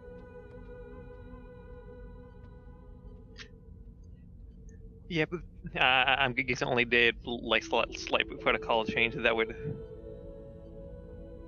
Yeah, it's the protocols that are like where you can interpret it. Yeah, like nothing that's like would be spend the night at the break or stuff like that. No, nothing that bad. Just we bend the rules a little. Yeah, the rules that can be bent, and she's bent ever so slightly, but not to the extent where a commanding officer has, like, noted. Reprimand? Yeah, no official reprimands. Okay. Yeah, one might say she tends to bend the rules when it's applicable. That's kind of like probably one of the worst things she's got on her record. Okay. But once again, non-commissioned officer, so her record isn't the most glorious. Examples of her leadership capabilities? She's actually quite good at it. It's just she hasn't been given a chance. It's clear if given the chance, she could be good. Yeah, she's done like fire teams of small squads of 4 people, two squads of 8 people. Elite. She's done little command and scenarios like that. Not an entire department.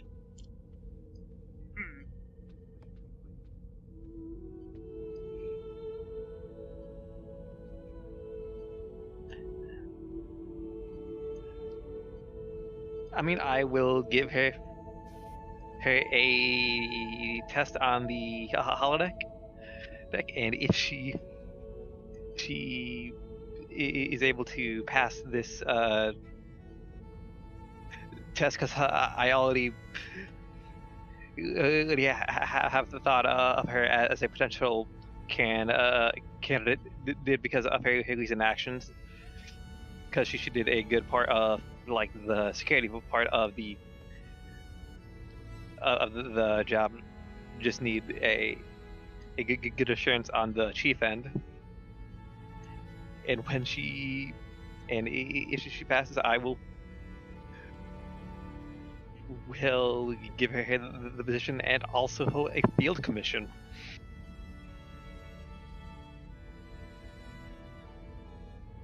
Would you accept such things, Cassidy? Yeah, without question. I've, by the way, I do have a game that's about to start, so. Yep, we're just about done here. Yeah, do you just want to, GM wanted to just do this test as just a quick command roll? No, I actually kind of want to do like a whole scene with this. That sounds interesting. So, okay. Yeah. Well, by the way, next week we'll do free whenever. So yeah, we're gonna do it next week. That's fine. Yeah, next week we'll do this as an entire scene. Your command test. Cool. But very quickly, E. Williams, give me a Presence Command Div 2. See if you get the well-rested trait.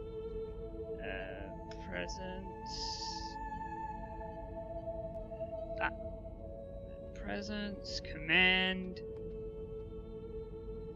Comp 1. Yep. No focus? I don't know, you have focus on vacation or relaxing? Mental health? Athletics? Would be fighting, yes. You're gonna be training your fighting. And 2, so let's see how I do. 2 Yeah. successes. Oh yeah. On the top of your sheet, you may add the well-rested trait token, which is a one-time trait. If you need it for a roll, and tap it, help with that roll, and it goes away. Yep, done. And with that, the crew who rests and relaxes and enjoys their time on station. Sarissa, unfortunately, you're on duty, so you don't get the vacation roll. Yeah, no, that's expected. This is my workplace. Yeah, this is your workplace. Anyway, if we're done, I gotta go. Yep. I can roll any Yeah, we'll get reputation in a minute. I'm about to go to the end. Yeah. Yeah, just go the. If you know how the Klingon lab system, No. pretty much the GM will give you a list of these achievements that you've done, and that equals the number of D20s you goal, and we'll figure out the math later. I do the math off screen, but yeah. And with that, just go back and play the same song again. And with that, the credits will roll. Be sure to catch us next week, Thursday at 7 p.m. here on Twitch, and catch our next adventure on the frontier. Thanks to our awesome players tonight, on unorthodox interrogation methods, but something that nevertheless worked. And thank you for Lieutenant Sarissa for the brief cameo. That was interesting. Music provided by Kevin Load. You can check out his royalty-free music at incomtech.com. As always, we are forever grateful to Modifius for giving us the tall ship, and the great bird of the galaxy, Gene Roddenberry, for giving us the stars to guide us. Until next time, fly true, stay safe, and take us out.